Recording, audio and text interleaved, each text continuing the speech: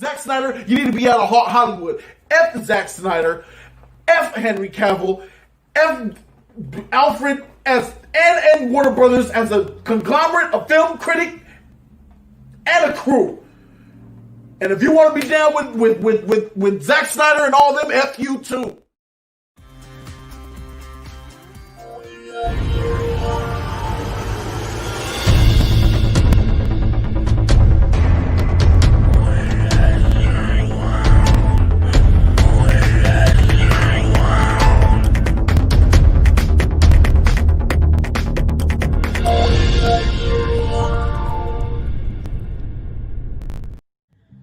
Welcome to the Poindexter Lounge. I'm Enosh's grandma, and I say yes, release the Snyder cut. That's right. Even grandma knows. Congratulations, Zach. So the film was finished in, the cut that I'm working on was finished in February of, I think that, was it 2017? Yeah, February of 2017. The cut was finished. And then that's the giant, super long version of the movie, my kind of penultimate version. And then the work we did in the subsequent months was to shorten the movie to the studio mandate that we never really got to.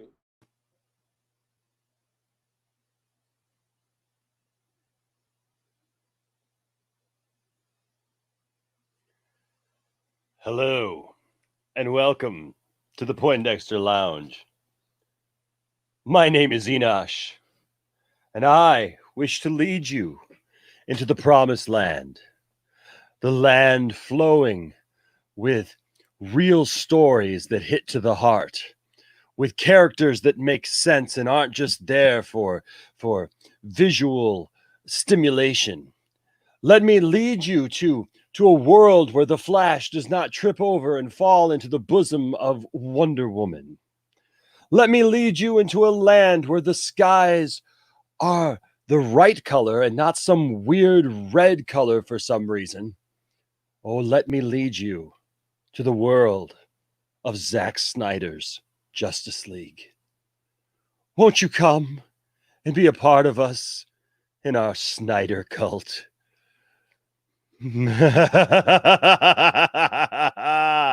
Welcome, ladies and gentlemen, once again to the Poindexter Lounge. My name is Enosh, aka Enosh Fett, and I'm telling you,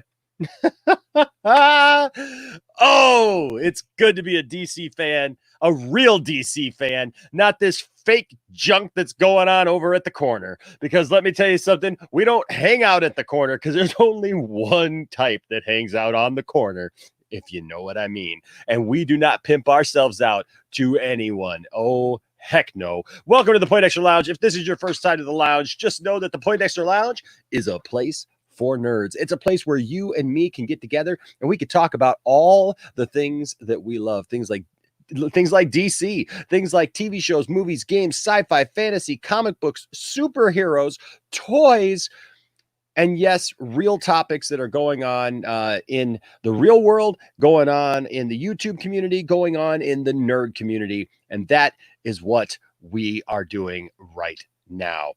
So yes, I will gladly, ladies and gentlemen, say that I will be a part of the Snyder cult. Let me be one of the proclamators. Is that a word? It is now, because we can do whatever we want in the Snyder cult. Let me be one who leads you to the goodness that is Zack Snyder. Oh my gosh, guys. So tonight, I played softball tonight. Oh, I love softball. I love playing softball. And so had a good night. And came home, was kind of tired though, and I kind of fell asleep on the couch, if I'm honest with you, for a little while. And I'm laying there, and I wake up, and I'm thinking I'm going to go up to bed. But I got a lot of friends now and buddies here on YouTube that do live streams, and I like to support them. So I did a quick little run through, and who do I see doing a video but Jody's Corner? And they're talking about Zack Snyder. They're talking about Zack Snyder's Justice League. And we all knew that this was coming after Justice Con, after everything that that has come up here in the last couple of days. We knew, all of us who've been a part of this whole thing, we knew that this was coming, that somebody was going to respond to this, and we knew that it was going to be Jody. I mean, come on, give me a break. We knew that it was going to be him who comes out because he can't handle the fact that the Snyder Cut's coming out. He's proclaiming it that I'm looking forward to the Snyder Cut. I want the Snyder Cut. I want to see the Snyder Cut. I want to, and going on here in this video tonight about how, like, he can't wait to review the Snyder Cut. Well, of course he can't wait to review it, because all he's going to do is give it a bad review. He's already prejudged the Snyder Cut. And if you watch this video, God help you. I watched it in parts because he wasted some time on, this whole Amber Heard thing.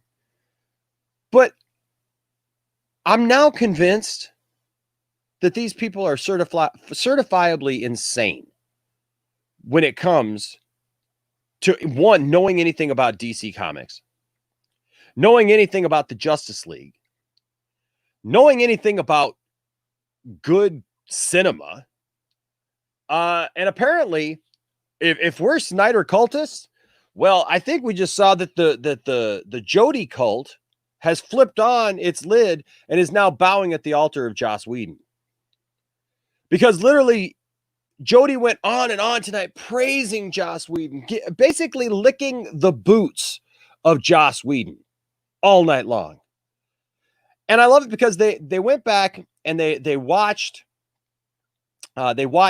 some Justice League trailers. Okay. And they would pull up a Justice League trailer and they're like, oh, this is Zack's trailer. And then they would just tear that apart. Oh, look at this. We don't like this. We don't like that. Oh, yeah, this is a horrible choice here. Why is this music playing? I mean, come on. Literally complaining and griping about every little tiny thing. Oh, because we can't stand it. Oh, every choice that Zack's made is just bad for DC. It's bad for these heroes and blah, blah, blah, blah, blah. And then, of course, they play some Joss Whedon stuff, and they're like, "Now that's good stuff right there." Oh, Joss, look at this. This is it. And I love it. I love it because he even comes out and he says, "That's an MCU cut."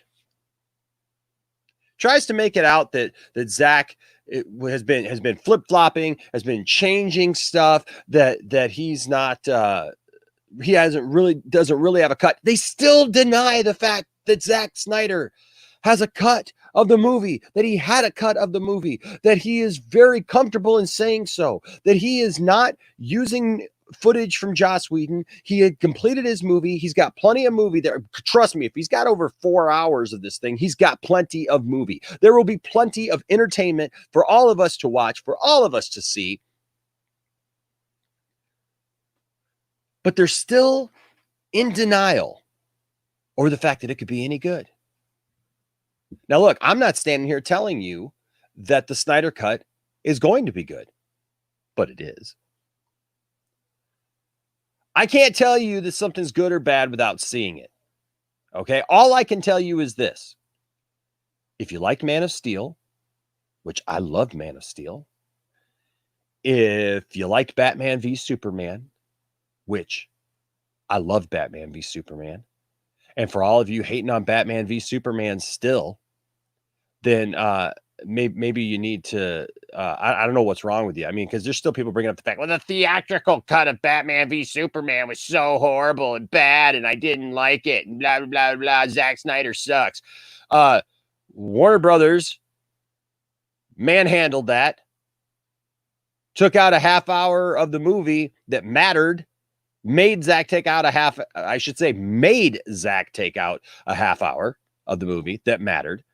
But when it was finally released on Blu-ray and DVD, it stayed at the top of sales for 5 weeks. I'm sure that's because it sucks, right? I'm sure that that's because it was bad.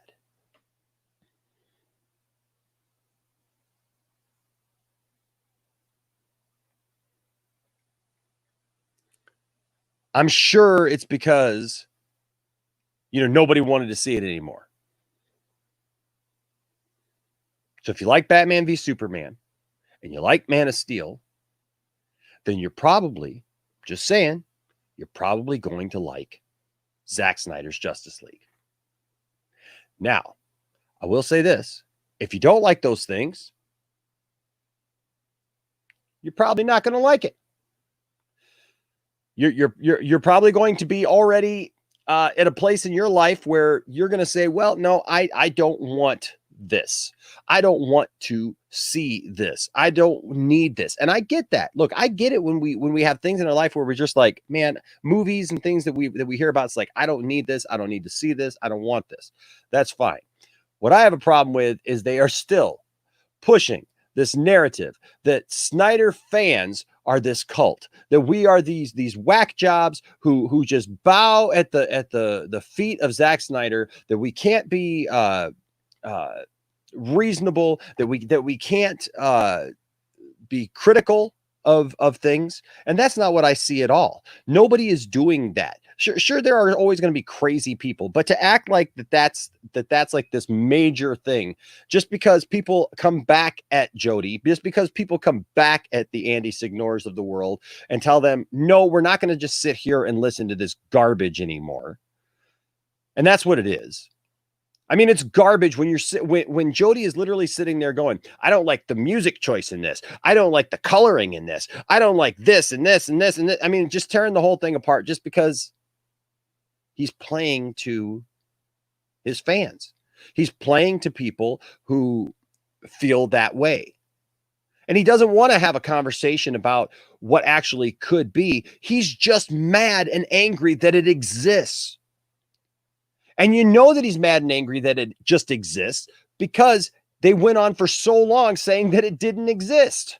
And even once it came out that it existed, they have still tried to push this narrative that somehow it didn't exist and Zack Snyder is throwing it together. He's just cobbling it together. And then Jody is like, I don't know what this deal is with him and Wonder Woman, and Patty Jenkins and stuff, but he is so far up there trying to act like that's good, but Zack Snyder's stuff is bad. Zack Snyder created the character. The character that we see, Zack Snyder and Deborah Snyder are producers on Wonder Woman. They have a say in how that character gets portrayed. Yes, Patty Jenkins has done an amazing job and crafted a wonderful Wonder Woman theatrically for us. And that first movie is awesome. And I cannot wait for this second movie because the second movie is going to be fantastic. I just know it. But this idea that Zack's Wonder Woman is awful, and because they watch some of the video and they go on and on and on, and they show a part in one of the trailers where Batman says, I'll take it from here. He says, it's my turn. And he rescues, it shows a little fast clip of him kind of rescuing Wonder Woman. Wonder Woman's on the ground. They're in battle. They're fighting. They're literally fighting. Wonder Woman's on the ground. Her sword is next to her. And they pause it and they gripe about that because Wonder Woman, look at her. She's cowering at just a parademon. Oh, it's so horrible. These are people who could never accept the fact that their favorite wrestler lost a wrestling match when they were kids.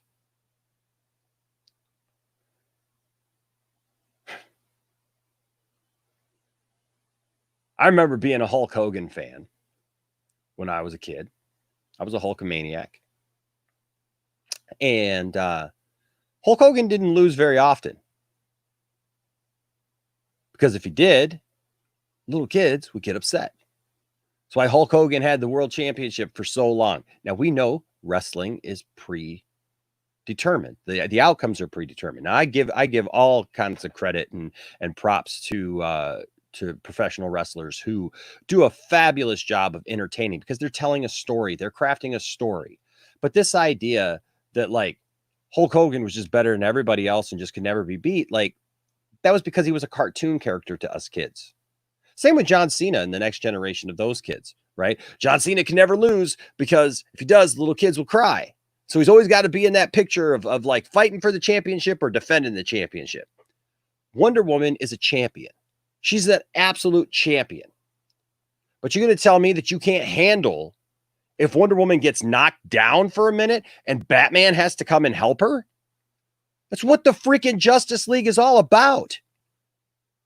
I mean, then why have a team up movie? And that's really where they were getting at, because they're like, this doesn't even need to be happening. Justice League didn't even need to be happening. Why are we even doing this? So we got Superman, Batman v Superman, and then Justice League. Mad because they didn't do it the Marvel way. Who the frick cares? Why does it have to be the Marvel way? DC did something different. Zack Snyder did something different.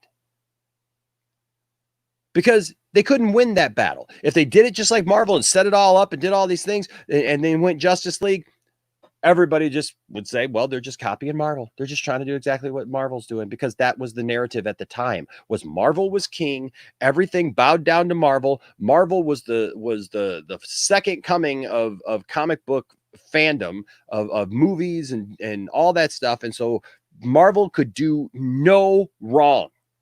They would not allow it.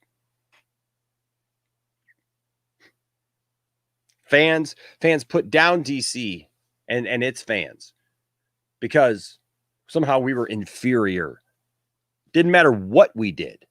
I know people who won't even admit the fact that DC animation was better at that time. Because DC animation, at the height of Marvel, DC animation was better than the stuff Marvel was putting out. And I'll just put that out there. And I like the Marvel stuff. I like the Marvel movies. I'm fine with the Marvel movies. I think they're good, but they became literally a shell of themselves when all of a sudden Disney started popping out movies that were really just long commercials for the next movie. Because we all knew that, hey, 5 movies from now, we're going to get this big team up movie. And finally, they're going to take on Thanos. And then they're going to, that's what we're all moving towards. And that's what happened. It's exactly what happened.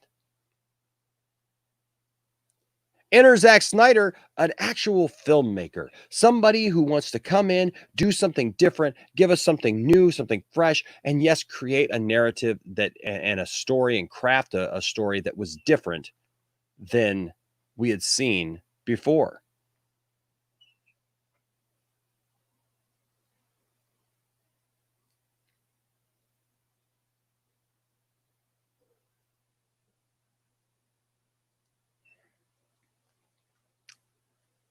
Now we're in this place where the tide is turned. The tide has definitely turned. So I'll bring this up. Nadia says, Marvel Universe is a million times better. I challenge anyone. Well, right now, things are changing. Because, see, DC has something that Marvel didn't have. Marvel movies are good. They're fun. I like them. I own them all. All right. I own them all. I'm there opening night to see them all because they've crafted a great story over many, many movies. Right. And it's fine. That's all good. That is all good. But here's the problem. The bubble popped. They literally went on and on and on and on and on. And they have gotten to a point now where the story popped. They built up to Endgame so hard that now people who were fans of Marvel and fans of that story are like, oh, it's done. Marvel is literally starting from scratch now with characters that are untried. They're untested. And so they're starting over with some of that. And there's many people now who are looking at Marvel movies on the back end. Finally, they're looking at them critically and saying, you know, I was caught up in the hype of the moment. I was caught up in the you know, propaganda machine that Marvel reigned, and it was just, they could do no wrong. And now people are starting to wake up to that, and they're starting to look at those movies critically. And so they're starting to say, well, you know, I still like those movies, but this is a problem that I have with this movie or that movie. Especially Endgame. Endgame is taking a huge flack, and I took a lot of flack when Endgame came out because I didn't like Endgame. I had to go see it a second time by myself. I went with my family opening night, first showing. And so this is what I need people to realize. Yes, I'm a DC guy, but man, I was there first showing. I wanted to see it. I wanted to watch it. I liked Infinity War. I wanted to see this. And I sat there just going, there's nothing here. Besides the fact that you love Tony Stark, we all love Tony Stark, and he dies. Spoiler alert. Nothing had any consequence. We can go back and change time and do whatever we want to do, and it doesn't affect anything. We're all good. And you kind of know in Marvel, everything's going to be sunny at the end of the day. Somehow we're going to have a moment. Somehow we're going to have this good time at the end. There will be no repercussions. And that's how Marvel movies make you feel. That's how they make me feel. There's just no repercussions whatsoever. It just is what it is. It just goes on and on and on and on and on and on and on. The stories just keep unfolding in front of us, but nothing really happens. Tell me what happened between even Civil War and Endgame. We're all fighting, but we're all pulling our punches because we don't really want to fight. One guy gets injured, and by the next movie, Rhodey has mechanical legs and is fine. Because of technology. There's no explanation. It's just because of technology. The Hulk literally goes from being a mindless ball of rage who fights Tony in the Hulkbuster suit that they can't control, and you got to have Black Widow to calm him down in one movie, to all of a sudden he's in Ragnarok, and he's intelligent, he's talking, everything's cool, he's got a whole plan and stuff, he's taken over, Banner's less and less and less, and it's more Hulk now. And then with no explanation, by the time we get to Endgame, Hulk is Professor Hulk, and Hulk just is smart and is calm and is cool and is collected. And they totally changed the character of Hulk. We never saw it. We never got any description of it. And people just like, oh yeah, it's cool. Hulk talks now.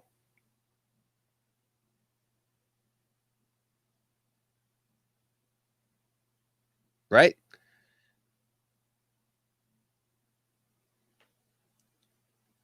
It just is what it is. But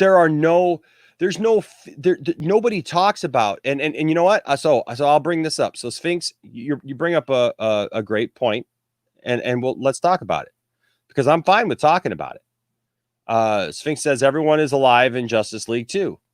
Yep, I get it. Superman does come back to life. What's the difference? Here's the difference. Let me point out the difference. In the DC universe, they actually talk about those consequences before somebody like Superman comes back. Now, I'm very interested to see how they bring Superman back in Zack Snyder's movie as opposed to Justice League. So I can't speak on what Zack Snyder is going to do to bring Superman back. I'll be honest with you. I thought the way that they brought Superman back in Joss Whedon's version was kind of dumb. Okay, if you read those comics, look, those books are some of the things that got me into comic book collecting. The Death of Superman story, that got me into collecting comic books. I was always a big DC fan. I always loved Superman, I always loved those characters, whatever. But as far as collecting comics, those stories right there with the Death of Superman, Funeral for a Friend, the send-off, and then finally the Reign of the Superman storyline. Fantastic storytelling. The fact that Superman was stolen out of the grave by the Eradicator, placed in a regeneration chamber because he wasn't completely dead, and he's like a battery that can recharge, but he needs solar energy, and that if he stayed in the tomb, he would have died because of lack of solar energy. That makes sense. this whole idea of like kickstarting him and, you know, I mean, basically, you know, hot wiring Superman because he's in the goo and having the Flash run and touch it and stuff. That's not Zack Snyder's vision. That's not how Zack Snyder is bringing him back. That was weird. Like, also, we got to do it at just the right second, you know? I mean, there's just weird stuff. But here's the thing. They talk about what it means that Superman's dead, what Superman meant to the world, a world that was kind of iffy about Superman, which we would be in our real world if a guy showed up tomorrow wearing a big S on his chest saying, hey, I'm here to save the day. And he's got all these godlike powers. And that's first contact with aliens. And we see this and literally others from his race come here to our planet and try to terraform our planet and destroy us. You're going to be iffy. Are there more of them? Are they coming again? Is this a show? Who is this guy? We don't know who this guy is. Yes, there's going to be some people who go, oh my gosh, this guy saved us all. Thank God, right? Thank God somebody saved us because these aliens all came. But most of the world would be hypercritical. And we know that because that's the world we live in, folks. And they actually address that. You know, Batman v Superman addressed Bruce Wayne on the ground during the battle of Man of Steel. I absolutely love that it shows Bruce Wayne dealing with the people who are hurting, the people who are dying, the people who are in those buildings as they crash to the ground, not shying away from that part of the story, not glossing over it or acting like everybody got out safe. People died.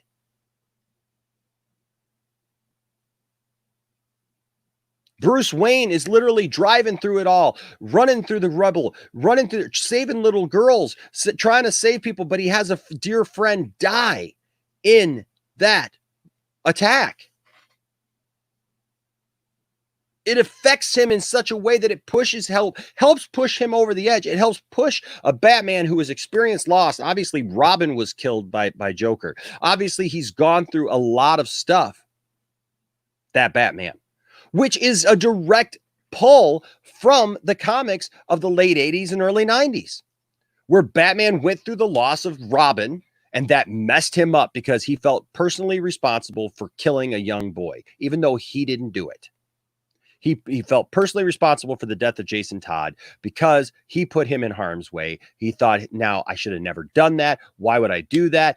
And he went on, like literally Batman went insane with guilt and with the things that he did.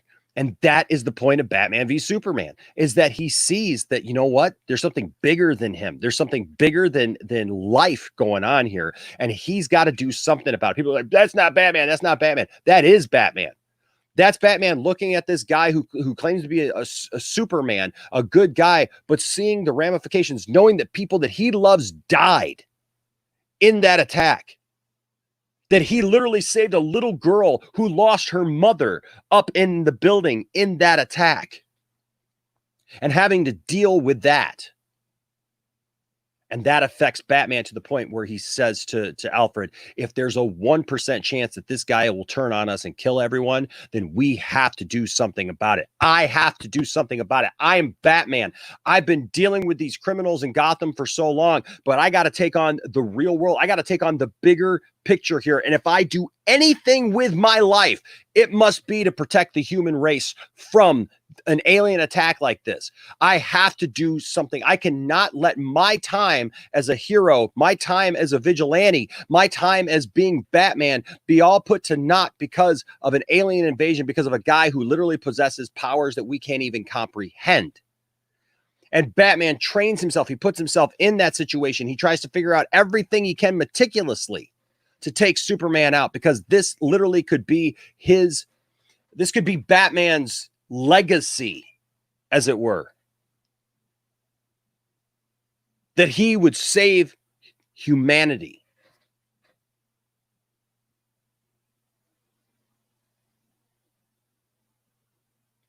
And that's Batman v Superman. How is it different that Superman comes back? Because when Superman dies, Batman, when they go through that final battle, clicks for Batman finally. The Martha scene that everybody wants to mock and go off on. No, that scene is a moment where something clicks in Bruce, because Alfred even has been telling him, dude, you're not yourself. You are not acting like your normal self of how you deal with this stuff.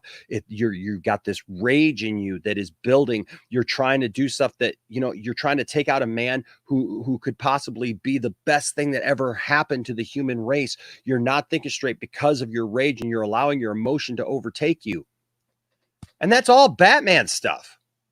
My God, read a Batman comic. But in the end, what happens?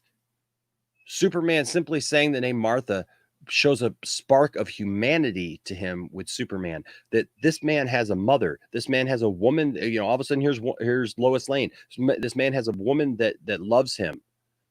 For the first time, he looks at Superman as a man, as a human, and realizes the error of what he's doing, because that's not how Batman would normally act.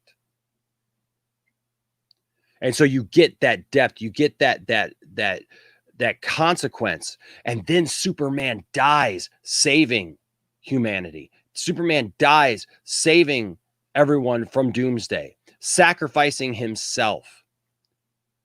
And yeah, we all look back and go, okay, we know the story. Superman ends up coming back, and we all pretty much figured out that Superman was going to come back at some point. But here's the thing.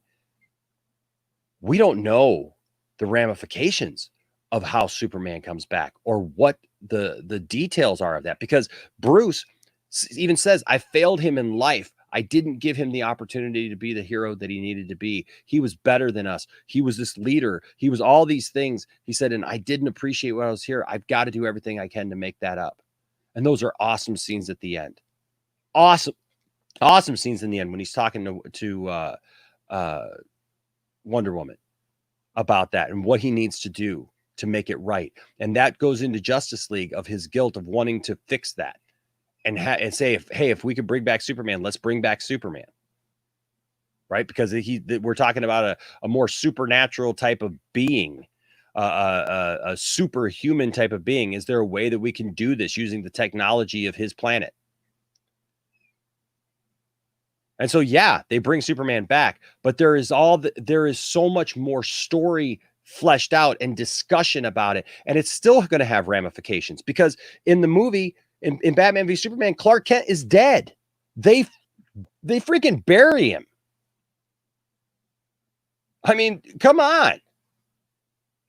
How does Clark Kent come back? That's going to be an interesting story to see how they do that.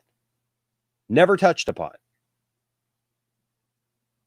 How is it that everyone's life changes? I mean, you got Martha Kent losing the farm. You got, Lois Lane going through the pain of losing the man that she loves. You have all these things, all these ramifications, the world in mourning because the world finally realizes, man, this guy sacrificed himself for us. That's heavy stuff. What happens in Marvel?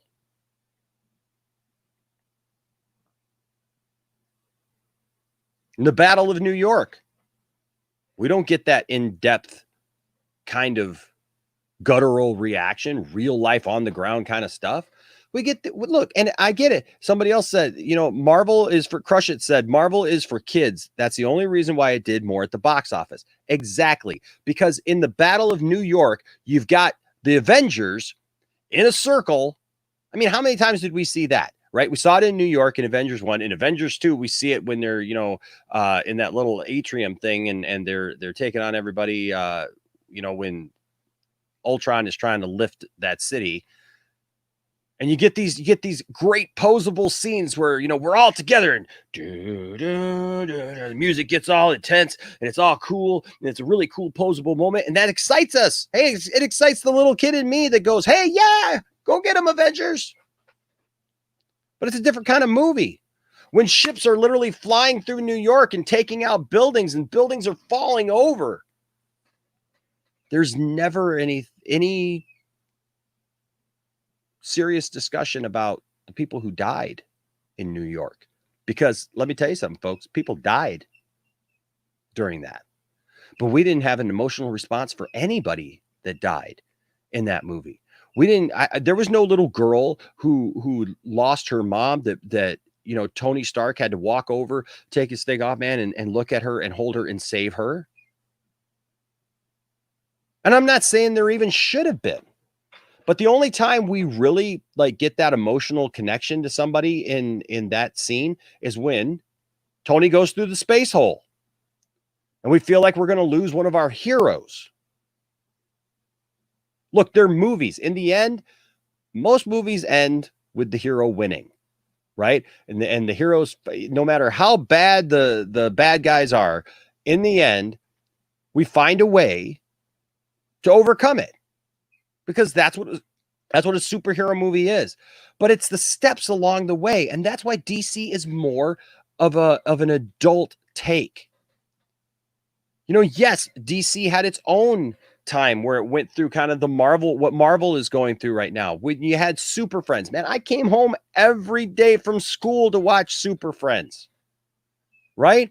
And Super Friends, if you watch Super Friends, it's very Marvel like in the fact that it's very formulaic. It's very much like, hey, here are the superheroes. They're all bright colored and happy and always make the right decisions and always do the right things and are infallible, and they always win in the end, and they got a good message, and that's fine. That's fine. There is nothing wrong with that. But there is something wrong when you get a real life take on something that makes it grounded for even those of us now who grew up with this, and now we're still fans and we're excited to see like what is there. And then you have somebody like Jody who just wants to come in and just mock it, make fun of it, make a mockery of that. And literally tonight I watched this video and it just kind of made me sick as I'm hearing Jody just slam on Zack Snyder, on all the fans that support Zack Snyder and the people who have fought hard to help with suicide prevention and other different things to raise money and all these things, and just slam hard on those people. And I'm sick of this whole thing that we're a cult, that we're these crazed people. Ooh, we're crazed. Do we want to get crazy? Come on, let's get crazy. Let me take my hair out here and get a crazed look in my eye for just a minute. Ooh, yeah, look at me. I'm crazy. I'm crazy Snyder cult guy. Oh yeah, I just want the Snyder cult. I do anything the Snyder tells me to do. I'll just be anything Snyder wants me to be, because I'm a crazy Snyder cult guy. Ooh. Is that who we are? Is that a proper representation of what has gone on? Ooh, we're bullies. You can't have your way. We're just going to take over everything. And all the other stuff is gone for good. That's not what's going on. That's not what's happened here, folks. There's a narrative within the narrative of the fact that this movie is getting made. Zack Snyder, a man who lost his daughter, is getting the chance to complete something that was taken away from him. And then I love it because I wish I could pull it up, and maybe I'll try to find it. Jody literally said tonight that Warner Brothers knows what they're doing, and that they wouldn't change something on Zack. Oh, because they talk about the black suit Superman. Let's talk about black suit Superman for a second. Do you love black suit Superman? I love black suit Superman. Black suit Superman is oh my gosh, man. When Superman came back and he had the black suit and the silver S, that's good stuff. That is awesome stuff right there. I love that suit. And the fact that Zack is bringing in black suit Superman. Now, look, we all know that scene with Alfred that we saw. We've seen that scene before, right? And we've seen it with the colored suit. And Zack this last week over Justice Con explained exactly what happened, that Warner Brothers said no to the black suit. Well, Jody's going on here talking about how that's a lie. I don't know how he knows that, but trying to say that the black suits that somehow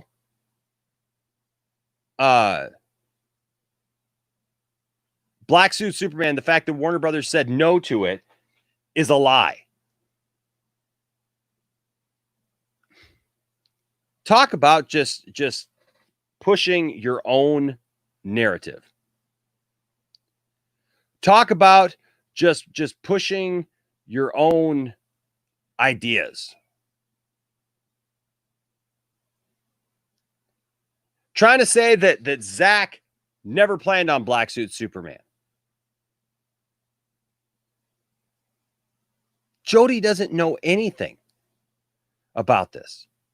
You're going to tell me that you don't think Warner Brothers would try to shut down Black Suit Superman? I guarantee you they did. Because Warner Brothers doesn't understand their own properties. That's why we have AT&T having to come in and slap them up and say, hey, we're going to do this because there's money to be made. And yes, the fans want this. But you can't tell me that there's no way that Warner Brothers wouldn't shut down Black Suit Superman, because they don't understand it and they don't get it and they don't understand why would Superman have to be in a black suit? You're just trying to make it dark and you're just trying to make it, because it's comic accurate. And that's what I don't understand. These people running around claiming to be DC fans. You claim to be a DC fan. You claim to love this stuff. And yet,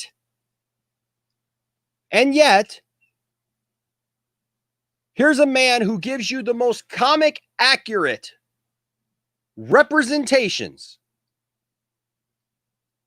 of these characters from the last 30 to 40 years. Now, I know you can go back further and you can find these other, iterations of these characters. You can find this fanciful Batman who's got a smile on his face and he's doing all kinds of fun stuff and he's got rainbow colored costumes. Do you remember that? If you don't, then don't come at me. Don't.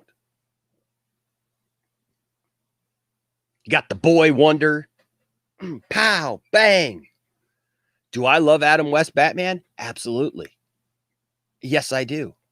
Do I love 1970s Batman, where Batman's always smiling on the super friends and telling funny jokes and got Robin? Robin's like, holy this, that Batman, holy this, that Batman. I love it. It's great. It's an iteration of those characters. I'm not hating on that. A Superman who always talks like this and has his hands on his hips all the time. And tells these criminals that they will be punished. I will take you to jail. I will do what I must do because the writers write things that make it easy for me to do them. Because that's what they are, writing. Just like wrestling, the outcome is known at the end. It's not like we're in a real fight where real things might happen.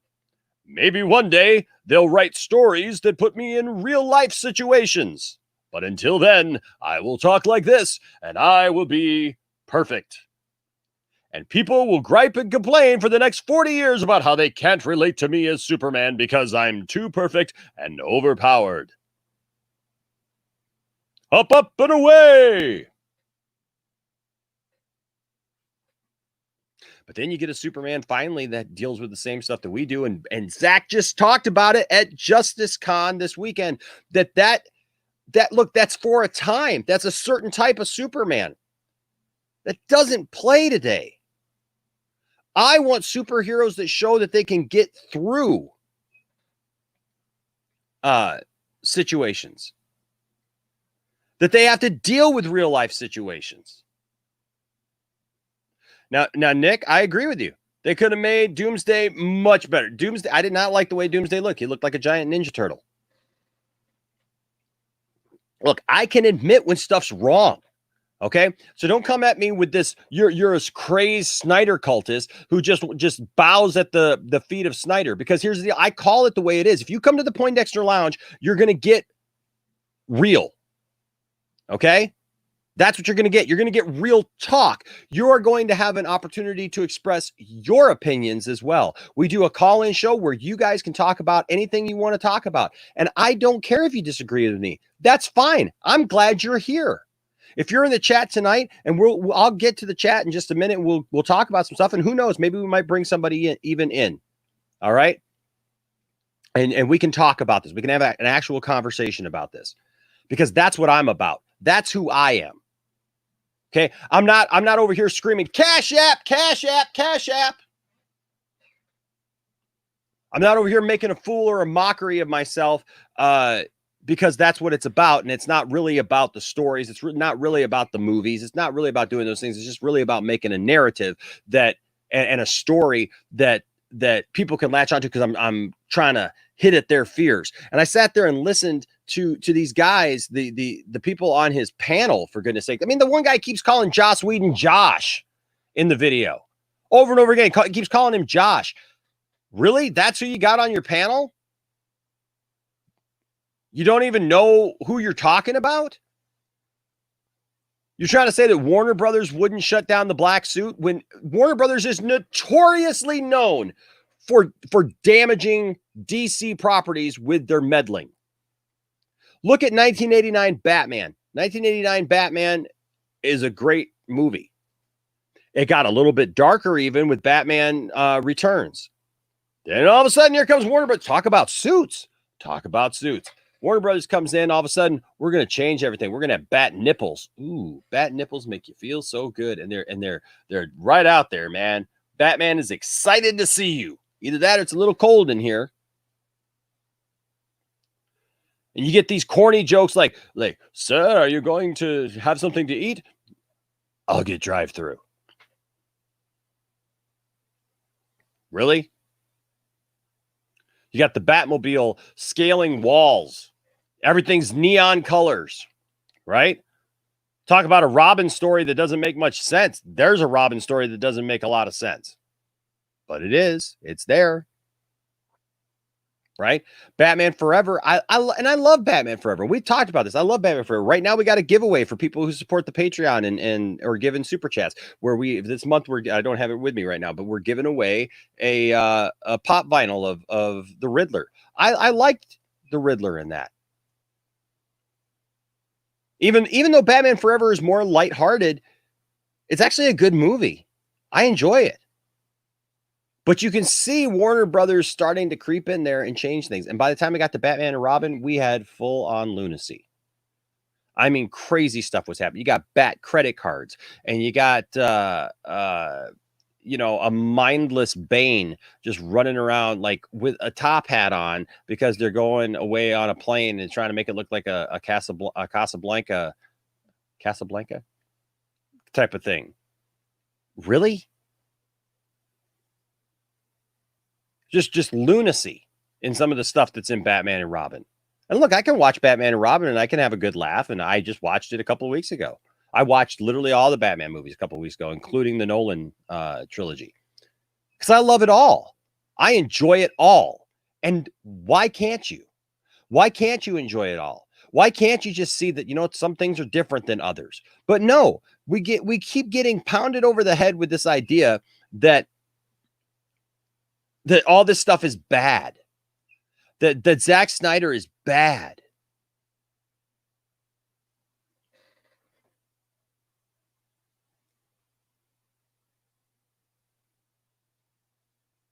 I agree. Montes Williams, Val Kilmer Batman is underrated.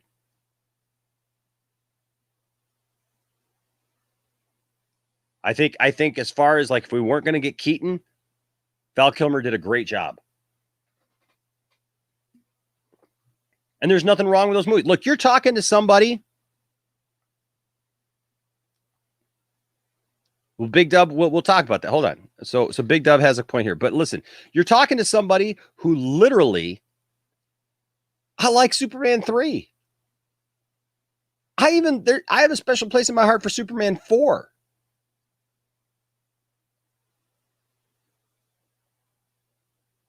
We'll talk. Let's talk about this Big Dub reactions. First of all, I do want to say this. Thank you, Cristiano. You always give the best take to Enosh. Much respect. Thank you. I appreciate that. So let's talk about this. Big Dub says at Poindexter Lounge, anybody who says there's no consequences in Marvel never watched Endgame. So many heroes died. But did they? We got introduced to a world where literally you can go back in time, you can change stuff, you can bring new people in, you can bring new people out. Tony died, but if you really wanted to, you could just go back in time to the moment that he discovered time travel, bring him back, and everybody's together again. Yes, in some other universe that we don't know about, Tony will be disappeared, but we don't know about that one. So Tony could just be in our world again. They stupidly killed off Black Widow. And that's great. I mean, somebody had to sacrifice, so I understand that. And that's a great story plot. Absolutely. But it shouldn't have been Black Widow. Why would you kill Black Widow? You literally have a character like Hawkeye, which you would actually give some credence to his character. It would give him a purpose and a reason for being. But no, you kill off Black Widow. So now every story we get about Black Widow is going to be in the past, which I'm excited for Black Widow. I think Black Widow looks amazing. The trailers and everything for Black Widow look absolutely stunning. And she looks great as the character. I mean, look, if you go back from when she was first introduced as Black Widow to what she became, oh my gosh, come on. She's phenomenal in the role. But everything is just this, it's okay. Like they don't dwell on, our heroes just kind of get over stuff. You know, there is no, and I'm not saying that I want to be depressed for an hour in a movie, okay? I'm not saying that. But what I'm saying is that like there needs to be a heaviness when somebody dies. They tried to do it in Endgame by having the scene where, you know, everybody shows up to Tony's funeral. But with everybody so spaced apart there and not talking to each other, you just saw everybody just kind of standing there. It just felt like we're at a superhero's funeral.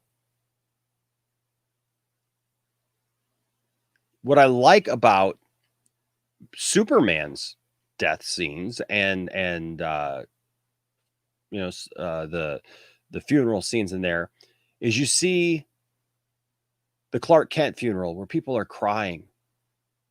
People are hurt and touched by Clark, his family. You see two different representations. You see this public display where people, you know, would do their thing, where they would gather and they'd bring flowers and they would light candles and all those things. And they have a moment there. And that's cool. But then you have the private, personal funeral where it's a very simple funeral in a very simple place and they lay Clark to rest. Much more cinematic. Look, I thought it was cool too when Iron Man, you know, when Tony says, I am Iron, you know, I'm Iron Man, and he snaps his fingers and it does it. But the reality is that literally anything can change.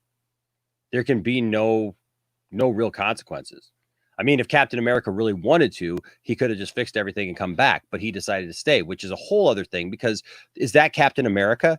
Does Captain America do that? Isn't that the whole point of Captain America, that he sacrificed his whole, the whole thing of having someone to be Captain America because he realized the role that he needed to have? So you're going to tell me that Captain America went back in time and he never warned anybody about anything that was going on or that was going to happen, and all through the, like, I think that should be a Disney Plus series of like showing, hey, maybe Captain America went back and like kicked some butt instead of letting Hydra take over and all the people that died and went through all that. But to say that like you go back in time and nothing affects the future, that to me was a cop-out. So you can do anything and meddle anything back in time and it doesn't affect you because it just splits off. So it's no longer your future. Then he comes back and look, I like Falcon. I like the actor who plays Falcon. I think that's fine. I understand the storyline, so I'm good with him becoming the new Captain America. But we really didn't see a whole setup. If we're honest, we didn't really see a proper, I think, setup. I mean, we did get some scenes with them together and the, you know, on the right, you know, kind of, or on your left, you know, thing. And that's cool. But I would have just liked to personally have seen it, but it doesn't make me hate the movie. I'm just saying when I watch Batman v Superman, when I watch Man of Steel, it hits me in a different way. It hits me in a more personal way, and I feel like those movies are more cinematic. I feel like those movies take their content more serious than what I see in Marvel, because Marvel is our popcorn movies. They didn't start out that way. The first Iron Man is very well done and very serious, and the Incredible Hulk with what's his name is Hulk before they changed it out. What's his name? This is where 3 a.m. gets to you. But anyways, you guys know what I'm talking about. That was great. It's very serious take on that stuff. And I like that. I really like that. Hey. We got a $4.99 super chat. Welcome. Thank you so much. That's awesome. And that's from Perseus Westbrooks. Perseus Westbrooks in the house tonight. Got a super chat. Thank you so much. Says Marvel. Let me bring this up here. Says Marvel plays around with death so much. When someone does die, it doesn't feel real. That's why fans keep asking Robert Downey Jr. when he is coming back. Perseus, you nailed it. You absolutely nailed it right there. It is. It doesn't feel like it's serious, like it matters, you know? And that's what I want to feel. Even with Superman dying, even though I'm sitting there knowing, well, Superman's coming back. I mean, they're not going to just leave Superman dead. But come on. Right? I mean, the story just felt more real to me, because they don't just flippantly play around with it. You know, they're not just going to just kill off a bunch of people and bring them back and just do things like that. It's more serious. And so now you just got Marvel just doing weird stuff, and the whole thing is weird now. It's going in weird directions.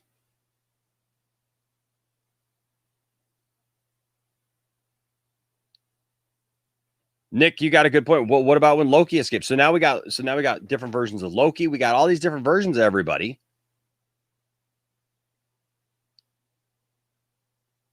But I'll tell you what, you absolutely nailed it, Perseus. They just play with death so much that when someone does die, it doesn't feel real. We just assume that everything's going to be okay. I mean, literally, even if you don't have Robert Downey Jr. come back as the original Iron Man, there's AI where it's going to feel like Tony's going to be there. So you never really feel the loss. It just changes. It's just like Rhodey. Rhodey falls from the sky, and he doesn't die, first of all, which is weird, because I'm sorry, but if you fall from the sky like that, you're going to die. I don't care if you're in a suit or not. There ain't no padding like that in that suit that's going to save you. Sorry. He should be mush. But instead, he just can't walk. So yes, there's a moment where there's a seriousness there, right? And there's like, wow, Rhodey, War Machine, is injured, and he's now unable to walk. And you get this little kind of montage of him, you know, like working at it, trying to get going and stuff like that, and trying to get up and walk. And then what happens? It's gone. He gets fitted with the stuff, and by the end, man, by end game, he's just like everybody else. He's just walking around. He's cool. Everything's fine. And I'm not saying that those things are necessarily bad. It's just a different type of movie. If anybody I don't understand why everybody keeps expecting DC to be that, because that is not DC.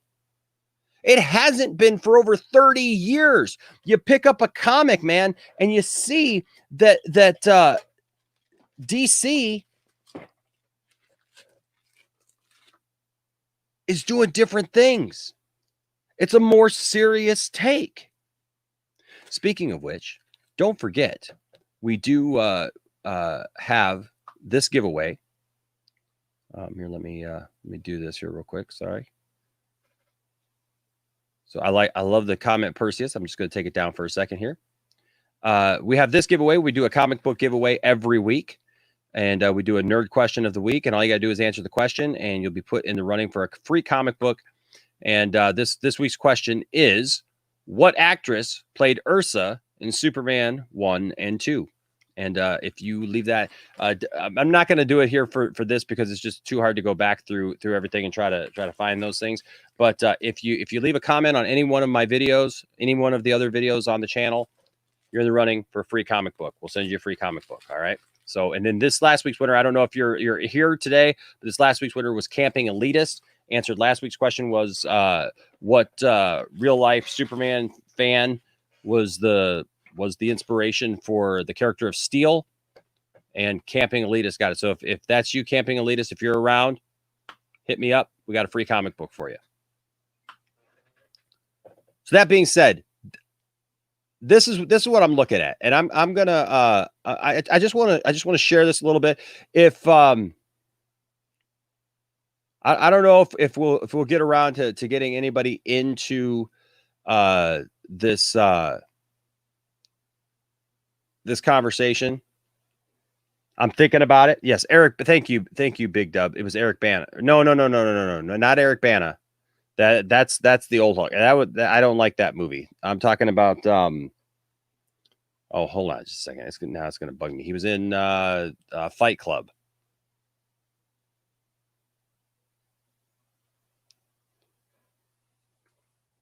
Not Eric Bana. That was that was a crazy movie right there. Ed Norton.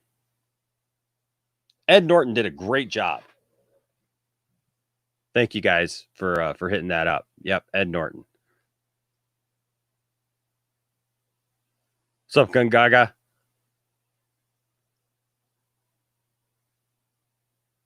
The thing is, you know, Kavari says DC is on a good path. Don't ruin it, Snyder fans. We're not ruining anything. I don't understand why people don't get this whole idea of we can all benefit from more stories. These are more stories. Hey. What do we got here? Speedo Kagan. I love Speedo Kagan. Speedo Kagan, you are awesome. Speedo Kagan designed our logo right here, and the video stuff that you see, our outro and everything. Speedo Kagan with 50 says, I don't have time to watch the live stream now, but I will see the stream later as usual. By the way, this is my first super chat ever. Speedo Kagan, you are awesome, brother. Thank you so much. It is so greatly appreciated. You guys are awesome. Thank you, guys. You know, I always say here, I never expect anybody to give. You're not going to see me out here yelling, you know, Cash App. We do have a Cash App. It's just Enosh Fett. All of our links. So somebody actually asked me about it in last thing. All of our links to everything are in the description below. And you can find them there. Some people prefer to give to the Patreon because we get 100% of the Patreon stuff, or a better percentage. I think that I can't remember what percentage it is that YouTube takes out of a super chat, but hey, it's all good. And I appreciate all of it. Any way that you guys, any way that you guys give, I appreciate it. And that's things we don't expect anybody to give. It is so appreciated. Me and my family are humbled. And I say that you're not going to see me going around, I'll act a fool for you guys to give something because I just think it's cool. I just think that it's amazing that somebody would show their support for the channel in that way and put their money behind it. That's phenomenal. I mean, that to me is humbling though, because that's somebody putting their trust in me as a creator, as a content creator. And so I'm very, very grateful for that. And I want you all to know that's seriously from my heart. And that's why it bothers me when I see people that I feel are being taken advantage of.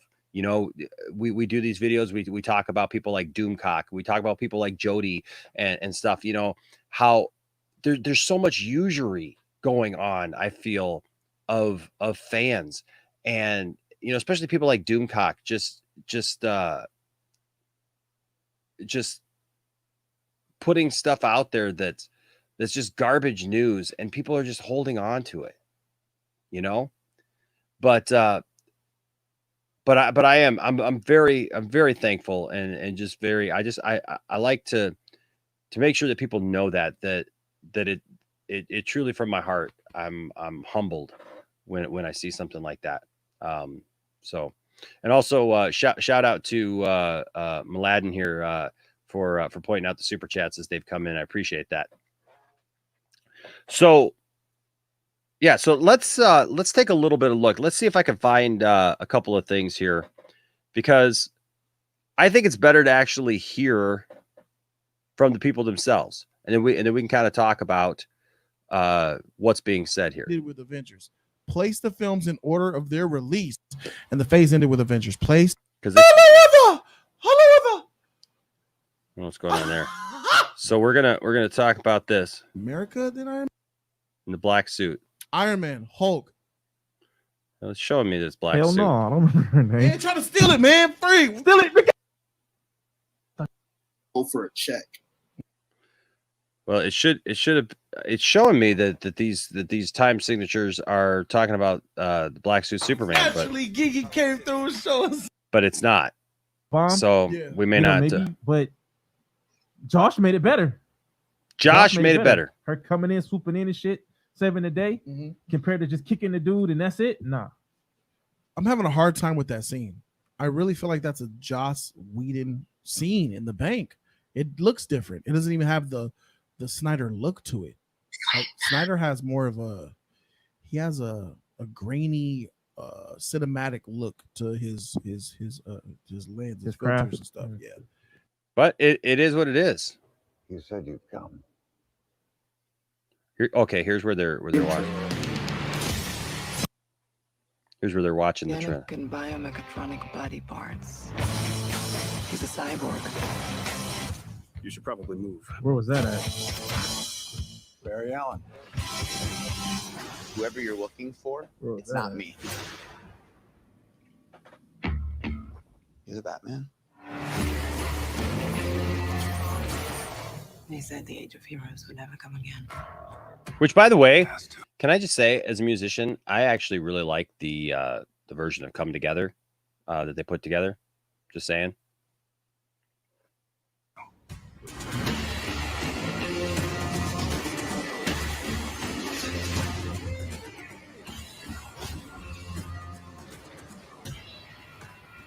Now, they're going to talk about the color scheme here in a second, and the thing is that the original color scheme that Zack Snyder had for this makes so much more sense. I don't understand why people have a problem with the color scheme like that Zack had, where it's where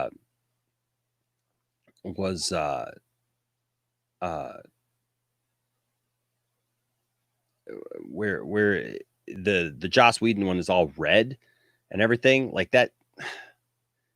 I don't understand the red stuff. Like why? But you know what? So somebody says, hold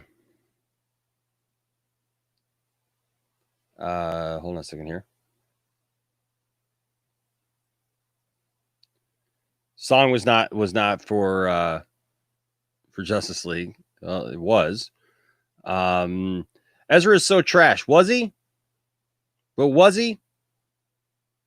Because what we saw when we saw Zack Snyder's Ezra Miller, he was coming back in time and trying to prevent things. And then when we see Joss Whedon's, he's falling and tripping and doing silly things and acting silly and falling into the cleavage of Wonder Woman. Which I don't understand why Jody makes such a big deal about Gal Gadot and all that stuff and Wonder Woman and everything like that, because it was Joss Whedon's version of Wonder Woman that was just like sexually ogled. I mean, every time we saw her butt. And then like literally Gal Gadot said, I am not filming this scene where he falls into my chest. I do not feel comfortable doing that scene. And instead of saying, you know what, that's probably not a good scene to have in there of the Flash doing it, because it's not even like a a sexual tension between the Flash and Wonder Woman, you know, or like a relationship kind of thing that would make sense like that. Nope, we're just going to have him fall over her and fall into her cleavage. And she refused to do the scene. And instead of backing off on the scene and maybe rethinking it or maybe coming up with something better, no, they just go ahead and do it and have the stunt double do it.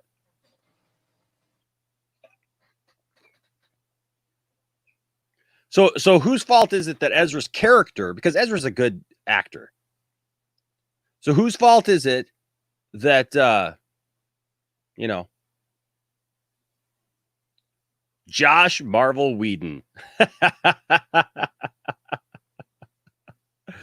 right? Josh. Christiana says to Kavari, there's a reason you aren't in charge of DC. Thank God. Thank God from what I see, because he's all up here. If it was up to me, I would bury the Snyderverse for good and let it die. Well, it's not up to you, man. It's not up to you, and it's not up to these people. You know, you can defend Jody all you want, but the reality is it's here. What you should be doing as a fan is waiting and seeing. You know, too many people trying to jump out ahead of stuff and say, oh, this is going to suck. This is going to suck. It's going to suck, because it's easy to do that, right? It's easy to play on people's fears, like, you know, Kavari's fears and others who are scared of what this means and where it's going to go and what's going to happen. It's easy to prey on that stuff and say, this is going to suck. And well, let's all band together because it's going to suck. It's going to suck. It's going to suck. Man, I wanted to see that. What are your superpowers again? I'm rich. Oh, Got to be free. Come together. That's the scene right there. Oh yeah, this bullshit. Right now, over me. Right now.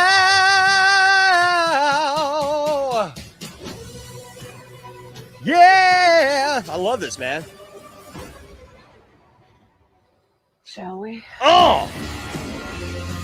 Over me. It's good to see you playing well with others again. Just like a bat. I dig it. Maybe temporary. My man. Come together right now over me. And so this is where he goes on about here this scene. Definitely Zach. I remember going off. I went off ham on a deleted. I reacted to this live. I believe it was live, and I went ham on Zack Snyder, bro. After seeing this sheet here, this bullshit, disrespectful sheet. Whatever. How? That looked absolutely fabulous. You got to be kidding me. The lines in there are so heroic and so well done. Right, the color this scheme scene looks right here. great. Oh, this shit was great. My turn. Batman saving Wonder Woman with a freaking ship, and she's got her sword down. Yep. She's backtracking, scared and shit, bro, from a random parademon, bro. Yeah, that's not even. Wait, hold on a second. Hold on a second. Josh changed that shit. So she's scared? Tracking, scared and shit because she's on the ground. I don't.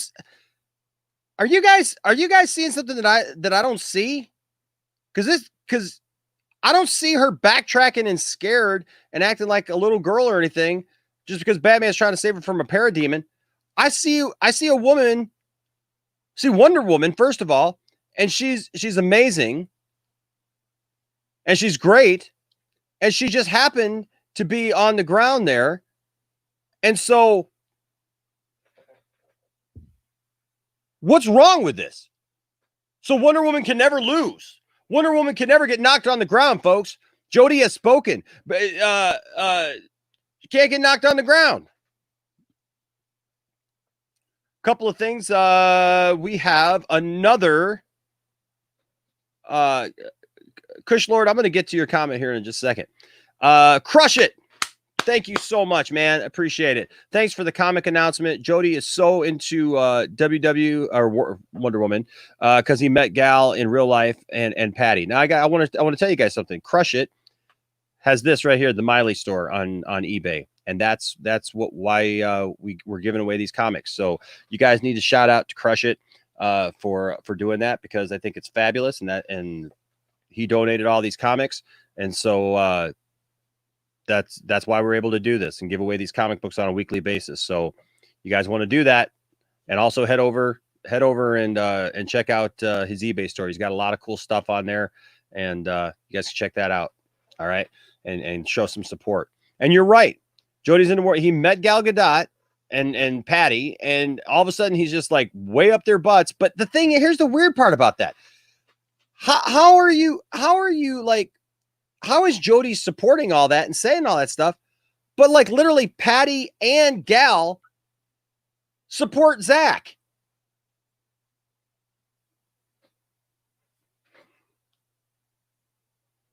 Gal Gadot has thrown her support towards Zach in a huge way. So how in the world do you say that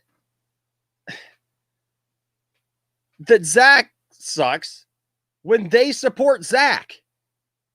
And Zach and Deborah are literally producers on Wonder Woman and work with Patty and Gal and that whole crew that's putting those movies together.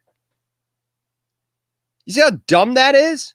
That'd be like literally Isaac here in the point, or yeah, because I mean Isaac's my son, but say Isaac or Tiffany, for example, did their own video here on my channel.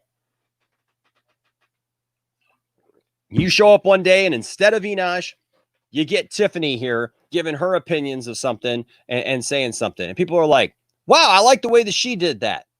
That's cool. That's great." But I'm in the background and I'm helping out and I'm doing things, but she's on screen at that time doing her video.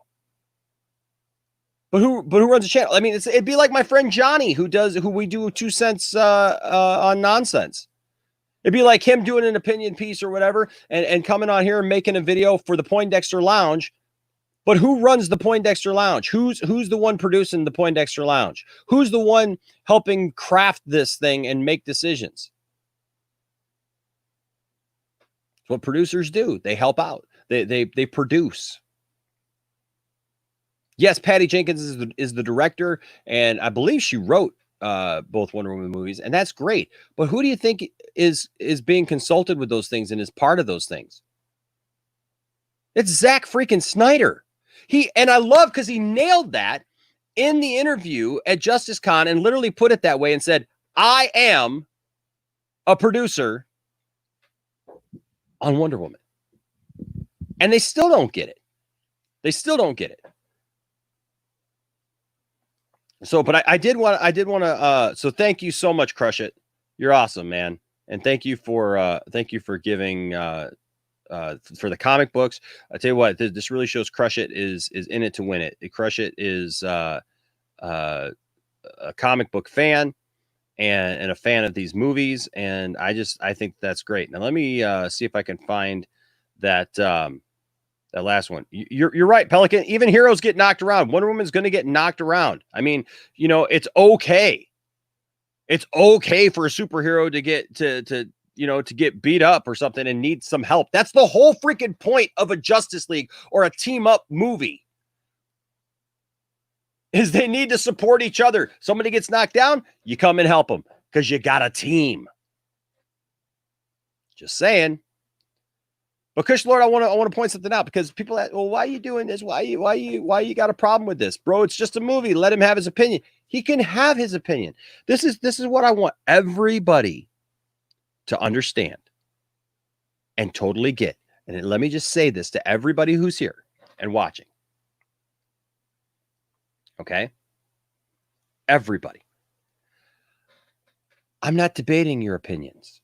I'm not debating Jody's opinions. What I have a problem with is this constant attack on the people who have a different opinion than they do. This talk of that people who support Snyder are bullies, that we are somehow bad people because we wanted to see the Snyder cut, because we fought for the Snyder cut. This kind of action right here is why I'm doing this video. Not because he doesn't like Zack Snyder, or not because he doesn't even want the Snyder cut. Look, I've been respectful. We got Kavari in here, who, my goodness, if Kavari was on Jody's channel or Andy Signor's channel, would have totally been banned and blocked by now. Okay? But I've had him on. I've let him talk. I've let people speak their piece. I've let people have their own reactions and talk about the things that they want to talk about. I do my call-in show where I literally let people do that. Right? And I'm fine with that. But it's this kind of action right here. Zack Snyder, you need to be out of Hollywood. F Zack Snyder, F Henry Cavill, F Alfred as and Warner Brothers as a conglomerate, a film critic, and a crew. And if you want to be down with Zack Snyder and all them, F you too. Yep. And we're a bunch of bullies. We're the mean people. We're the bad people.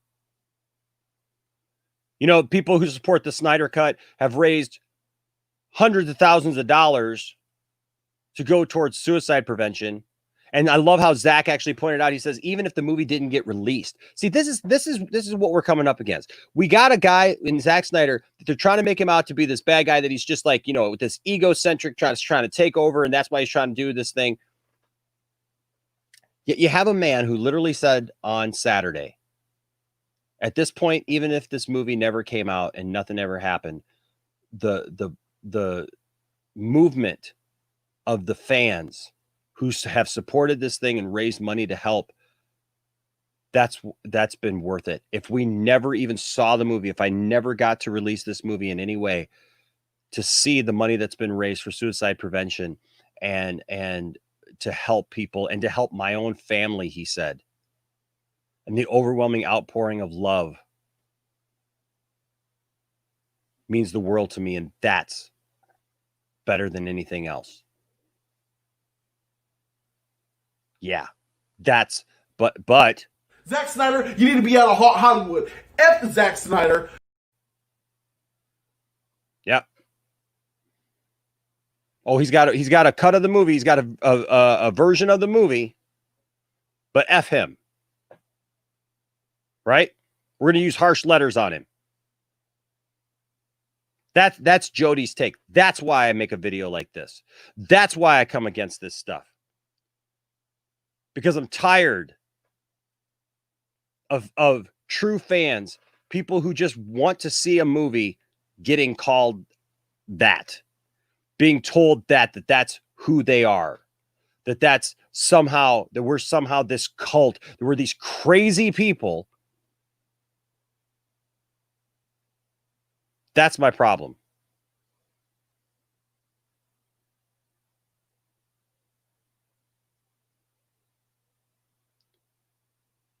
Kavari doesn't matter.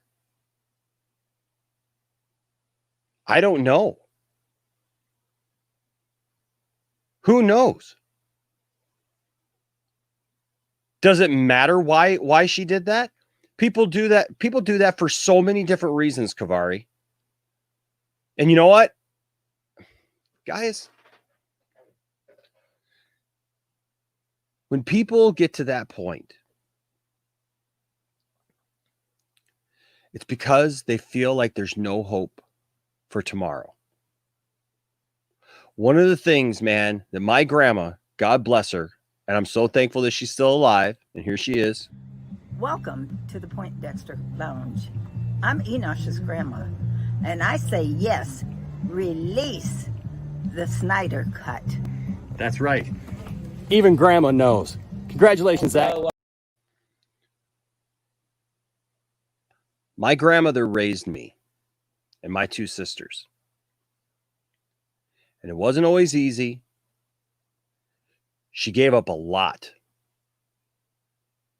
for us. But one thing she always told me, she always tried to instill in me to never let the outside world get me down to a point where I felt like I had no hope and that I had to give up. She'd always tell me, Enosh, if you're down to your last $10, go get a steak.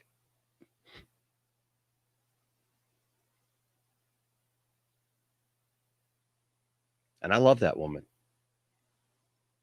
because she instilled in me a hope that has stayed with me my entire life. And I've been through some crazy, crazy stuff, ladies and gentlemen. I've experienced some very big highs in my life. The good things, man. As a musician, I've got to tour with a Grammy Award winner. I've established myself in that way.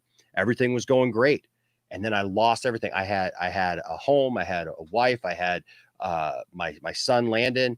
Everything was going great, and literally when my son Landon was born, a month and a half later, I was raised without my dad. All I ever wanted to be was a good dad. And a month after my son was born in 2005, I found out that I had a brain tumor. I've never been sick a day in my life like that. And I had a brain tumor. And I was faced with that.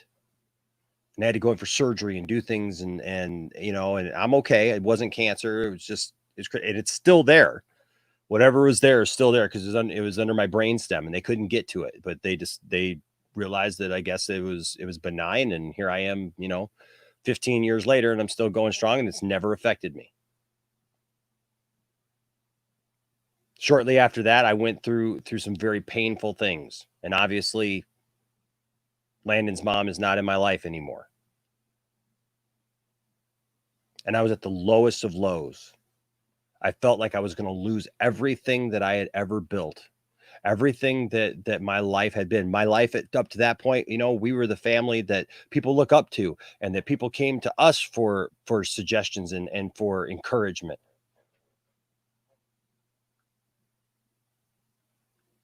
And I was at a pretty low place. It was just me and the dog. And I felt so bad for my dog because I was working 2 jobs and I'd come home and I'd see the dog. I'd give her some food. I'd try to pet her a little bit. I'd let her outside and then I had to leave for another job just to make ends meet. But I kept thinking, like my grandma used to tell me, tomorrow is another day. Tomorrow is another day. Stay alive for one more day. Keep pushing on for one more day.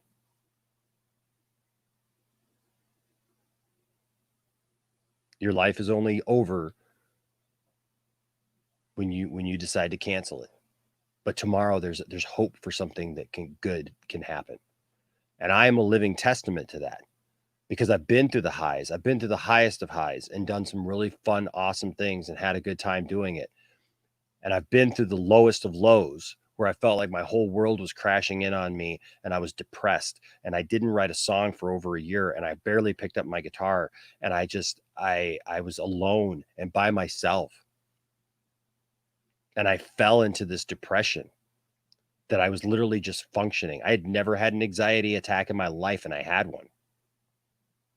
I was constantly under scrutiny. I had friends who left me simply because of things that were out of my control and lies that were told about me.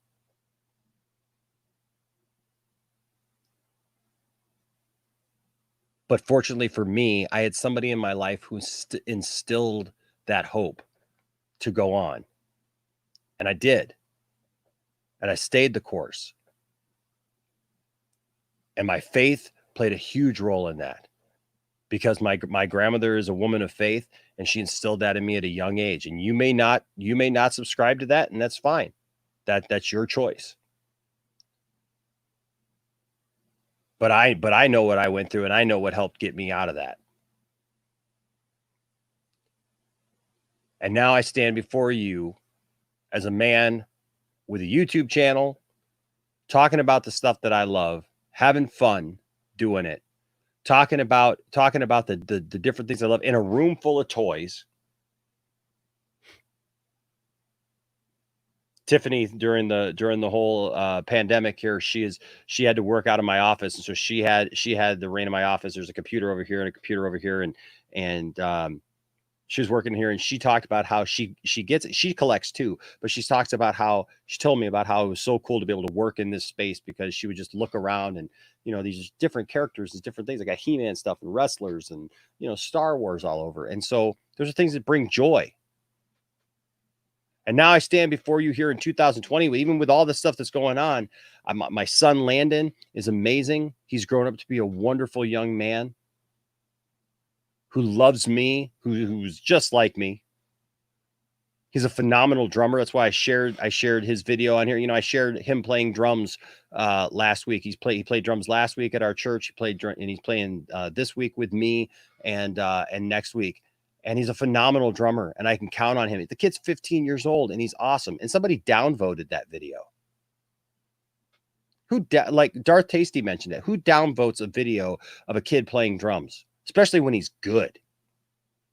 But just to downvote the video, because there's people who just don't like stuff. Somebody had a problem because it was a church thing. I've never tried to push any of that stuff down anybody's throat here on the channel. Never.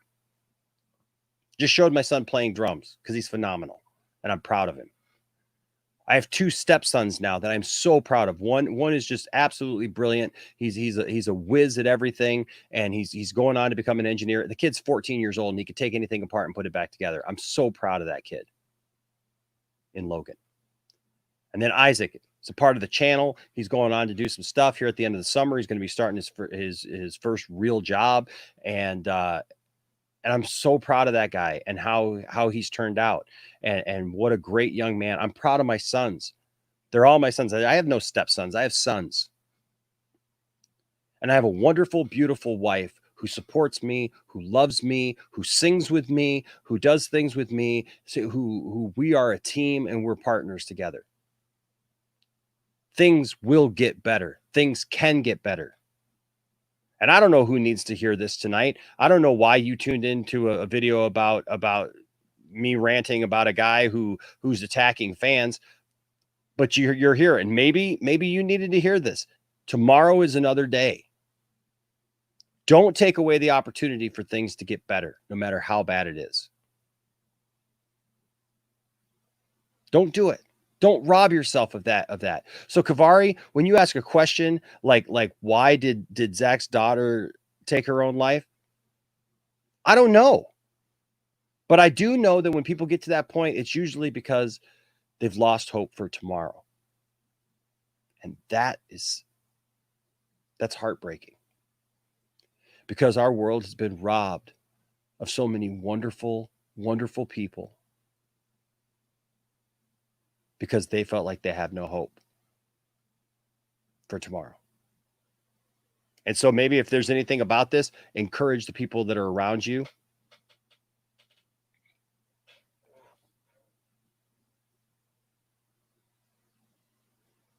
Encourage the people around you. Show them love.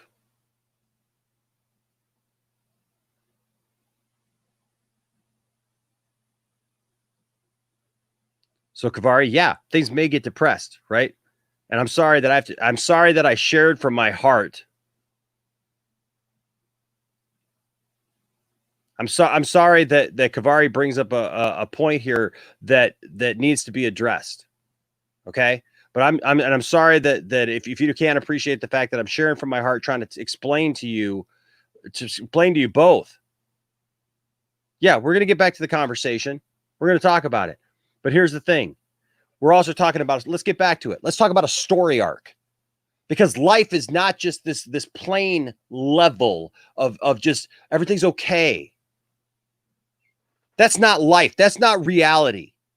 Let's talk about the hope that gets brought to a dark world, because that right there is what Zack Snyder was doing. It's called a freaking story arc. He was telling a story through all of his movies. Man of Steel started as about a man who's an alien, who feels alienated from the world, alienated from everyone around him, feels alone. Talk about alone. Feels alone, feels separated from everybody, has a gift and an ability that he can't share with the world. His dad literally wants him to not share it yet, because people will misunderstand him and try to use him and abuse him, and that people will not react positively, because that's the truth, folks. Look, I love Christopher Reeve. I love Superman the movie. It's one of my favorite movies of all time. Actually, Superman 2 is like literally right there. It's like Empire Strikes Back, and then man, it's like Superman 2 and Man of Steel really fight because Man of Steel is amazing and awesome, but Superman 2 has this very special place for me. But I love Superman the movie. But come on, folks. The first time Superman reveals himself in that movie, because it's a different time, it's a different era. And so the feeling is if a guy was coming and saving the world, boy, everybody would just be happy and excited about it. And I get that. I get that sentiment and that warm, fuzzy feeling. It's awesome. But in 2020, if I revealed to you that I had superpowers, that I could fly, that I was indestructible, and that I'm an American. You want to get into that? Right? That I have a certain point of view. You know as well as I do that the world would not stand back and just go, yay! This is awesome. Wouldn't happen. So he goes on a journey. He meets Lois. He meets somebody who can ground him, that he lost that with his dad. And Lois comes in and shows him love, unconditional love, and understands him and helps ground. That is what's been in the comics. That is what Clark has been, because the real person is Clark, a real guy who's dealing with this stuff. He puts on a suit and can fly and do all these amazing things. But at the end of the day, he comes home to a woman that he loves and he just wants to sit and watch a movie. But he can't always do that because there's this extreme pressure on Superman. That's the story arc. That's Man of Steel. And then he's faced with literally having to reject his heritage. Reject the idea of being able to find out where he's from and who he connects with. Can you imagine that? Having to do that to save the world? Especially in a world where we live in, where everybody wants to know where they came from. Everybody's doing the, DNA tests and stuff to find out where they're from and what, and they try to claim all that stuff. That's what Superman does, man. He has to reject everything. And he literally says Krypton had its chance because General Zod comes and he's just relentless and he's going to destroy everything and kill everybody. And he wants Kal-El to join him. But Clark knows that can't happen. And he has to make a decision, a hard decision. Have you ever had to make a hard decision? I'm sure everything's been rosy and peachy in your life and you've never had to deal with that. That's the kind of Superman Jody wants. Jody wants a Superman that doesn't have to deal with stuff like that. Right? All these people who are against it, they don't want to have to deal with that.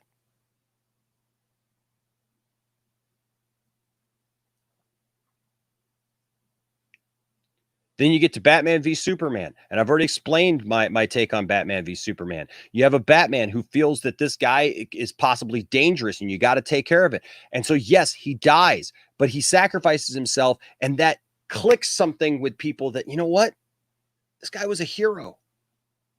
And the arc is that Superman comes back. There's Darkseid's involved. The whole thing of taking Superman over because Superman could be a threat. And all those nightmare sequences and all those things are going to play out. We're going to see this possible world that was possibly there because Darkseid wants to kill Lois and destroy everything that's good in Superman and take him over.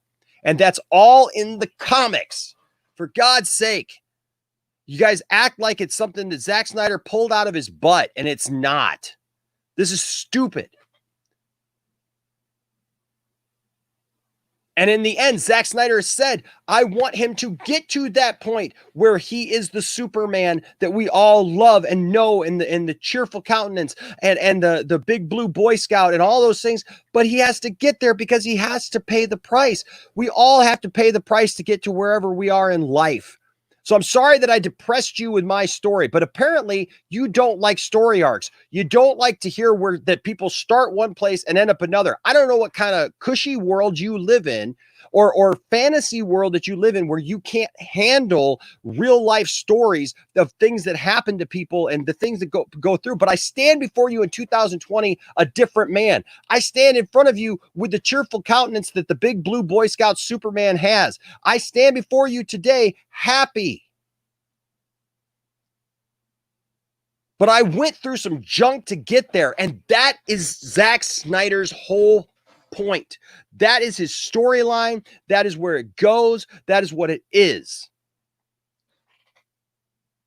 I don't understand. I just don't get how people can't understand all that. And exactly,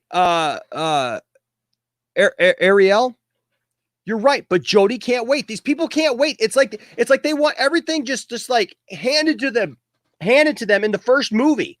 It's like, here it is.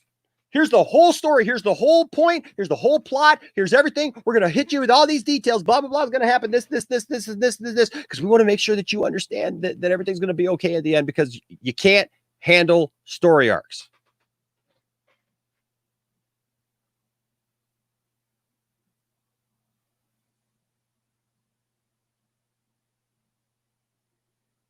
People go through stuff. Big Dub just says, I know how you feel. I'm a 35-year-old physically handicapped, lifelong wrestling fan who just got over my first seizure last November, and it keeps feeling like yesterday. What about the Big Dub reactions of the world? I don't know his real name, but what about him? And I'm sorry, I assume you're a guy. I don't know. You big Dub reactions could be, it could be anybody. But that's the whole point. This could be anybody. You understand? While you guys are sitting here whining about his suit's not light enough, it looks too dark. I don't like the texture, and I don't look.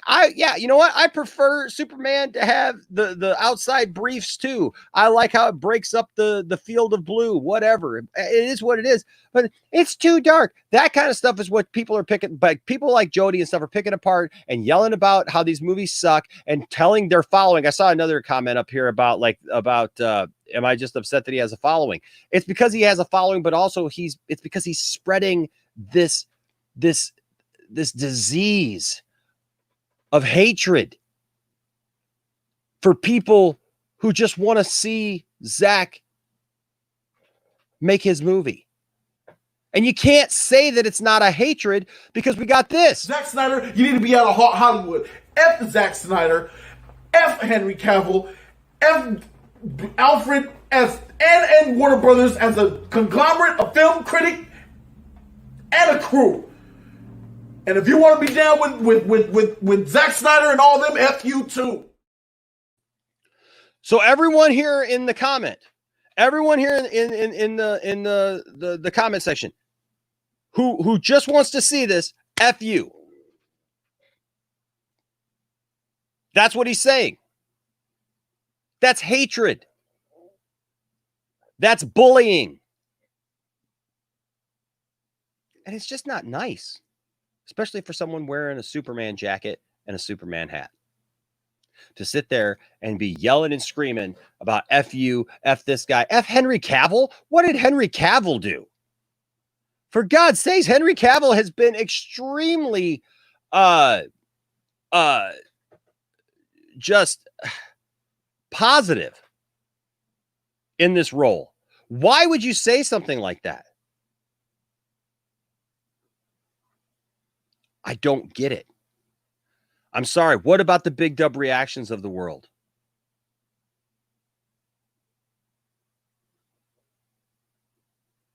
There's a lot of hurting people in our world who are going through a lot.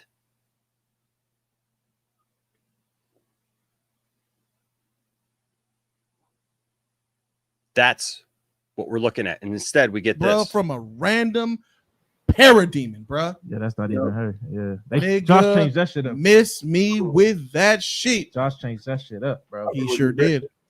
I remember that. He sure did. Yep. Can't handle. Miss me. This is definitely Zack. Yeah, bro. I wasn't feeling that at all. Making up this idea that she's scared and running away. She's just sitting there.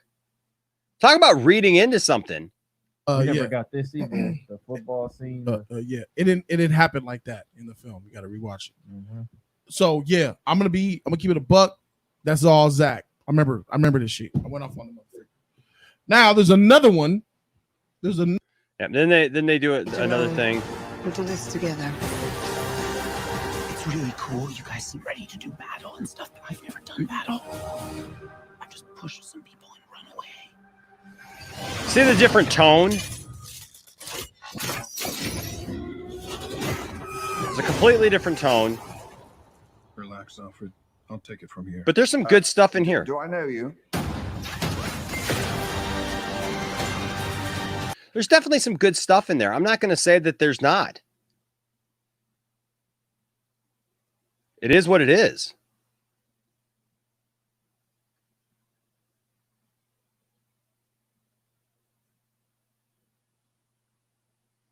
Spacing Llama says, so Superman is just supposed to have all these good, perfect morals and values with only being Superman for only one day in Man of Steel and maybe a few months in Batman v Superman. That would make no sense. Come on, people.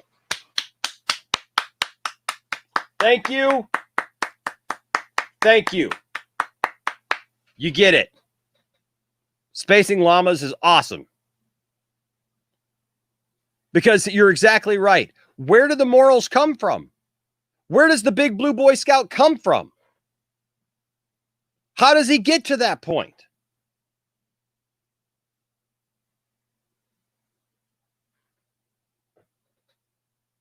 What? There ain't nothing misrepresented. I watched the video. Ain't nothing misrepresented about that. Cavill is awesome. Hatred and bullying at finest. I freaking love the Batman v Superman suit.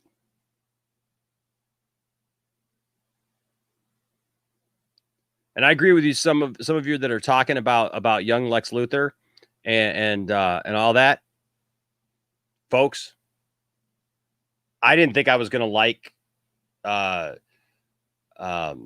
what's his name is Lex Luthor. I'll be honest with you.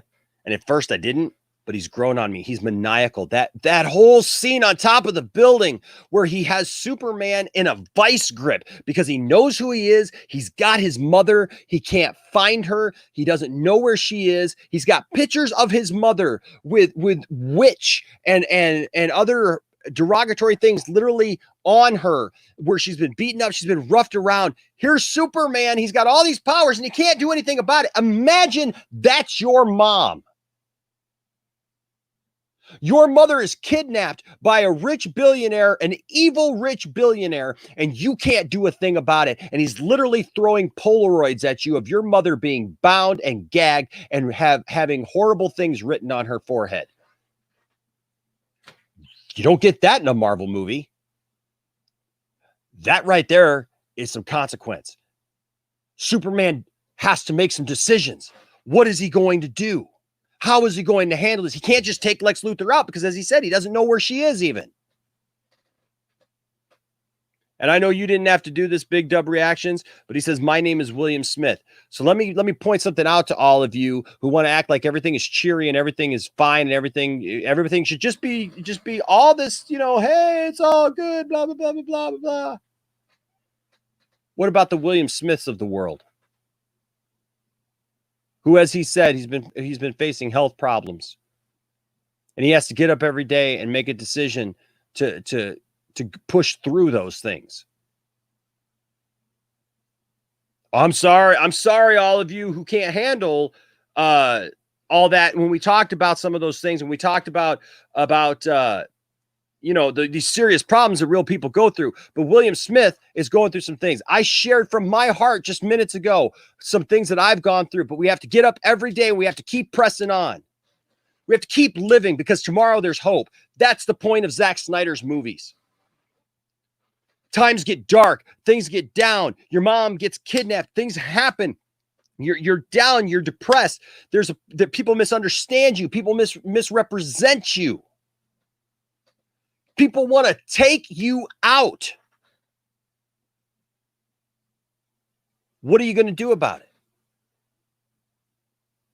You got to get up tomorrow and you got to go to work. You got to do what you got to do. You got to press on and decide, hey, as long as I'm here, I'm going to live my life. I'm going to be the best person I can possibly be. I'm going to do the best that I possibly can.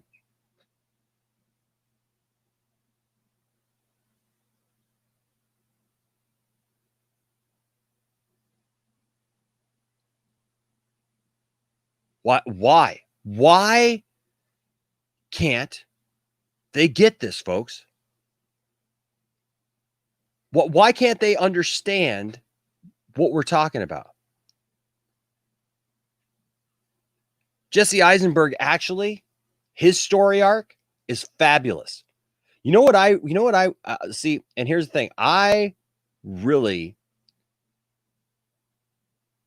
to see how that plays out. Because if you're a comic book reader, you know that during the death of Superman, guess what? Lex Luthor had long red hair and was a young guy as well. What? Oh, did we forget that? I've got a video that I did years ago here on the channel. You can find it. It says, is Jesse Eisenberg's Lex Luthor a clone? Because you know what?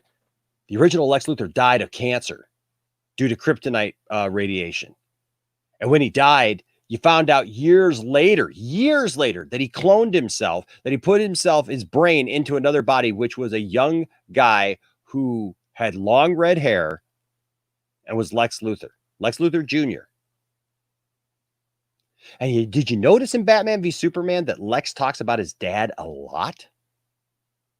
And he also talks about how he leaves the one room, the important room with the picture on the wall, that he uses that, and he says, I left that here. It's the one thing I left to be just like Dad left it, because who knows, he could walk in at any moment. We never see a picture of Lex's dad. We never see anything that does anything, that says anything about that, but yet he talks about his dad a lot, doesn't he?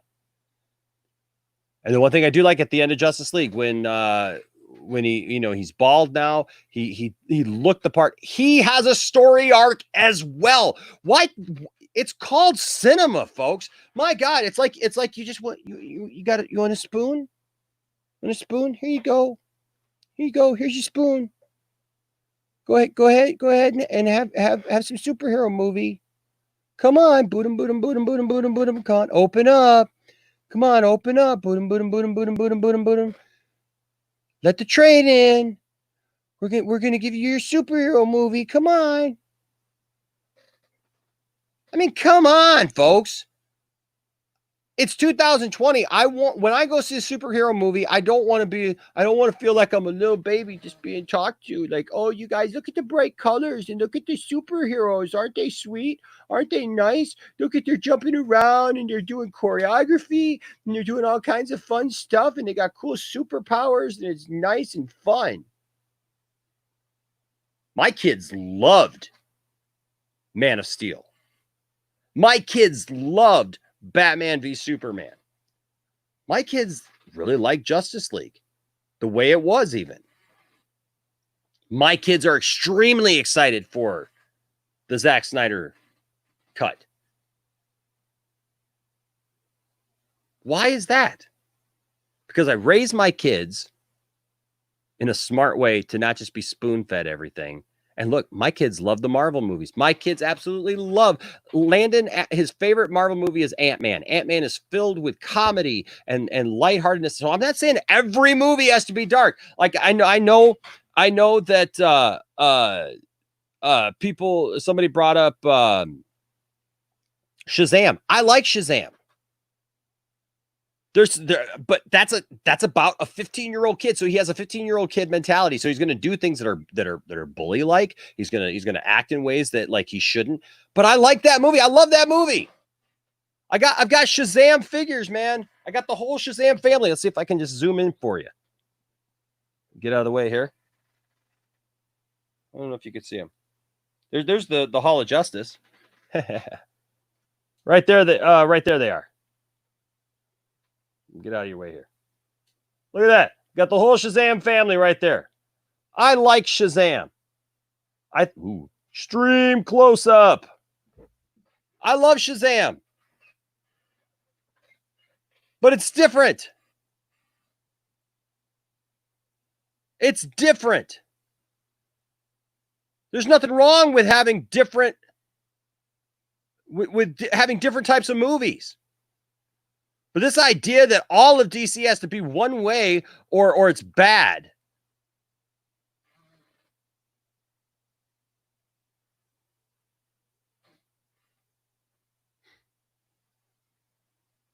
Stupid. It's just stupid to think that every movie has to be the same.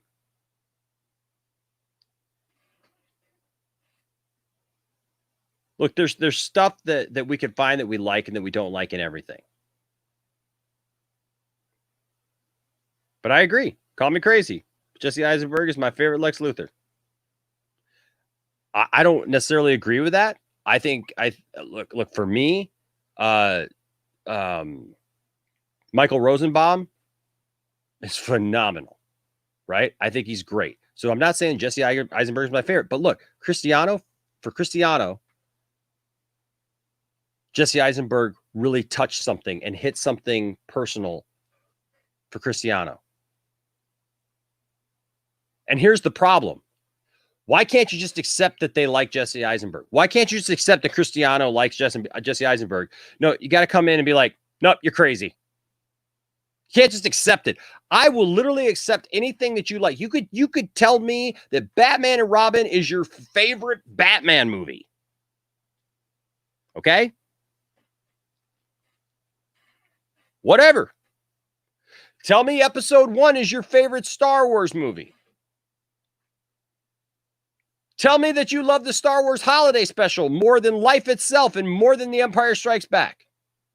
I will have that conversation with you all day. I literally will have that conversation with you all day long, and I will support you in your nerddom. That is what the Poindexter Lounge is about. That's what we're trying to do here. But when I see this garbage of attacking fans who just like something different and trying to tell us that we're toxic, that we're horrible, that we're evil, that we're bad, that we're doing things wrong, that we're bullies, that we're picking on people and stuff like that, just because we want to help a guy get a movie made that he suffered loss through and it's helping people to overcome. But yeah, you're crazy.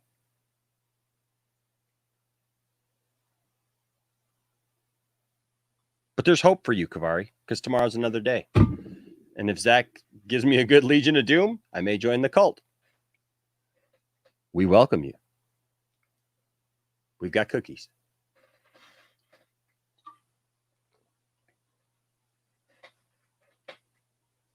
Something's good there.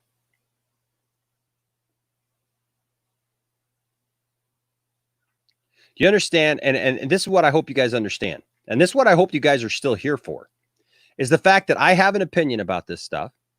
Okay? Obviously.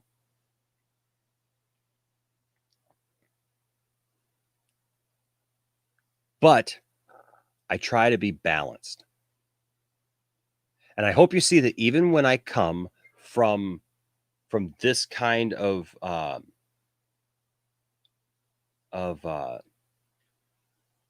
aspect, you know, where I'm calling out something that I see that I think is wrong myself and I think is bad. I think it's bad for the fandom. I think it's bad for people because I see people like Jody and Andy Signore now coming alongside and pulling up the rear for Jody. And I see these people being very rude, being very mean to fans of something that's different than what they like. And I see that for them, it's a cash grab. It's a way of honing in on the fears and the concerns of some people who are concerned because they didn't like the way something went. And so now they feel like they've got an advocate. But these people don't care about you. You got to understand that. Jody does. If you're supporting Jody and you're touting him, it's literally just feeding his ego. He doesn't care about you. You watch his panels. He doesn't care about anybody on his panel. He literally shuts people down, yells at people, tells them that they're an idiot, uses racial slurs, uses all kinds of other slurs against people that are disgusting. He's said all kinds of sexist things against people. Yes, he comes out with these videos acting like he's all like you know, I saw a video of like one of his old videos. He's like, I see myself as a feminist, you know, like I believe that women have this and that. And that'd be great if he wasn't making a video a couple weeks ago talking about Grace Randolph, talking about how he wants to get behind that. Oh, but he was just joking. Does somebody who cares about women make derogatory jokes like that? I mean, I know certain politicians that if they said that, it'd be all over the place. It'd be all over the news. They would be held accountable for it. They'd be canceled. You can't say stuff like that. But for some reason, he can.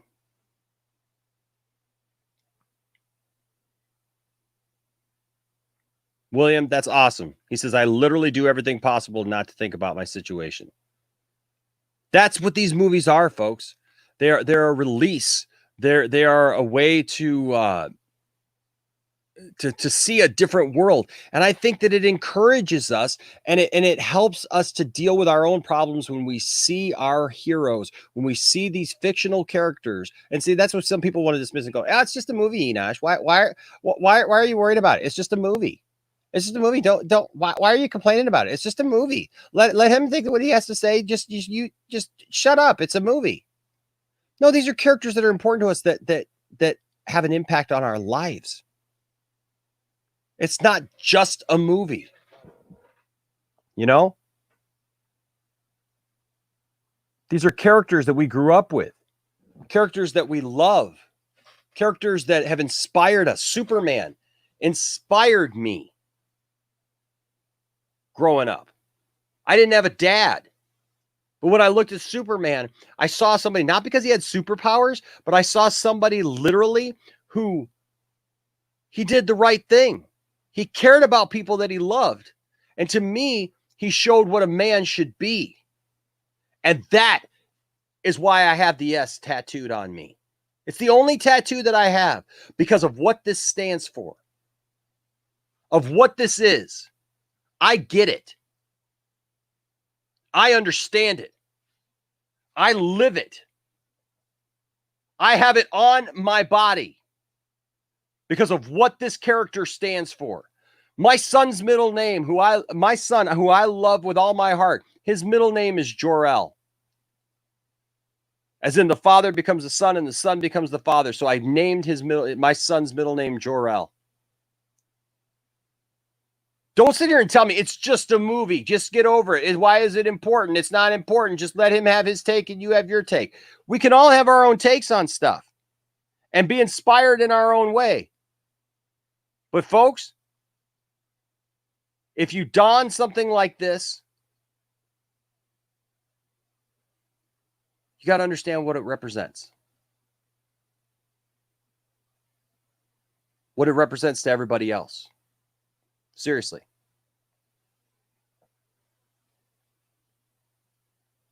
And this negativity, this being rude to people, trying to act like people are bad and evil just because they want to support something like the Snyder Cut.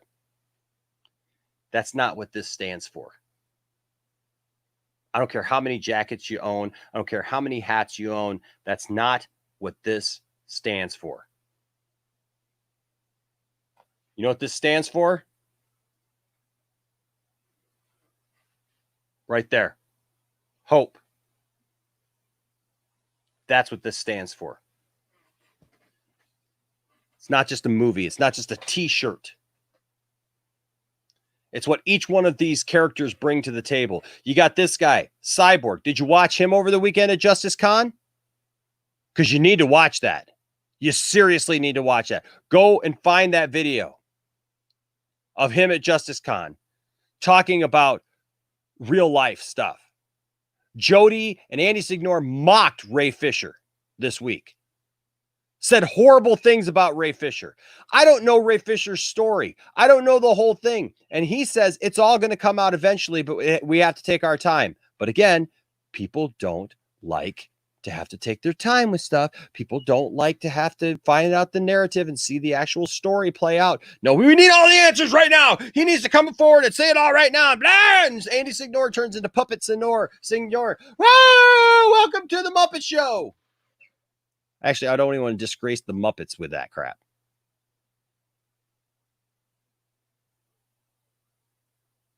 Stop it. Stop it. But they won't. And you know why? Because there's money. There's money involved. That's why. Because you got him yelling, Cash App. And somebody says, well, why do you care about that? I don't. Look, we all have to pay our bills. We all have to do those things. That's fine.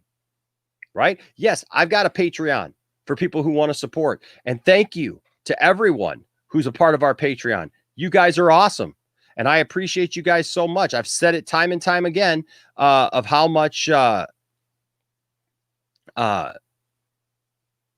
appreciate you, because you guys are awesome. And I'm like I said, I'm always humbled that you guys would give. Yes, people give super chats, and we appreciate that. Yes, we've got merchandise. We've got t-shirts and things of different designs and some cool stuff. And yes, I'm going to ask you to check that stuff out. Absolutely. I haven't put it in there, but we got a Cash App. It's under Enosh Fett. Real simple. We all do those things, right? Because we're trying to make a living. We're trying to provide for our families. We're trying to do those things. But to sit here and be toxic and just be mean to people because I feel that if I'm mean enough, somebody will give me money. If I'm controversial enough, people will give me money. If people come on and tell me, oh, you only have 9,000 subscribers. Like these other people, like, I got so many more subscribers than you. You're just jealous of them, blah, blah, blah, blah. Do I want more subscribers? Yes. I literally want you to hit subscribe right now. If you haven't subscribed, become a part of the Poindexter Lounge. Hit the bell, share the video, like the video, do those things. Yes, I want you to do those things. If you could hit the like button so that it helps get this out into the stratosphere of YouTube so that people see it. Yes, I want those things, but I have my integrity. I stand for what I believe and I don't waver. And I've never caved on an opinion. And I've had strong opinions, folks. You're looking at somebody who loves The Last Jedi, for God's sake. Everything I love has come under scrutiny in the last few years. Being a DC fan, because I suck. I literally have people who would literally find me on social media just to tell me DC sucks. People who call themselves my friends, literally sending me videos every time Marvel does something and mocks DC. Every time somebody puts out an article, it's like, well, this DC movie didn't do that well and it's as a failure. Oh, trust me, I get all those things, and I've had to deal with all those things. And then the Star Wars trilogy, the Star Wars sequels, they all suck. And every video that's come out about that from all the fandom menace and everybody all like that, I get bombarded with people sending me stuff all the time with that stuff. Private messages and things like that. That's what I get. I deal with this stuff on a daily basis of people trying to tell me why my fandom is wrong, why my fandom is stupid, why I'm dumb and I don't understand. I'm told that I don't understand Star Wars, that I don't understand DC. See, this is life. You done reached me too late. I said that in the last video. You reached me too late, folks. If you're trying to spread this hate and this garbage. I'm done. That's why I decided to start talking about it here on the channel, because I'm trying to advocate for you. If you're a fan, I'm trying to be your advocate to say, love what you love. Don't let somebody try to take that away or embarrass you or hinder you from being able to just say, There's people out there, man. I know that you love Man of Steel, but you're scared to say it because you're scared if you say it that somebody's going to mock you about it. You love Batman v Superman, but you're scared to say it because you know if you say it that you're going to fall into a group that's outside of the norm. And, you know, you may even on the outside be like, no, I say anything I want to say. But you know that if you do that, if you came into a chat like on JODY'S chat or whatever, and you said something like, that, you would get bombarded with how you're stupid. Try it. Try it. I have literally gone into chat rooms where, like, I've literally said a benign thing and gotten attacked. It just happened last week during JODY'S and Andy Signor's chat or live stream. They did a live stream and I came in and I literally just asked a question. And it wasn't rude. I didn't come in and go, yeah, you guys are wrong, blah, blah, blah, and attacking them. I didn't do any of that. I just literally came in and I was nice and I asked a question, but it was a little different than what they were trying to project. And I got bombarded. I had people all of a sudden yelling and screaming at me, telling the moderators, get Poindexter out of here. I literally made one comment. I didn't call anybody stupid. I didn't call anybody names, anything. I said, hey, what about this? Yeah, they put me in timeout where I couldn't make a comment for, 5 minutes? Really? They're blocking people who have a different opinion of them. The only way you're going to get blocked here is if you start spamming. Then I'm going to block you because that just takes up time and that takes up space from people who actually want to have a conversation and make a comment. That's why back in November, I started the movement of hashtag I love Star Wars. And I started doing these live videos saying, hey, if you love Star Wars, just remember what you love about Star Wars. I don't care that you don't like the sequels. If you don't like the sequels, don't like the sequels. It doesn't matter to me. If you hate The Last Jedi, more power to you. That's fine. That's great. I like it. You don't have to like it. And people would come in hot because The Rise of Skywalker hadn't come out yet. And people were hating on that because it was going to suck. And they hated The Last Jedi. People come in like screaming at me, all caps, telling me I'm stupid and I'm wrong and I'm this and that, calling me all kinds of names. But then after my stream, they would say, oh, I see where you're coming from, Enosh. And a lot of people subscribed after that. They came in hating on me. But because they see that I'm trying to be level-headed, I'm trying to have a conversation. I'm trying to advocate for fans. For fandoms. These other people are trying to divide you. Can't you see that? Can't you see that that's what they're doing? They're literally trying to divide the fandom for their own personal gain. They don't care about you as a fan. Jody only cares about you for your watch, for your like, for your cash app, for your super chat. They will tell you literally anything that you want to hear as long as that money rolls in, as long as that cash cow rolls in, they will tell you what you want to hear. That's the difference, folks. They will tell you what you want to hear, but if you ruffle that up a little bit, now you're the enemy, and we're gonna divide and conquer.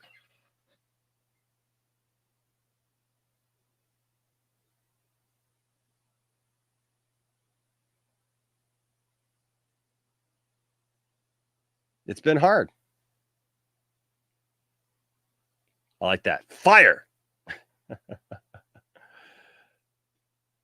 Look, that's just what this video is about. That's where I'm at. I want to have a conversation with people. I love having conversations with people. I am your advocate. And maybe I need to start saying that. I am your advocate as a fan to stand up against people who are just using you. So here's what I'm going to do. We're not going to get to everybody who probably wants to come in. I know that. So don't get offended if I end up not having you in. But we're gonna talk about this because I just said I want to have a conversation. Just posted the link. You're welcome to come in. You're welcome to have a conversation with me. I'm gonna give you a short amount of time if you come in. We're not gonna be here for doing half hours of conversation. If there's nobody in, I may keep somebody longer than others, but that's your opportunity right there. The link is in the description now, or is in the chat. You can join if you want. Montes says, I agree with you, Enosh. A person should be able to like what they like. For example, I like Spider-Man, the Clone Saga, and Ben Reilly, the Scarlet Spider, is one of my favorite characters. Exactly. You should be able to like what you like without people telling you that there's something wrong with you. Why can't people just, Jeff says, why can't people just let us enjoy what we love and stop the bullying? And Jeff, you're so right. You're so right, man. And that's why I love people like you, because you get it. All right. So we've got somebody, like I said, well, you don't even have to have a cam because you can literally just set it up with audio. I'm going to let's see what I'm going to do. I'm going to bring in our first one. Well, you know what? So I'm going to give. So Matt, hold on just 1 second. I'm going to give somebody a couple minutes here, and then I'm going to go to Matt Jarbo because I got two people in here. So I got Vishal and Matt Jarbo. So I'm going to give Vishal because I know Matt and I will probably end up talking for a minute. So, hello. What's your name? Hello. How are you? My name is Vishal. Yes. Hello. Hello, can you hear me? Can you hear me? I sure can. Yeah, I hear you. Yeah, my name is Vishal. Yeah. I also see the JODY'S corner video. Yeah.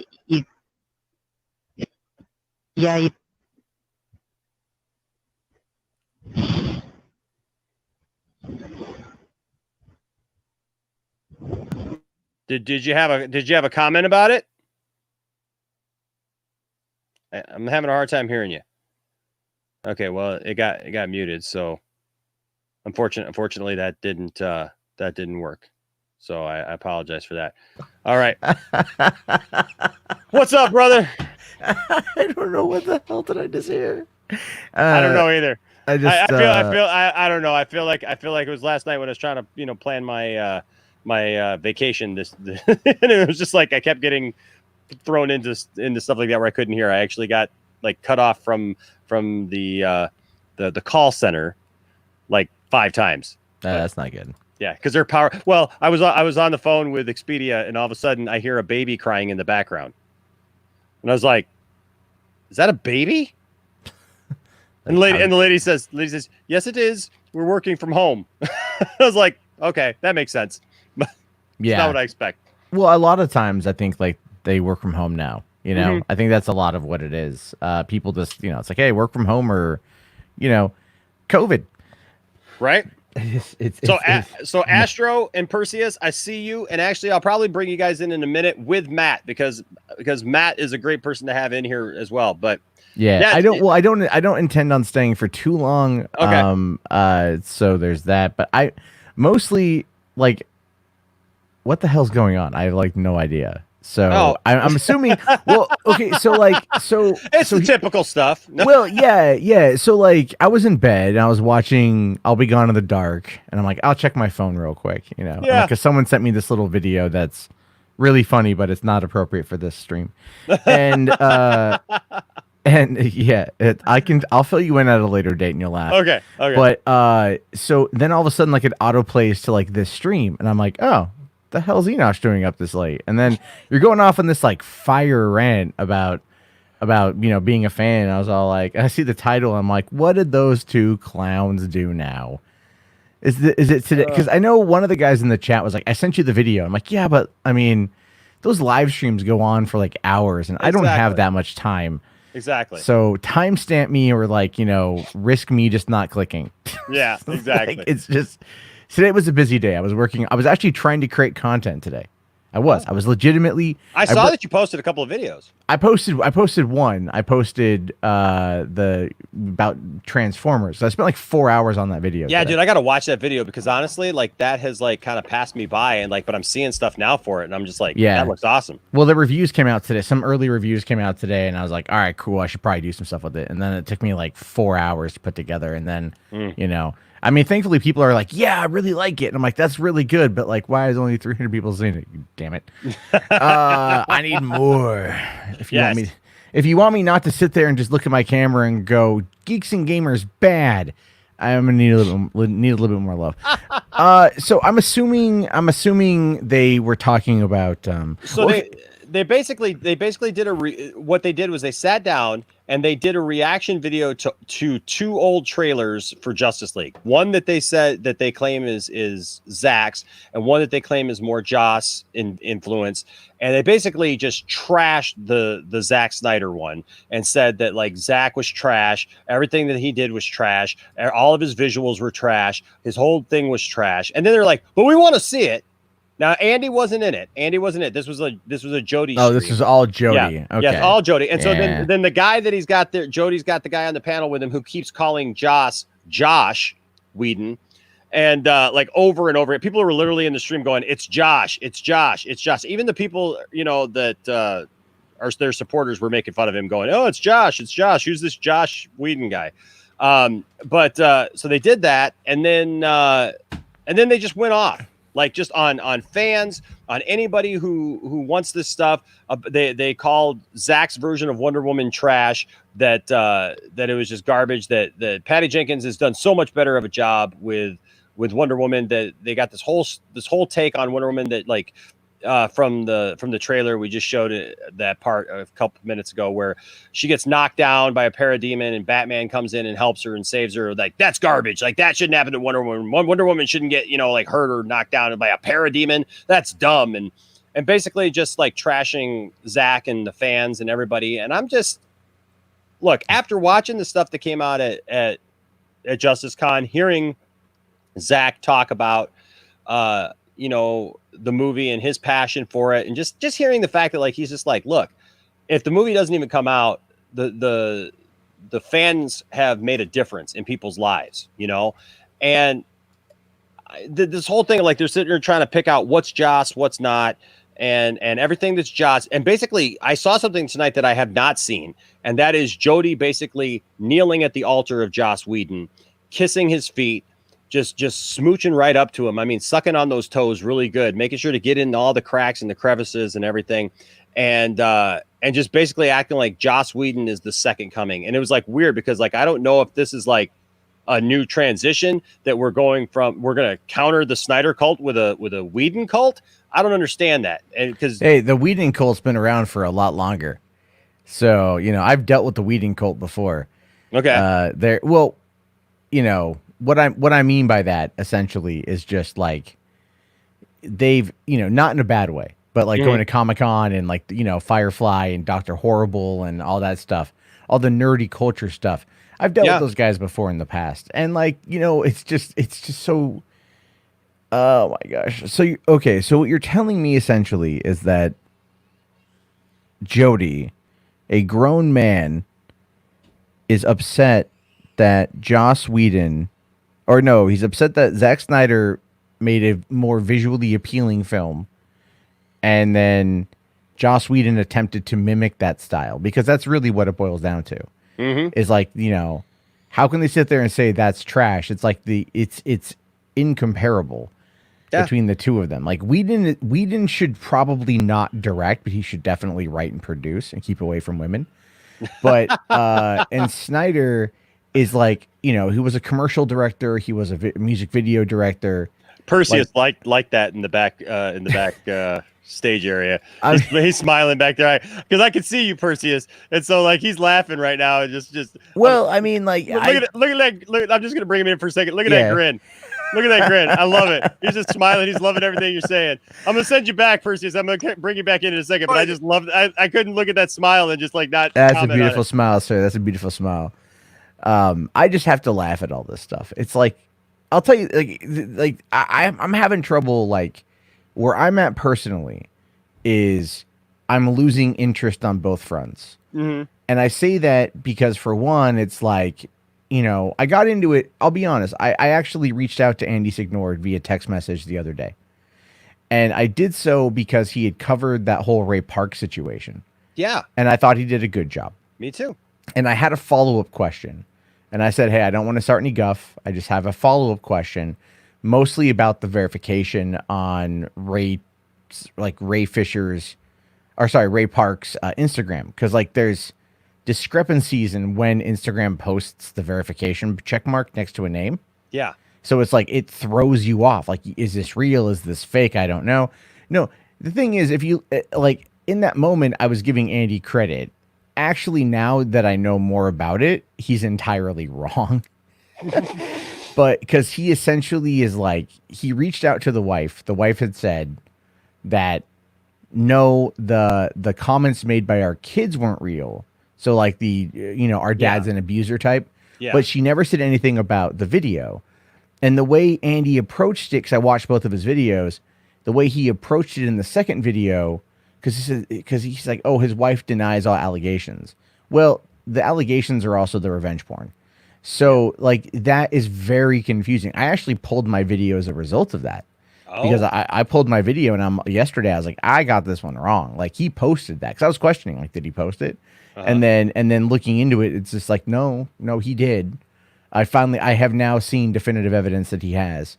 Wow. So, and I couldn't find this anywhere for some reason, but I did now. And it's like, okay. But anyway, in that moment, I reached out to Andy and I was trying to like be civil about it. And then he did this usual stick in return. And he just then immediately went back into being the victim, as always, and it's, I actually told him, like, I tried burying the hatchet. I really did. I tried burying the hatchet. And nope, you don't want nothing to do with it because it's better for him to play the victim at this point. Absolutely. So at the end of the, so it's like the way these guys operate is this is what they have to do. There's nothing came out of Comic-Con at home that was like, outside of the New Mutants and Bill and Ted trailer, nothing really came out of Comic-Con at home. Well, we did get one funny story, and that was the Star Trek debacle. I don't know anything about that one. You don't know? Oh, well, they pre-recorded that stuff and put it all out there. And CBS is notorious for. Oh, did they copyright their own thing? They copyrighted their own thing twice. Oh, twice. No. The stream went down, dude. Twice. Oh my gosh. I love it because all of us who do any kind of commentary on anything, we always put stuff out like just hoping it gets through, hoping the bots don't get it, or that we don't have to defend the fact that we're doing commentary on something and that it's actually fair use, because we all know that on YouTube fair use doesn't really apply because it's whatever anybody else decides is fair use, and if they don't want you to do it, they control that. So you can't do anything. You can fight it. But I've literally, in the last year, I've had 2 copyright strikes at 2 different times for stuff that I'm doing the same thing that I do every week for doing a watch party. But because both times I wasn't showing video, I wasn't showing anything. But because the TV was on in the background, they gave me a copyright strike. A bot gave me a copyright strike, and I couldn't live stream for 2 weeks because of it, twice. That's total bullcrap, but I think it's hilarious that CBS, and they said it was a glitch. Yeah, is it a glitch every time we get copyright? Well, you have to. I have to. My daughter is waking up, so I have to go here in a quick second. Okay. But the way it generally tends to work is oftentimes they third party this stuff out. Yeah, and those guys are really aggressive about it. That's generally where it tends to come from in most cases. There's also the Content ID bot. If you got a copyright strike, the strike has to be a manual claim. It can't be an automatic DMCA. That's why you'll get so that was a person who manually found it and manually did it. So that's not a glitch. They were being a jerk. Oh, yeah. So there's that right there. But I do have to go. Okay, man. I think to summarize everything here, look, it's like, the people that are pro Snyder Cut, I'm all for it. But I think they're going a bit too far. Like everything is happening, everything is this, everything is that. I can't keep up with it, and I just kind of like burn out on it. Mhm. And then the people that are anti-Snyder Cut is the same exact thing. Everything is terrible, everything is trash, everything is god awful. And I'm like, all right, well, I don't care about that anymore either because none of it's of value. And so, you know, getting mad at Jody at this point, I just have to ask myself, like, what's the point of getting mad? He's not going to change, you know. Yeah. He's No, I get chasing it. a car. He's chasing a car. He's a dog chasing a car. What would he do if he caught it? The answer to that is nothing because he wouldn't know what to do. But that's how he is. Anyway, I got to run. It's everyone else who's going to come in. We'll have to chit chat later on. Have yourself a great night, everybody. All right. Thanks, Matt, for coming on. And I do see the point of that. I do. I really do. But I also see the other side of it that I think enough of us have to stand up for what we think is you know, right. And I get it. There's some people who go too far on both sides. Look, I'm not saying that there's not people on the side of what I believe in that aren't necessarily going too far and doing things that I wouldn't do.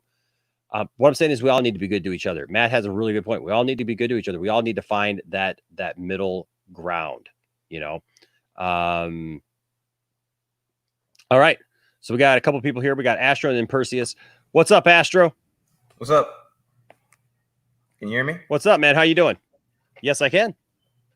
Listen, man, this is all this stuff is just driving me crazy because, like, at the end of the day, dude, like, we're all comic book fans. We all watch these movies. We all go to them like day one, sometimes even day zero, and like, we just like tear each other apart. And especially like with the Snyder Cut that I've always, you know, been behind.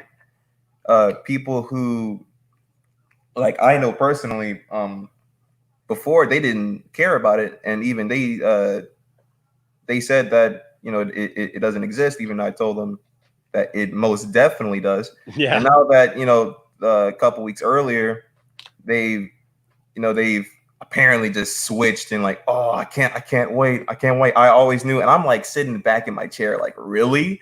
Yep. You're really doing this? And it's crazy, man. No, I hear you, man. And that's the thing. You got, it's a really weird dynamic. And like, so for the longest time, Astro, I just chalked it up as, hey, we're all nerds, right? Yep.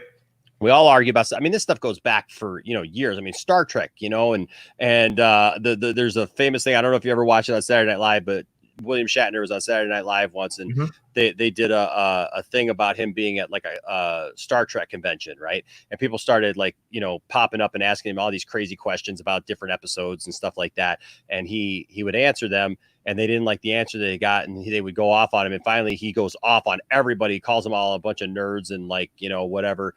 And then his like person comes up and like whispers in his ear, and then then basically he tries to course correct and say that, oh no, he was just impersonating like episode whatever, where, you know, it's like evil Kirk, you know, and stuff. And so, but, you know, so this nerd war kind of thing has gone back for a long time. It used to be Star Trek and Star Wars, right? Nobody liked each other, you know, but you were in your camp, right? If you were a Star Wars fan, you were a Star Wars fan. If you're a Star Trek fan, you were a Star Trek fan, and you could be both. But there was like this, you know, I would say even probably to some point a healthy thing, you know, and it's fine. That stuff's fine. I mean, go back and forth, man. I can argue with people back and forth all day long about nerd stuff. That's fine. But as long as we respect each other. There's one guy that I know. His name's Dwayne. He's a super nice guy. Love him personally. Hate his take on Star Wars. Like, absolutely hate his take on Star Wars. He absolutely hates The Last Jedi. And we got together at this toy store that we go to, and he's like in my face telling me how I'm wrong about Luke Skywalker, and just like, ah. And we get done, and he's like, but you know, I love you, man. Yep. You know what I mean? He's like, this ain't nothing personal. We can argue all day long about Star Wars, but at the end of the day, we like each other. I'm fine. I'm fine with that relationship.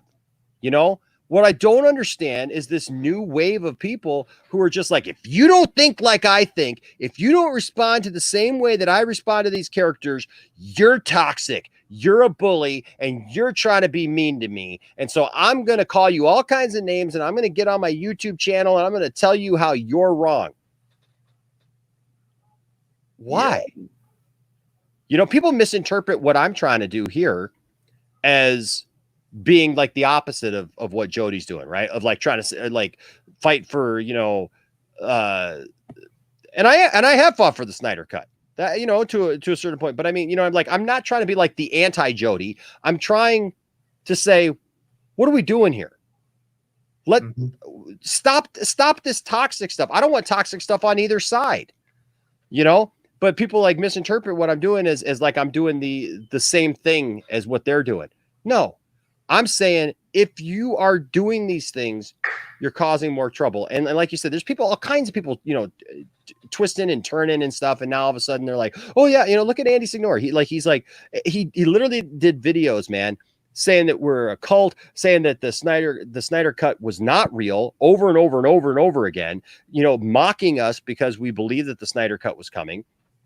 Called us all kinds of names, had guests on his channel and everything, calling us names just because we liked the Snyder cut. And then as soon as it was real, he's like, oh, but I want the Snyder cut. I think it's good.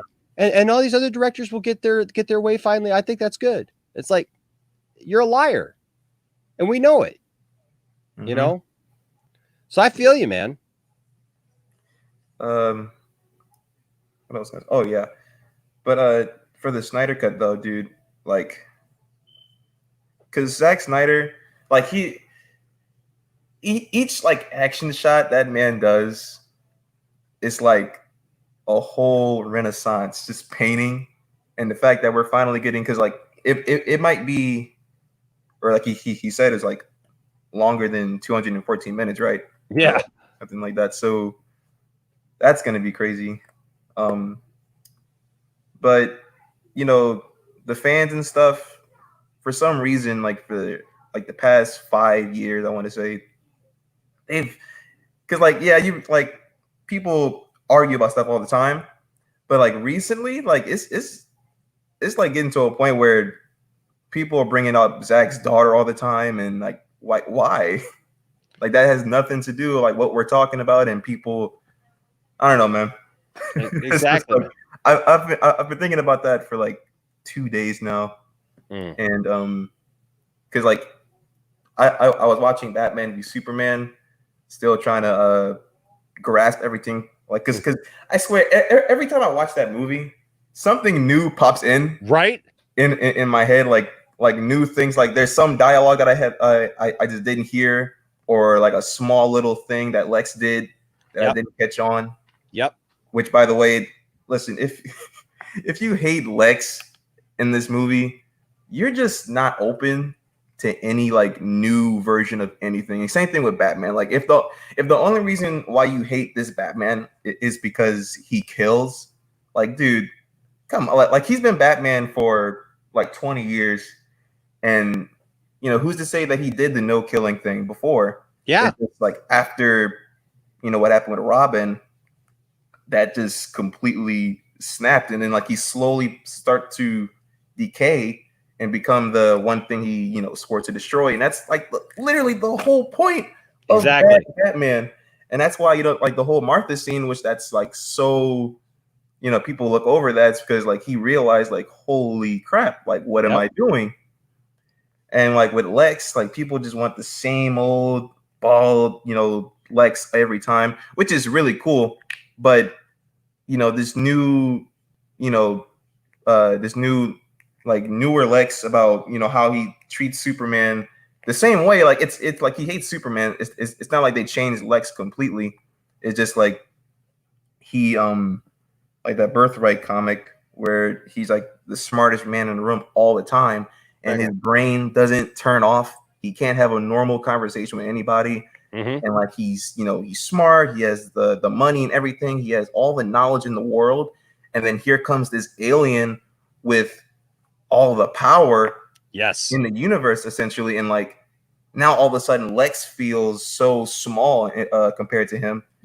And like, he just wants to get rid of him. And that, to me, that just makes sense. It takes time. It literally just takes time for everything, for Superman, you know, to be the symbol of peace and all that, for him to be bright. It takes time for Lex to be, the standard Lex people want. It takes Yeah. time for Batman to go back to his no killing rule, which he might do because he failed Superman in life, and he said he won't fail him in death. And to me, that means he's going back to how he was back then. Yeah, But man. people just don't have patience for all that stuff. Dude, you are so smart. You get it. I love listening to what you just said, because everything that you just said is what I've tried to communicate to people over exactly like that over the last 3, 4, 5 years.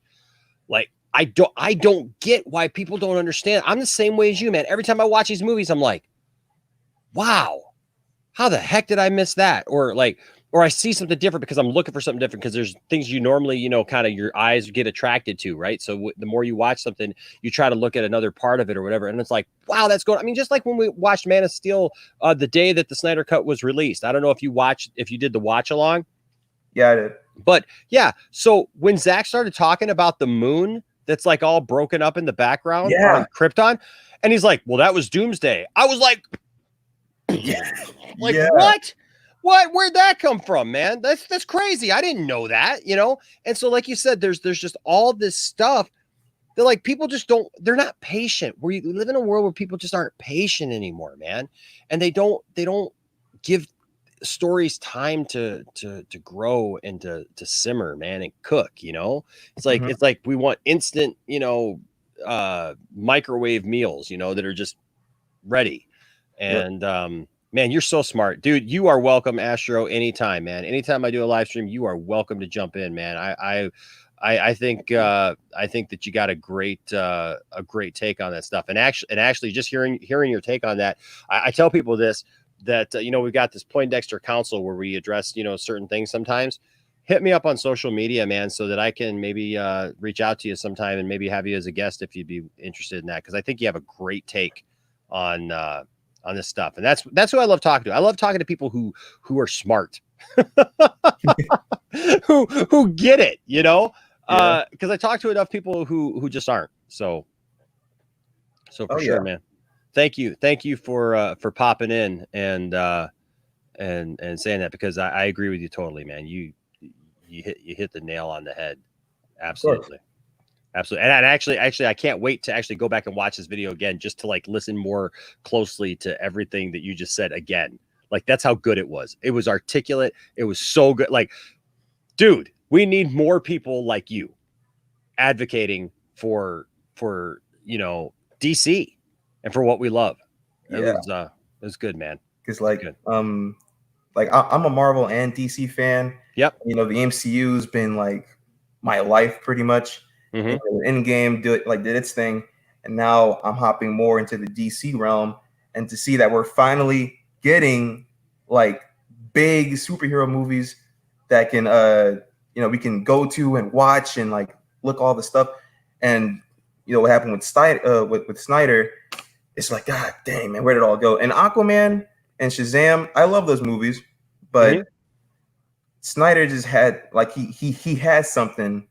And I swear, like, this man has like a whole tablet filled with all this awesome stuff. I know. And like, we're finally getting it. And if it does well, we might get the Ayer cut for Suicide I know, Squad. man. And, dude, like, why would you I'm sorry, going off, but like, why would you make Suicide Squad? Like, look at the name, dude. Suicide Squad. Why would you make that like a lighthearted film, dude? Like, that's just not that's just not right. Right. Like that very first Comic-Con teaser trailer for Suicide Squad, dude, I was hooked in. I could not wait. Amanda Waller, all this stuff, but it's just all gone. But we might get that too. It might take time, but I will wait here for that. I'm with you, man. I'm so there with you. But I do need to get to Perseus, because he's been waiting, and he looks like he's in his car. And so I don't know if he's got someplace to be or he's got somewhere to go, but I want to be mindful of that. But dude, seriously, Astro, so good talking to you, man.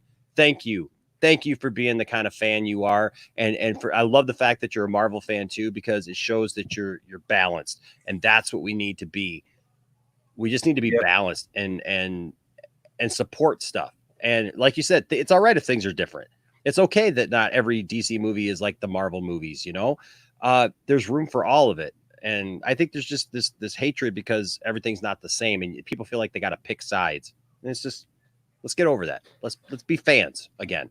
Let's remember what it's like to be a fan, right? Yeah. To just like enjoy stuff, just to watch stuff. You know, that's what I said. Like we used to watch stuff and go, oh, okay, cool. That's what happened to the characters. Now we go in with all these preconceived notions about what everybody should be and what everybody should do and like what they should say and everything. And if they don't do those things, we get mad at them.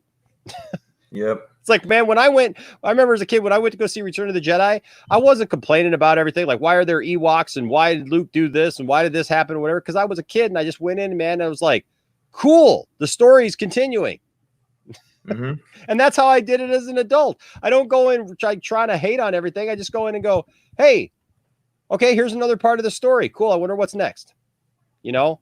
Exactly. And you're not going to love everything and everything is not going to be for you. But, you know, that's okay. That's okay. It doesn't mean that everybody's toxic and like the whole fandom needs to crumble, you know, and like some people commenting, you know, that, you know, like this all just needs to end and all this stuff because, you know, it's different. Just accept the fact that something's different for a while. You know, stuff. I find stuff always goes around in a circle, you know, and, you know, all those people who were hating on DC for years because Marvel was king and everything. And now all of a sudden Marvel is kind of at a stall. You know, it kind of went up the hill, up the hill, and then they kind of stalled out. And now DC is coming up and doing some really cool things. And it's gaining some traction now. Which and is that's the thing. Really good. Yeah, but I know people who were like, DC is buried. DC will never rise again. Nobody cares about DC. And I'll tell you what, I've done enough streams and I've talked to enough people now that I know that that's not true. Like DC is here and we're going to have more for sure. So, all right, man. Well, hey, thanks for joining me, Astro. Like I said, you're welcome anytime. Hit me up on social media and you know, if you're interested and I'd love to talk to you more. Okay. Yeah. All right, brother. Have a good night. All right. Yes, Pelican. I need to post my Cash App in the description. I know I haven't done that. It's ironic. But I'll just do this. So the Cash App thing is, I don't know. It was just because I appreciate anybody who is interested in doing that, but like I haven't even used Cash App that much, to be honest with you.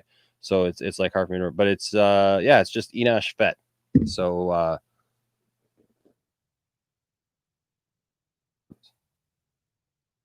Enosh Feet. There you go. Just Enosh Fett. So the email is right here.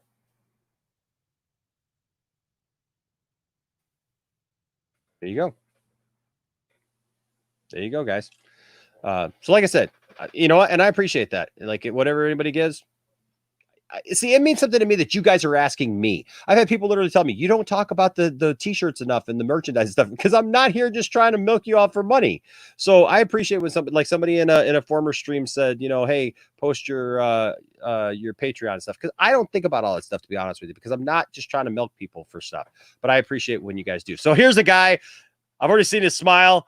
I know this guy's seems like he's in a good mood, so I like that. What's up, Perseus? How are you, man?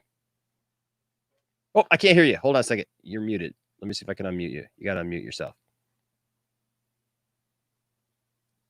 How about now? I can hear you now. Yes. Okay. How are you? I'm good, man. How are you?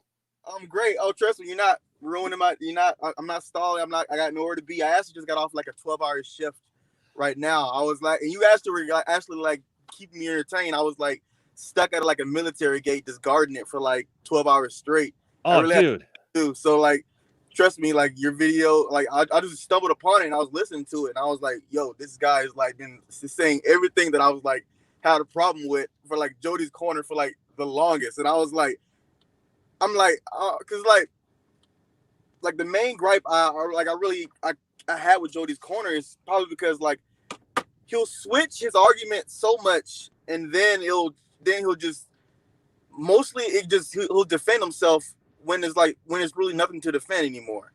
Like a lot of times, like I remember like a while back, he was arguing about Man of Steel and he flip flops on it so much. First he'll say he likes it, then he'll say like it's okay, then it's subpar, then it's like, and I was like so many times, but like I remember he was like arguing about how like Superman will never let his father die or whatever like that, and like I'm like, when his father clearly is clearly saying no, you're not ready. The world's not ready for you like to reveal yourself. And he's like, well, Superman, he's so fast, he could have got his father without anybody seeing. And I'm like, if you're going to use logic into it, how fast do you think Superman would be if he actually got that fast? And the sheer impact it would be just to catch his father.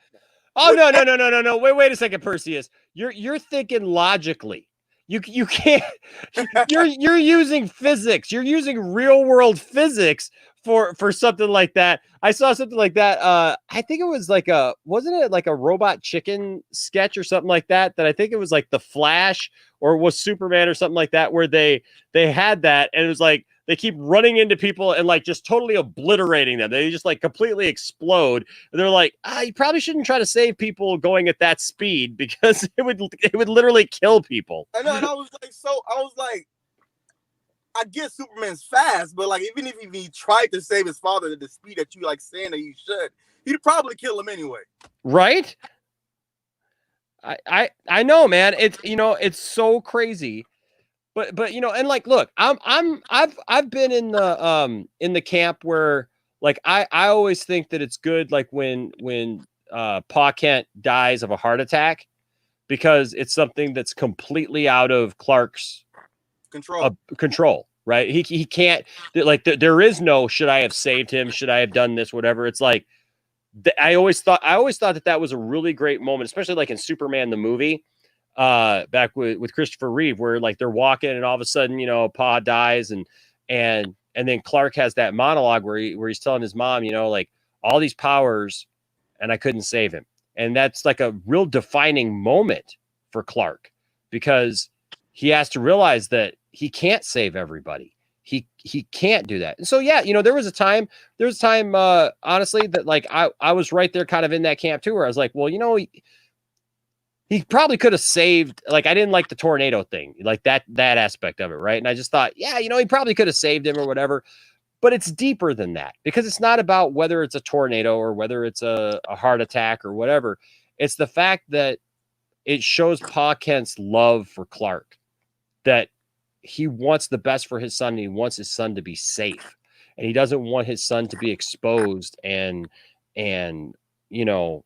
hurt in a way that is going to hurt their family and to hurt him, and I agree. There's no way that Clark Kent back then was like anywhere near ready for anyone to know that he's not even ready now. So I'm like, imagine like back then, if he was exposed to Superman, that he had these powers, like what the ramifications would be. He's like, I can only imagine like just now getting these powers, and like just now you're automatically exposed to the outside world of like that I'm like Superman. I hear you, man. And that's the thing. Like, people expect so much out of Superman and Man of Steel, where, like you said, he's been Superman a day, and like he's literally facing all of the Kryptonian soldiers and General Zod, and it's like having to go through all that stuff in one day. Like, I can't imagine that. I can't imagine. I mean, he's I'd probably snap a neck too, right? Well, oh my gosh, dude. So that moment is so powerful, right? Because he's pleading with General Zod to just, stop. And Zod just tells him, I'm never going to stop. He can't send him to the Phantom Zone because all that's gone now. So he, like, how do you deal with this guy? You can't put him in jail. They don't know anything about kryptonite at this point. How do you deal with this? And it's like, he has that moment. He's like, he does what he has to do to save that family and to save basically the world, because General Zod's not going to stop. But then that moment after, where he has that release and he just screams in pain from having taken a life. Only thing that, like, oh my gosh, out of the world, I'm like literally probably killing the last known Kryptonian.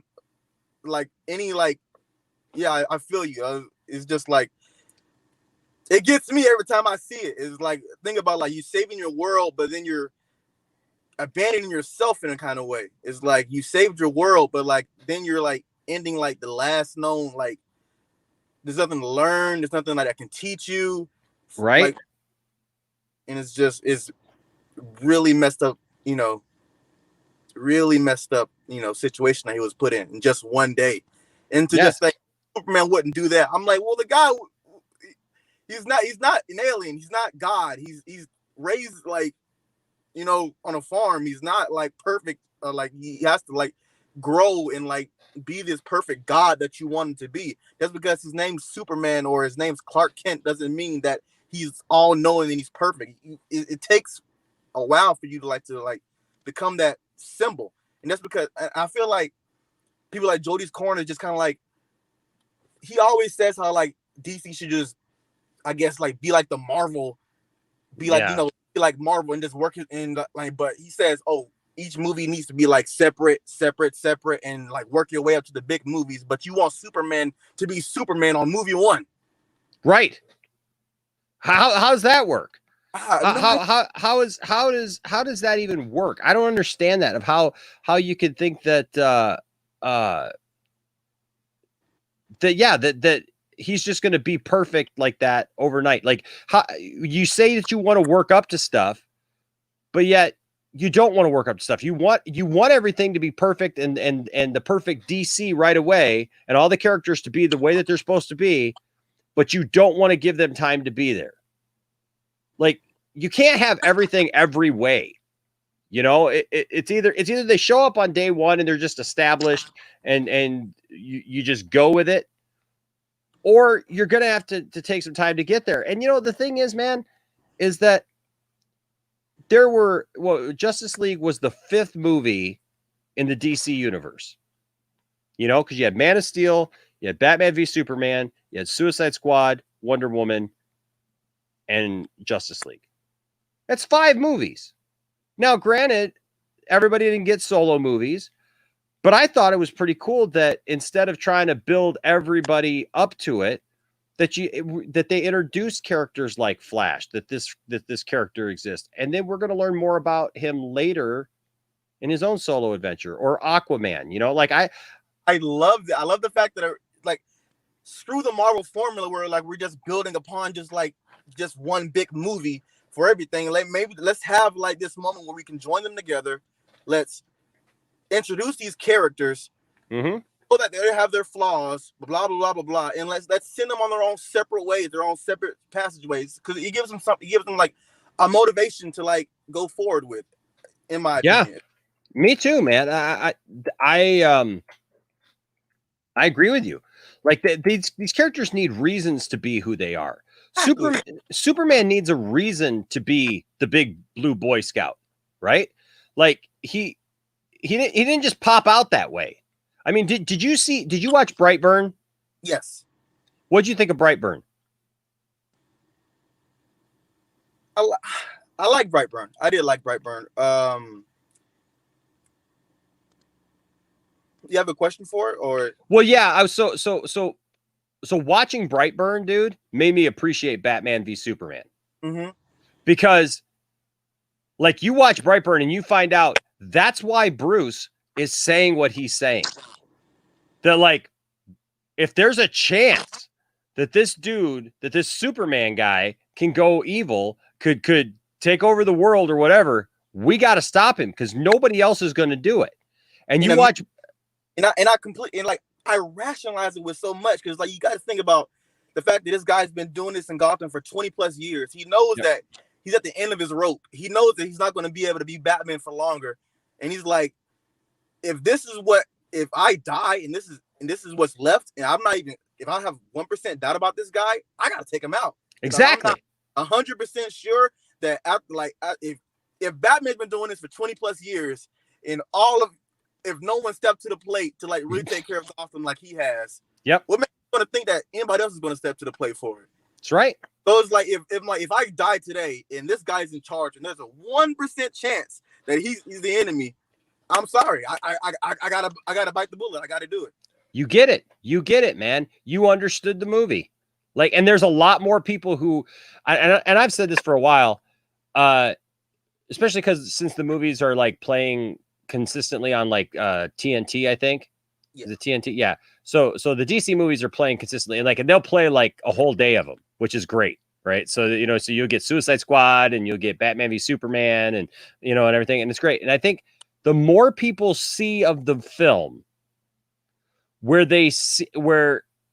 because a lot of times people are reacting to the first time they saw the movie, like they went and saw Batman v Superman one time, they didn't pay a lot of attention to it.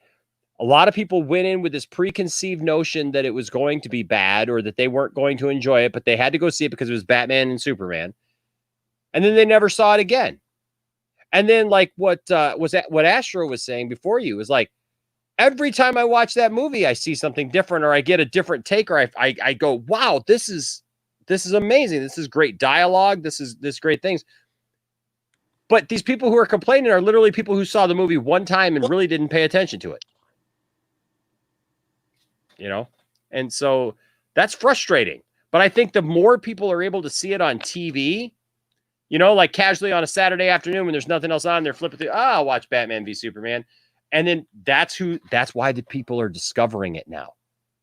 And all of a sudden, Batman v Superman is being looked as it. I believe even more so as time passes, Batman v Superman will be looked at as a classic that was underappreciated at the time that it came out.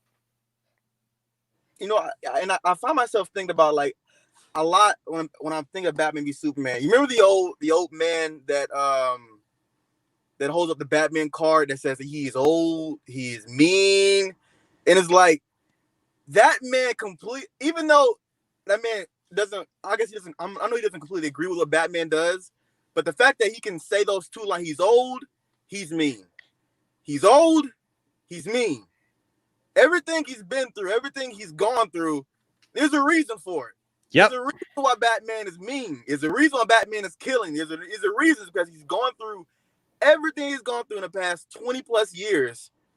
And I think about that a lot whenever I think of Batman v Superman. Whenever I'm like arguing with somebody about like how Batman shouldn't be like the person or like Superman should be like this or that. And it's like, people say, even like Zack Snyder said it in the character in the movie, he's old and he's mean. And I mean, there's a for like why Batman's doing what he's doing. Yeah, yeah, for sure, man. And that but that's but people act like characters in movies.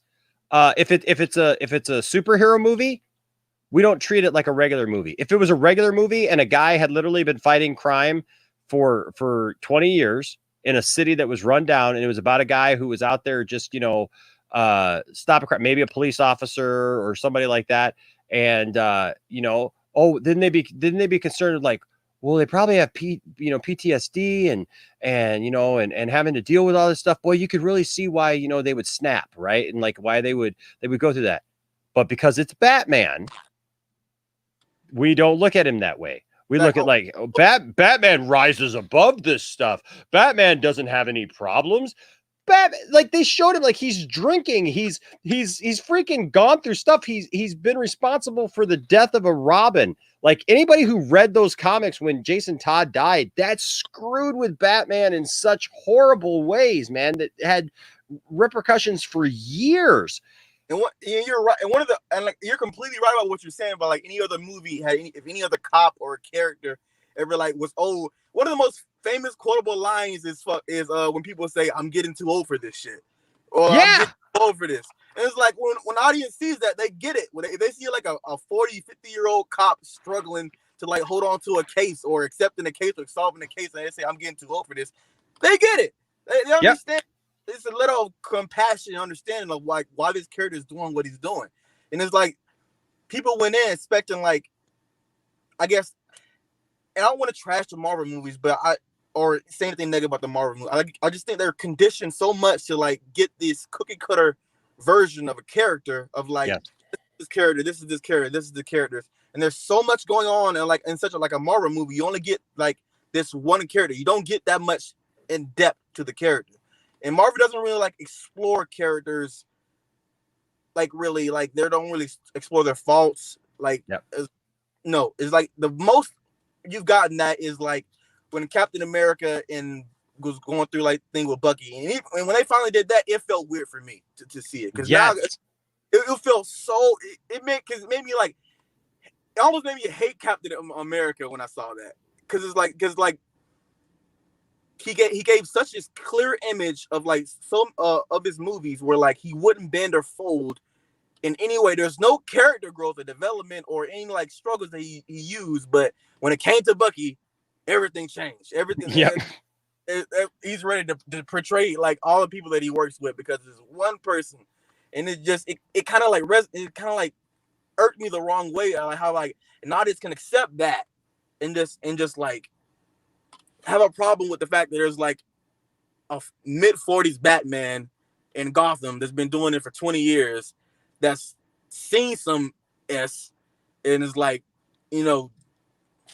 Yeah. Well, and here's something interesting. So like while you're saying it, like Big Dub Reactions William, who mentioned it earlier, he says, I didn't realize Bruce had been Batman for 20 years. Yeah, if you see, that's the thing, right? So people can watch that movie and not understand, like Alfred is actually saying things about that. Like, I wish that things were the way that they were back in the day. It seems simpler, when is it from Batman v Superman, or is it from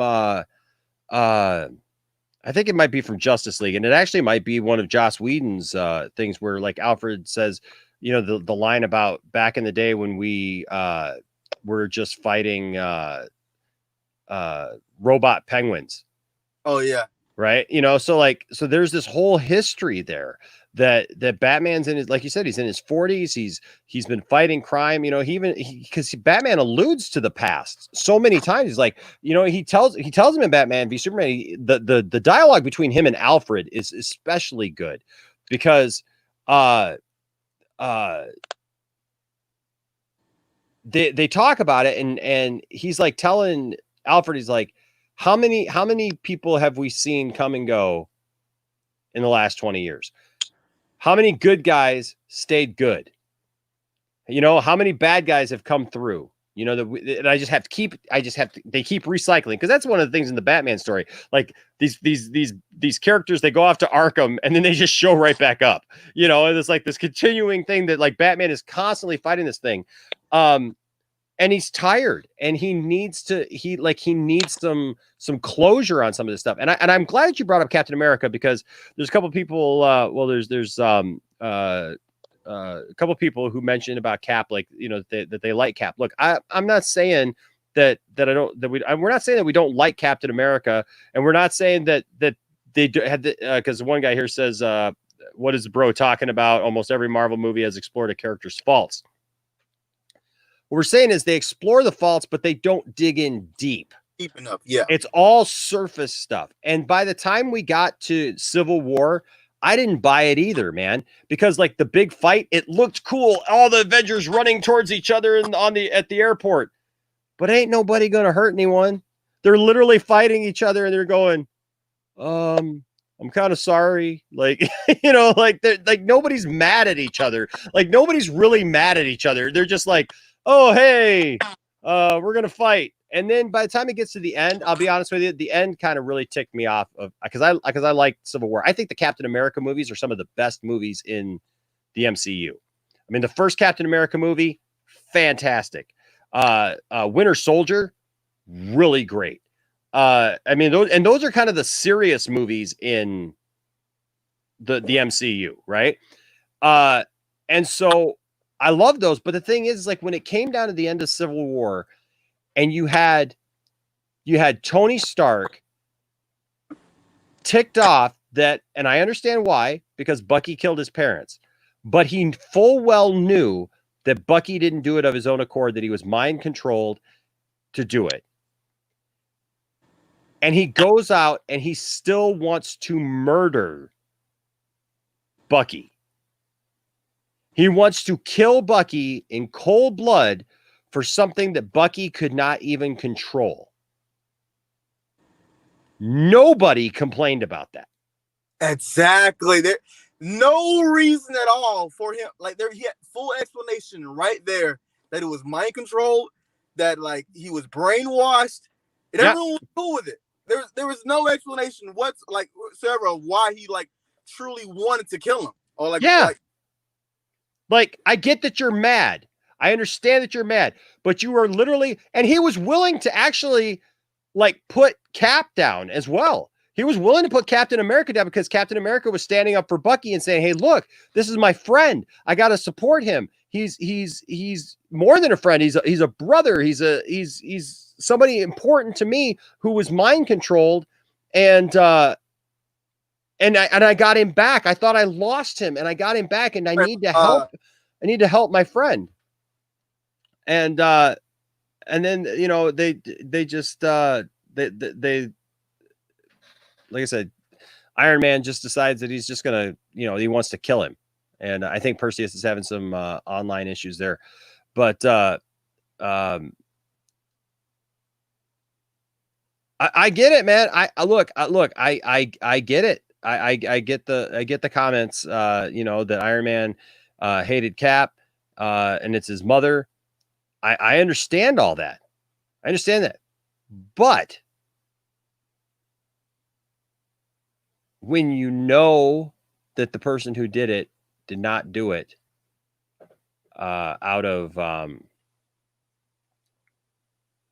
wanting to do it or purposely to murder somebody, but was mind controlled, how do you as a hero justify wanting to kill that person and then literally wanting to beat your friend to a pulp for defending that person? I'm sorry, I would have defended Bucky too. I would have been in Captain America's shoes. And if that was Batman, like when Batman, found the person who killed his parents, he wanted to kill him. He wanted to take him out. But did he? Nope, he didn't. And so, I look at that and I just say there's a difference there. Let's see, he's back. Let me see if I can, I can see you. See if I can hear you. Oh, yeah, sorry, man. Yeah, I got you.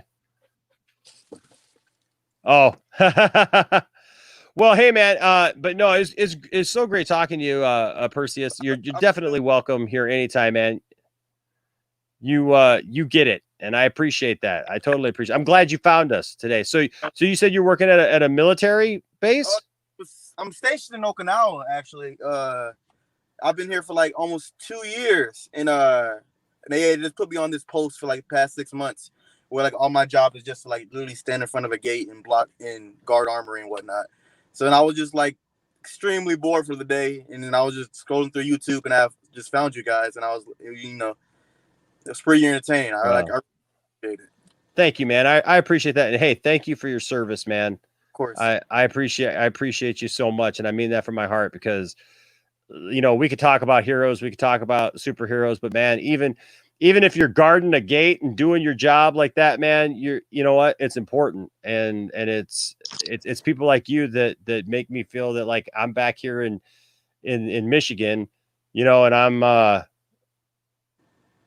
it's a blessing to know that there's people out there who in real life are willing to even lay down their life if need be to protect us and to keep us safe. And so I appreciate you, man, for sure. No problem. I really appreciate your support, man. Absolutely. You're welcome. You're welcome here anytime. And I hope that I'm glad that you found us, and I hope that you enjoy the channel and some of the other things that we do here. And yeah, man, you're welcome. I do live streams like this where I do talk backs, like a lot. And you're welcome anytime, man. I'd love to have you in here. All right. Thank you, man. You're welcome, man. All right, man. Well, hey, God bless for you, man, and protection for you and what you're doing. And I know you just got off a long shift, so try to get some rest. I know I got to actually get up in like a couple hours myself, but I love doing this stuff because I'm passionate about this stuff. And so sometimes, yeah, like it's 5:16 in the morning here and I haven't slept yet and I got to get up at like 8 a.m. But it's like, I'm passionate about this stuff. And I just want people to respect each other, and I want people to get it. And so like, man, it's such a blessing to hear somebody like you who gets it. And people in the chat are saying the same thing, man. You're a superstar and you're the real heroes, man. that's exactly what it's about. So I appreciate your opinion. And man, you just keep being you, man. Don't let this stuff get you down. You keep being the best nerd that you could be. You keep being the best DC fans you could be. Love it all, you know. And I love the fact that you're having those conversations with others, because I think that that's how we really are going to bring this about as a support for these movies and for these ideas and in general, is having conversations, one-on-one conversations, and not being scared to have those conversations. I agree with you wholeheartedly. And I really do appreciate you like having me on, have me talk to you, and like interaction with like your friends and whatnot. You guys are like really cool, and it's really good. Like, you know, it's really good to like, you know, be able to speak and like talk about DC. I love DC, and you know, it's soft spot in my heart, man. Absolutely, man. I got you, man. Fist bump. There it is. All right, man. Wonder Twin powers activate. All right, brother. You have a wonderful day, and we'll talk to you again soon.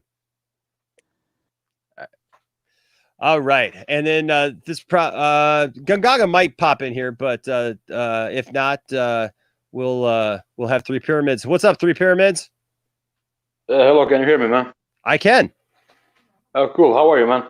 I'm doing great, man. I'm doing even better now here at the end of the stream. You know, I was really upset when I first came in because of all the stuff that was going on, but people restored hope in me. I'm like Batman. I was really ticked off, and I was ready to take everybody down, and I was ready to just throw down with everybody and beat everybody up, and people have restored my faith in humanity. Yeah, that's cool. It was nice to listen to too. About 2 months ago, I became a fan of your channel, you know. Oh. Listening how you talked about unity and how we can like different stuff but still have the conversation. So that's really meant a lot for me. Oh, that's and awesome, also how man. you said that. Also how you said that you like Superman a lot. For me, Batman is my guy. That There you character go. nearly saved my life. Oh, So man. it's nice to talk to people who understand this stuff. That it's more than just the characters; it's the way of life. Yes. You know. Absolutely. Absolutely, And then man. and the process with what you talked about the Batman v Superman, Batman. I have a problem when people say that he kills and blah blah blah. But you guys were right. When he has been Batman for 20 years, he have dealt with Robin's death. Then this alien comes and kills his friend in front of him. Of course, he's gonna snap because he's human. That's what makes the character beautiful. Yes. No, you're absolutely right, man. I you know, and that's things like I understand the idea of not wanting Batman to kill. I get it, right? Yeah.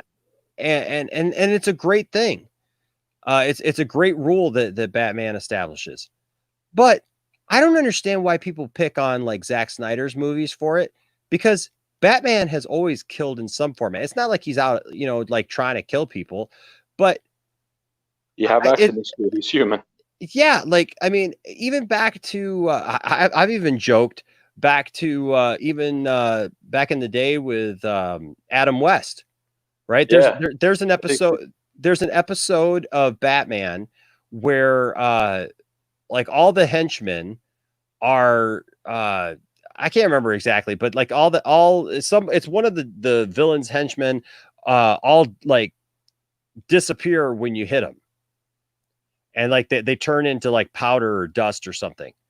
And it's so weird because like every time Batman punches somebody, they're gone. And yeah, they're dead. You know, they're gone. They don't talk about it that way, but they are. And then like when you look at like Michael Keaton's Batman definitely kills. He killed several people in that movie. I mean, he kills the one guy in the bell tower where he slams his head into the bell and then throws him down the rafters. That guy's dead. Yeah. You don't survive that. And Batman Returns also. He kills a lot of people in Batman Returns. Absolutely. I mean, he's got machine guns on bombs. Yeah. So obviously there's a component there. He's not trying to murder people, but he understands lethal force is needed sometimes. And I think that's all we're asking is to understand that. And like, yeah, when he's, like you said, when he's been in there for 20 years, that warehouse scene, man, is total Batman, where he comes out in the warehouse in Batman v Superman and he just starts taking people out. And, you know, he's using their own weapons against them. Yeah, exactly. And that's my problem with when people say that, yeah, he doesn't kill, but that's what humanizes Batman, because after when he does those things, he's gonna think about it. He's not willing to let it go. That's part of his Yes. history and what he dealt with his parents, and he knows what it feels like. That's why. Otherwise, if he's just killing people, he would just be a dick. But he thinks about Right. stuff. Exactly. That's that's the great thing about both Batman and Superman in Zack Snyder's films. They actually deal with the weight of what they've done. Yeah. They have to think about it. Like Superman, when he kills Zod, emotionally, it just drains him. Exactly. And Yeah. like when people say that they have the problem with the scene in Batman vs Superman when Clark goes to the mountain and sees his father, that yeah, he was just imaginary. Yeah, but he still wanted to listen that what his father can guide him, because it's not too easy to be an alien and everybody judges you. You know, so many people can relate in a smaller kind of way. That's why Superman is so powerful character.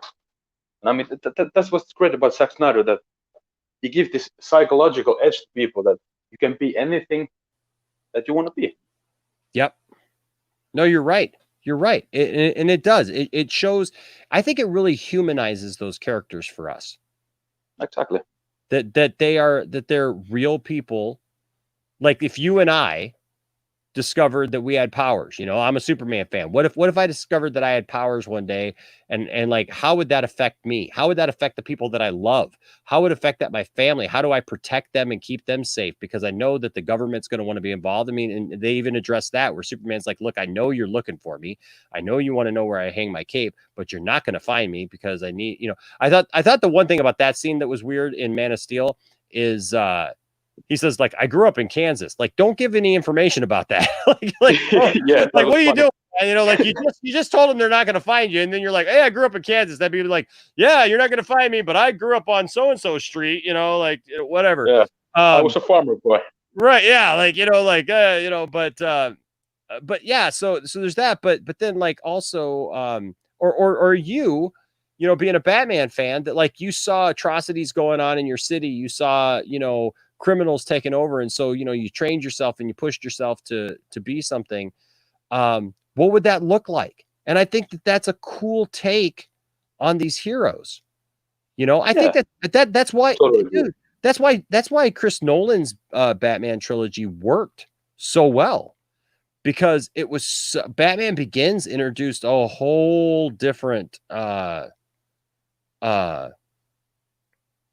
is the realism in it. Yeah, a whole different realism. That's why I like these versions. Like Zack made the point with Superman that the world is not going to be happy when some alien guy comes and he tries to help. Yes, maybe 50% like him, but the other 50% don't like him, because it's just how we are in this world. Like you said before, that the world is a strange place, that we all have different opinions. But if some guy comes down and starts to fly through buildings, it's not going to be normal. Of course, somebody's going to hate.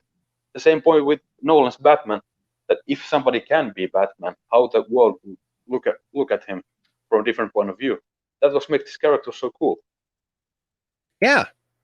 Yeah, I mean, and that just, I don't understand when people don't get that, man. Like, why don't more people get that? That's a good question.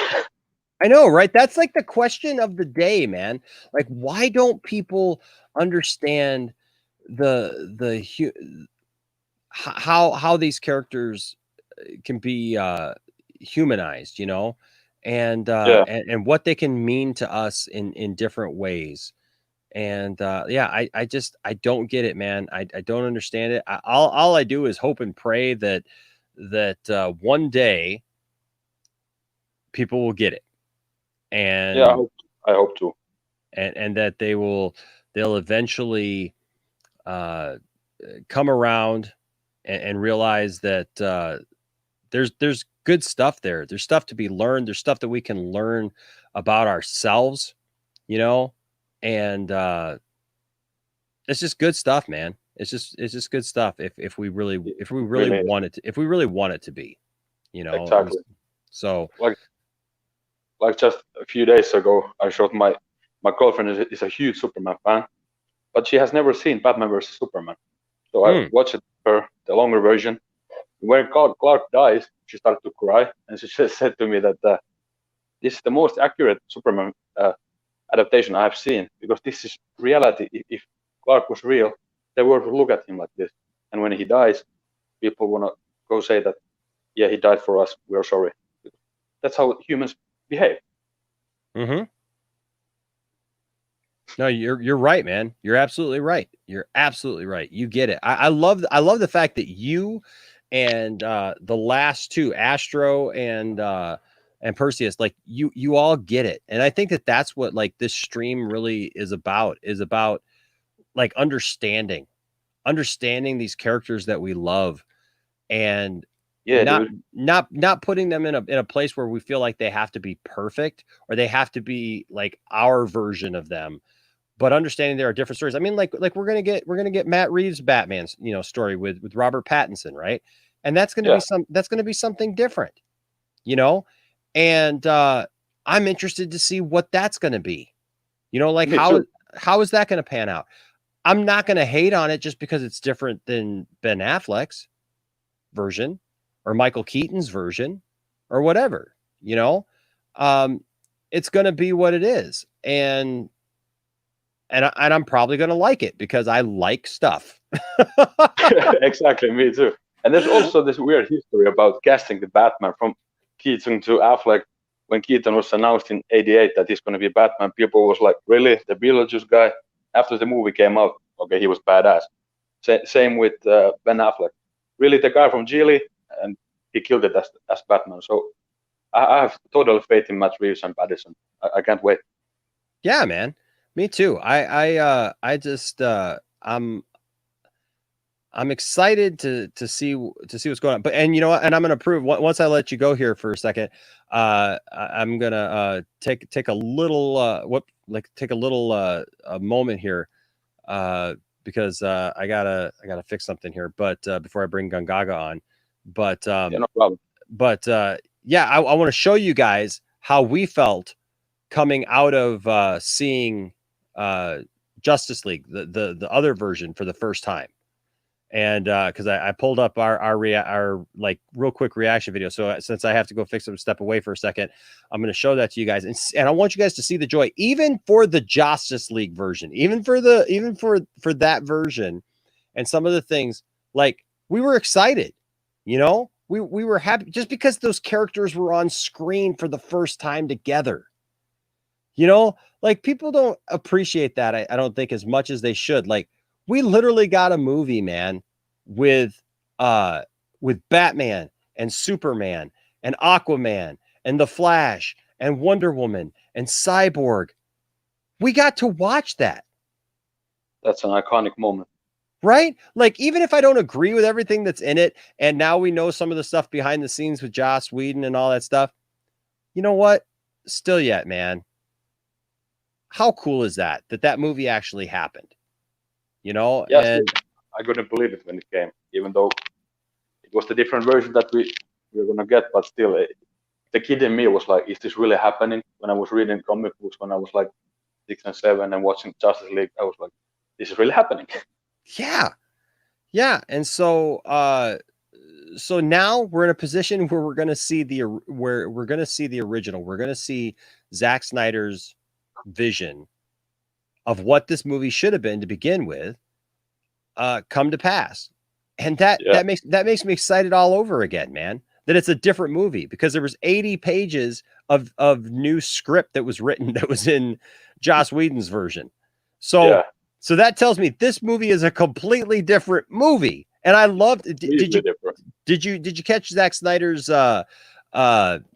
comments that like all of this stuff is just him. It's all just his stuff. And he said that like he would burn and crash his version of the movie before, including anything else in it. Which, look, we did here on the channel. I don't know if you caught it, but we did a Poindexter Council where we talked about like, what did we like about Joss Whedon's version of Justice League, and like that we would kind of like to keep. And there's some scenes in there that I know are by Joss Whedon, but I'd kind of like to keep. Like, for me, the stinger thing at the end with Superman and the Flash having a race, dude. Yeah. I was grinning ear to ear with that because that's just Yeah, me fun. too. That's fun. And that's straight from the Justice League series. Yes. Cartoon series. Yes, in the comics, so many times, man. In the comics, so many times, the Flash and Superman have raced, for one reason or another. So that's classic. That's good stuff. Classic. So I don't want to just come across that I just like hate everything that Joss Whedon did and that I hate the movie because I don't. I look. I'm not going to burn my copy of Justice League. I'm not going to throw it in the trash. I'm not going to get rid of it. I just simply, I'm excited that I'm going to get to see the vision and the version that we should have seen to begin with. Yeah, I really can't wait. I'm so giddy that we're gonna finally see Darkseid, even if it goes for 1 second. I don't care. I just want to see Darkseid. I know, man. It's so awesome. It's so awesome, Yeah. man. I wish that I could live stream like. Well, you know what? We probably can because I was thinking of see it in the theater, but I don't know. Like I'm just tired, I guess. But like we see it at home, so like I think I might have to live stream my reaction of actually watching the movie, like watching That the would film, be awesome. because like I just want to experience that with everybody else for the first time. Knowing it's like we're seeing Darkseid, we're seeing like stuff, man. It's gonna be so good. It's gonna be so good. Even if the movie, like people are like, well, what if the movie sucks? I don't care, but I don't think it's gonna suck. I'm like, but I just and why people have to have this negative energy before even the movie comes out? Just wait and watch it another time, and then make your assumption of the movie, not straight away before it even comes. Yes. I don't get it. No, you're absolutely right, man. This thing's like I don't understand the idea of having to hate on something before it comes out, acting like you're gonna hate it just because. I'm done with that. I'm done with that for sure. Well, hey, Three Pyramids, thank you for joining me, man. I appreciate you calling it. I appreciate that you're here and that you're part of the Poindexter Lounge, and you are welcome anytime. Okay. Yes, I'm honored, man. Take care and take care of family, and thank you. I hope you come soon. Yes, bye, dude. Thank you, man. All right, man. You have a good night. Yeah, you too. Bye. Bye. All right, so that's that. So I'm gonna bring in Gungaga. I do have. Looks like somebody did come in after Gungaga, and that's fine. So MK, you will be my actually. So I can see you, Gungaga. Do you want to be my last one and let me hit up this guy? Okay. So I'm gonna bring in MK here in just a second. But here's what I'm gonna do because I'm gonna be honest with you. I drank this whole thing of coffee right there, and I've almost polished off this bottle of water, and it's been 3.5 hours. And so I'm gonna go take care of a couple of things, and I'll be right back. But I'm gonna give you something to watch while I'm gone. So this is our reaction right after we saw the original Justice League movie. So take a look at this. I'm not going to play the whole thing because it's like 12 minutes, and I'm not going to be gone 12 minutes. It's not that bad. But I just kind of want to give you our original thoughts and stuff, and you can see a whole different me in this video. So here we go.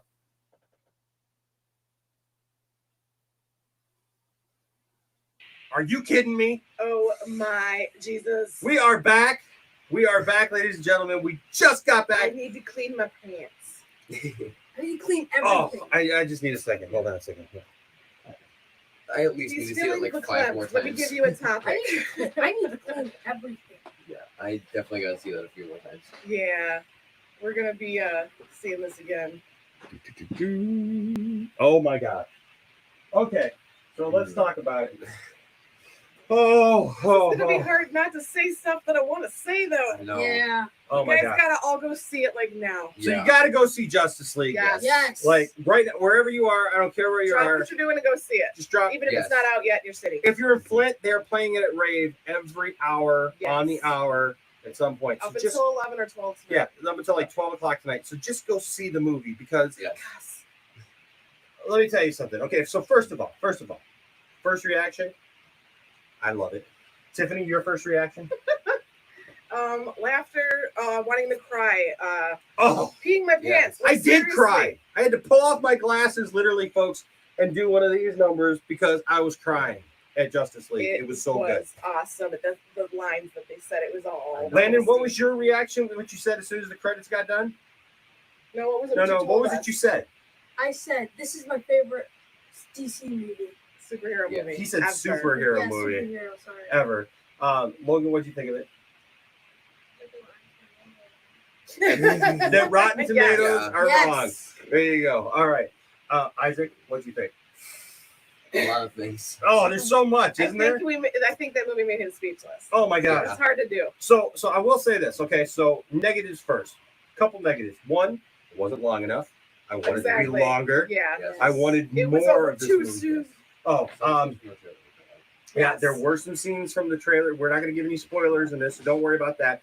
There That's were not until the some end of the scenes. weekend. There were some scenes from the trailers that we saw that were not in the movie. Hoping that they're going to be on the DVD. And then the rumors about the CGI. There was CGI that was really good. First of all, I'll say this: a lot of people were concerned about Cyborg. Don't be concerned about Cyborg. Cyborg looked really good throughout the whole movie. I was shocked. Yeah, I kept waiting for it because that's been kind of one of the big things people were talking about Cyborg. Oh, did the CGI look bad in the trailers and stuff? Cyborg was on point throughout the entire movie. Not once did he look cartoonish. No. Not once did he look bad at all. He looks great. So the super stash. Couple times, but you've got Henry Cavill who has a distinguished upper lip, and when it shows a little blurry-ish, but it you know wasn't. what? But it didn't wasn't take something. anything away. No, it was not something that was going to pull you out of the movie and make you think anything else. I loved how the movie started. Yeah. Yes. Oh my gosh, how the movie started was excellent. So there you go, guys. That's that was just a little bit of our initial reaction to the Justice League movie. You can find that video here on the channel. As you can see, we all look a little bit different. The kids are a little bit older now, and Tiffany and I are a little bit less than we were back then. But hey, it's all good. It's a new time and a new day for sure. And so yeah, I dig that. You know, I'm gonna actually have to go back. It's been so long since I've seen that video. I'm gonna have to go back now and watch it. This is why I started the channel, guys. This right here. This is a moment in time for my family, and I'm so glad to have met you guys. A lot of you guys who are here now and support the channel, because these are moments in time. And now I can go back and watch videos of you guys when you guys come in here in the chat and stuff like that, and moments that we had. But this right here, if well, where is it? Right here. There it is. I'm backwards, right? So this right here of being able to go back and watch my family respond to Justice League with Isaac turning 18 this, a couple weeks ago, and all this stuff. This is like why I'm here, is to be able to share these kind of things. And now I share this stuff with you. And so when we call you our nerd family, we definitely mean it for sure. All right. So we're going to bring in MK, and then we're going to bring in Gungaga. And then I think I'm done for the night, because it is 5:40. So we are going to move a little fast. So MK, I hope that we can hit up what you want to talk about quickly. And it's just because it's the end of the night, but you're welcome to come back if we need to talk about stuff more, because I never like to cut somebody off. But how are you doing? MK, are you there? Oh, come on. I like your avatar. Not hearing you though.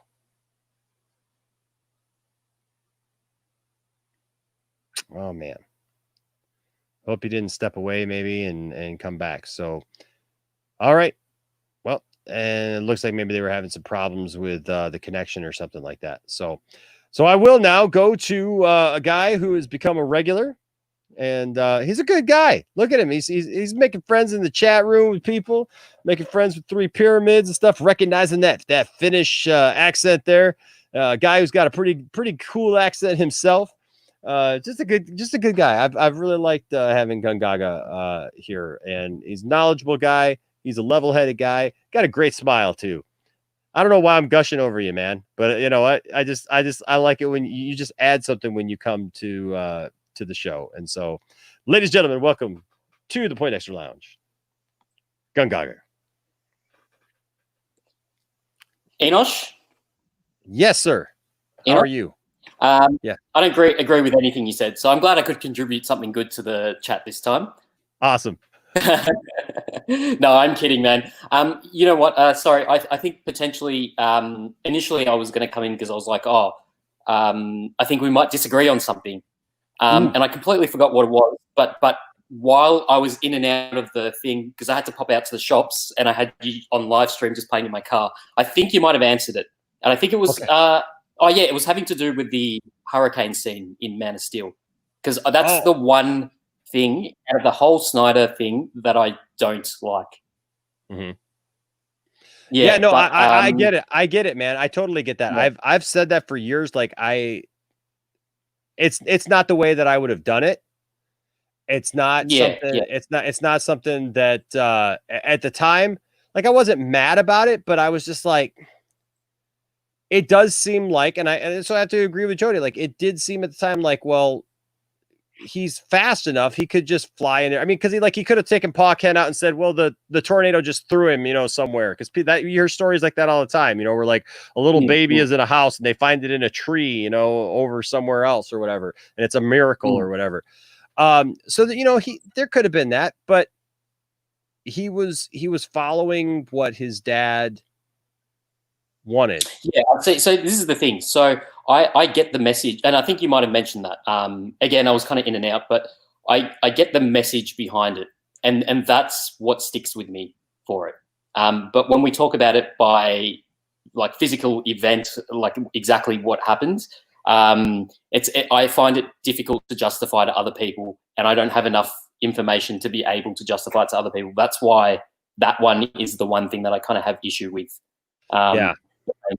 So I don't know if anyone had mentioned it today or something, but there is a video called Why I Love, I don't know if you've seen it before, if it was mentioned earlier, but there's a video on YouTube called Why I Love Batman v Superman, or How I Learned to Stop Hating and Love Zack Snyder.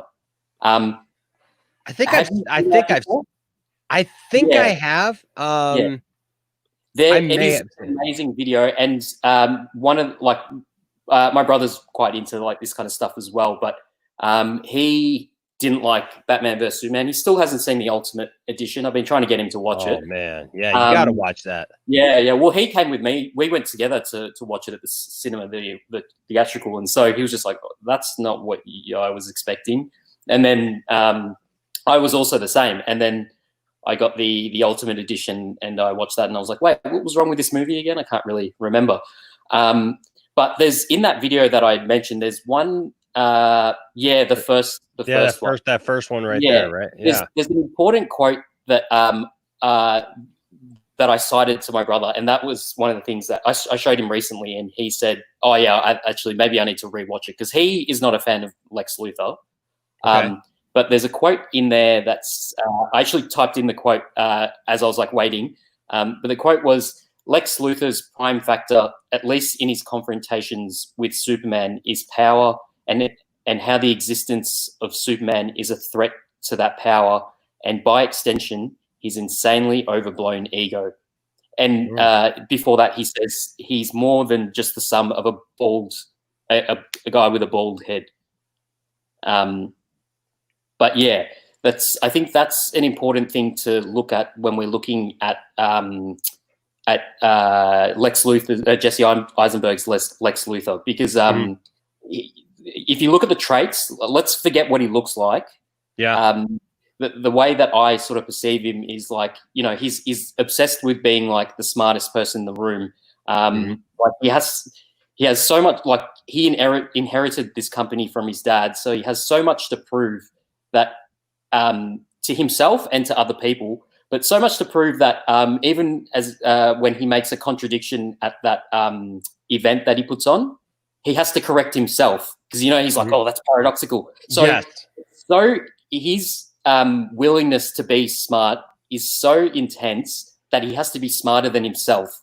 So he has to correct his own like thoughts, which I think is like insane. And one of the things that I think that Zack Snyder likes to do, he likes to break down the mythology of these characters. Oh yeah, their inherent characteristics, and he's less focused on the physical aesthetic. And what happens when you break down the character is you get to see individually what makes this character the person that they are. And then you rebuild from the origin of Lex Luthor, who's been around for so long, and everyone has this idea of what Lex Luthor is based on like comic books and stuff. Let's break him down to show all these parts of who Lex Luthor is and build him up from there. And I was strongly thought that Lex Luthor was on a bit of a journey with his character if he was able to keep going. That was not the final Lex Luthor. That was just showing his early sort of stages. And if Superman's allowed to transition into being Superman over a few films, why can't a villain do that? They don't have to be the villain by the end of the film straight away. Exactly. What I find is that people sorry if I'm talking too much, man, but no, dude, I talk way too much, man. I talk a lot. Trust me. And like, it's something that I've learned about myself is like, I talk because a lot of stuff I do, I have to carry it. Right. So it's like usually on the broadcast here, I have to carry the show and do the whole thing. But no, I love the fact that you're talking, man. So okay. It's great. Yeah. Keep on. Yeah. Sorry, man. Just cut me off if I'm talking too much because you're good. It's your show, obviously. So, no. That's why I open it up for people to come and talk. Just like thanks, man. Cheers. And it is a good thing that you do that. It's one of the. I mentioned it last time. You're the only person I've really seen that really commits to that kind of thing. I mean, like doing a 4 or 5 hour stream is intense. Like I said, like ages ago, all my friends are Marvel sort of fans, and it's always this idea where they're like, why did we get Batman already? Like we should have had like a solo Batman film, and all that kind of stuff. But when you think about it, what actually happens in those solo films? Let's use Iron Man for an example, because that's actually my favorite one. But everything kind of just stems from that first Iron Man kind of thing in a shitter way, actually. Yeah. Sorry for swearing. So Iron Man gets. Let's use Spider-Man, the original Spider-Man. Spider-Man gets his powers around the same time. Green Goblin gets his powers. There's a bit of a struggle. Spider-Man loses. He has to do something. Then they fight again, and he wins. Like, why can't you do that if you're planning let's say a 5-book arc? Because that's essentially what it is. Like, yeah. It's a graphic novel in a film, Yes. If you're planning that, why can't you build those characters up over that time rather than have a Superman solo film, Batman solo film? If you're using Marvel as an example as to what you should do, they don't ever build their characters in that solo film. That solo film does nothing but show how they got their powers, and that's it. Yep. I mean that's what there's no character progression. No, I mean that's what solo film. You're exactly right. That's what solo films are. They usually introduce how a character became that. Well, with Batman, we didn't need that because they had a 20-year-old, they had a 40-something-year-old Batman who had already been fighting crime, already been doing this. You don't need an origin movie for that character because he's already been involved. He's already been doing the job. You need to figure out a way. You need to figure out a way. How do you interject that character into this existing world? Exactly. Okay. So to that, someone might argue, well, this is a different Batman. Okay, but what can we do differently this time? Well, let's have some different parts that allude to the fact that he's had a past. So we had quotes in there. We had a Robin suit. We had 20 years in Gotham. We've had little bits that allude to the fact that he's been around. And we can already build up the type of, based on, that image. So sometimes one image can say so many things if you look deep into it. Are people prepared to do it? Is the general public prepared to do that? No. They prefer to just have it laid out in front of them they prefer to have something like an Easter egg, I guess, laid out right in front of them so they can go, exactly. Oh, cool. America was because there was a shield. Yep. Whereas you see, it's not just, so there's the Robin suit. There was a Robin. there's the fact that it's spray painted with haha jokes on you. So makes you ask questions about what happened to Robin. And then also that's obviously the Joker. And then saying 20 years in Gotham, how many good guys left and all that. 20 years, so he's obviously saying that there's a lot of people that he's had to fight. So if you think like 20 years of fighting like intense, like psychological characters, which I like because I said I wasn't a fan of Deathstroke being in the Batman film, but which is why I think of this a lot. But he says 20 years in Gotham, how many good guys left? So that alludes to the fact that there could be a lot of like psychotic villains out there. So that makes you think, okay, so what are those other villains as well? I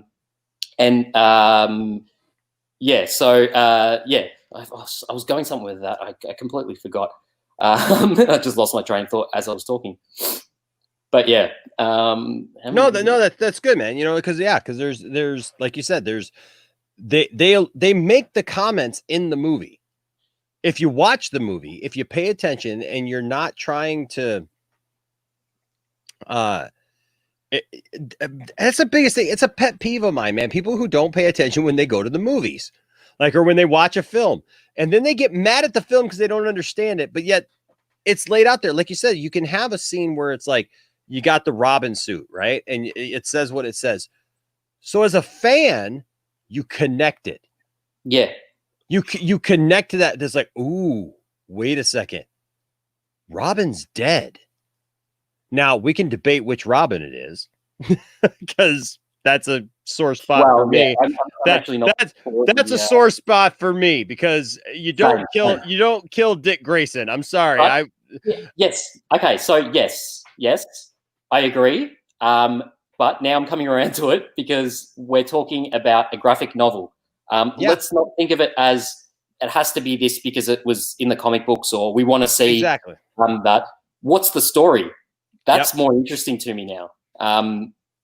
This is a one-off story kind of thing, a 5-part arc, and this is something that we've not seen before. So what's the story?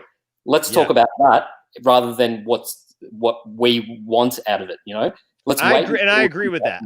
And that's what I had to come to terms with. Like when Zack Snyder said that was Dick Grayson, I was like, at first I was like, no, you don't kill Dick Grayson. Oh, I think I lost Gongaga for a second. You don't kill Dick Grayson, but like you said, it comes back around. And so, he said, give me 2 seconds. Okay.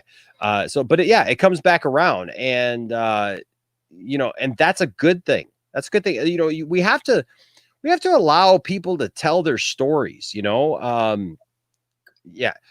have to allow storytellers to tell their stories. We can't try to tell their stories for them. When we get a little bit of information and go like, oh yeah, well, this is where you're going. This is where you should go. I watched a video today, by Nerdrotic and it really ticked me off. And I don't really watch Nerdrotic very often. I mean, I've watched a few of his. Anyway, sorry, go on. Yeah, he's actually pretty big.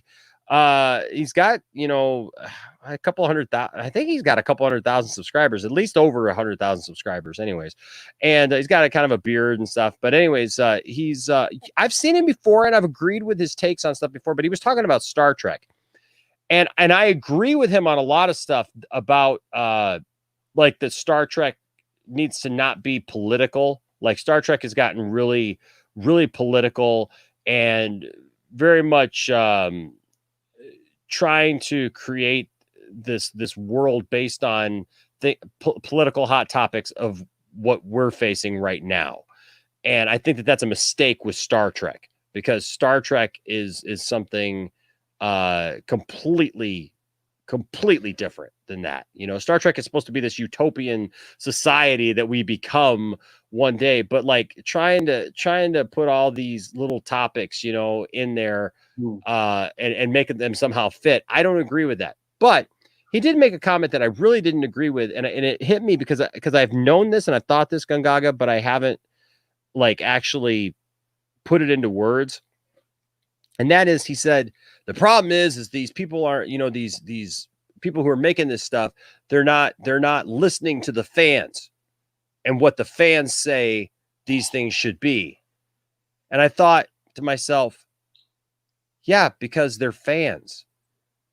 You don't necessarily just do what the you're just going to tell stories that the fans want you to tell.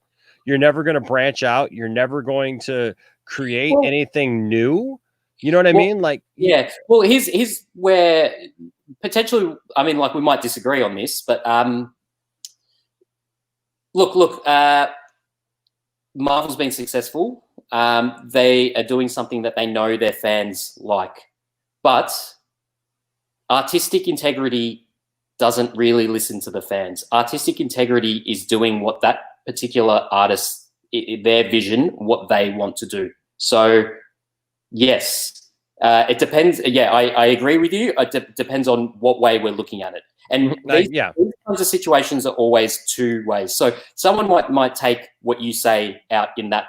I know that you would probably agree with me because you have because you're very level-headed. So, but I don't want people to criticize you saying, look, we shouldn't listen to the someone take you out of context. That's not what I'm saying. He was saying that the Snyder cut and they won't listen to the fans. So I know that's what you're saying. That's not what I'm saying, because I know. Thank you for pointing that out, because I'm not saying that they shouldn't listen to fans. Tries to tip you out and right. So no, I'm not saying that people shouldn't listen to fans, because I agree with that. There are a lot of things that I've complained about over the years that it's like, okay, this is not how this character is, or this is not how this is and stuff. And I agree with that. Look, you got to give fans something that's recognizable. And I've said it before. I get so tired of watching directors and people who make a movie about something, a franchise or a property that we all love, and they're talking about their vision for it and what they thought about something or whatever, and they completely change something and just screw it up and give us something completely that we can't relate to. So I do agree with that. I believe that there's got to be a healthy mixture, right? Sure. You got to be able to give fans something that's recognizable, something that they connect with and they resonate with, but at the same time being able to tell stories that go outside of the bubble of what the fans either perceive or what the fans anticipate. Yes. So you got that bubble there of the stuff that we know and that we really, really like, but every once in a while you gotta have something out here that stretches us and pushes us in a different direction. I'm not saying that every time that happens that it's good. I'm just saying we as fans, we used to go to a movie, Gungaga, and we used to say, oh, hey, that's cool. Or we used to watch a TV show and say, oh, that's where they're going with this, right? And we maybe liked it or didn't like it, but we didn't go crazy about it. It was just, well, that's the story.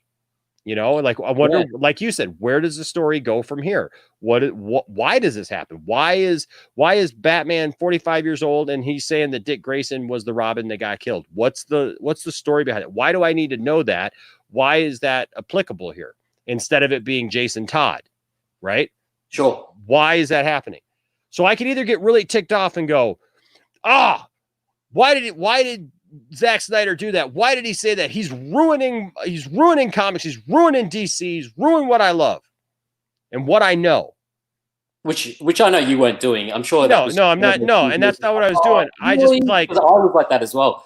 Yeah, I was like that as well. I was like, oh, really? Come on, man. I kind of want to just see Dick Grayson, man. Yeah, I want to see Nightwing, man. I want to see. I would love a movie, man, with like I don't know who you cast in that role, but my goodness, man, to get somebody to play Nightwing next to Ben Affleck, like as Ben Affleck as an older Batman, and then have a Nightwing, dude.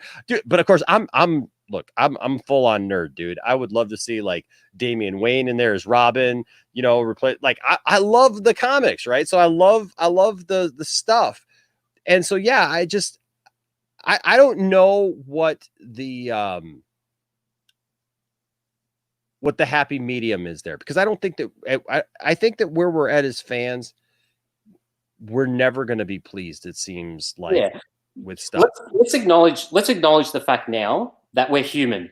So we can 1 minute say, and I'm talking about me specifically, so we don't have to say for you. I don't want to speak for you, but I know for me specifically, I saw that and I was like, I don't like this. I want to see Nightwing.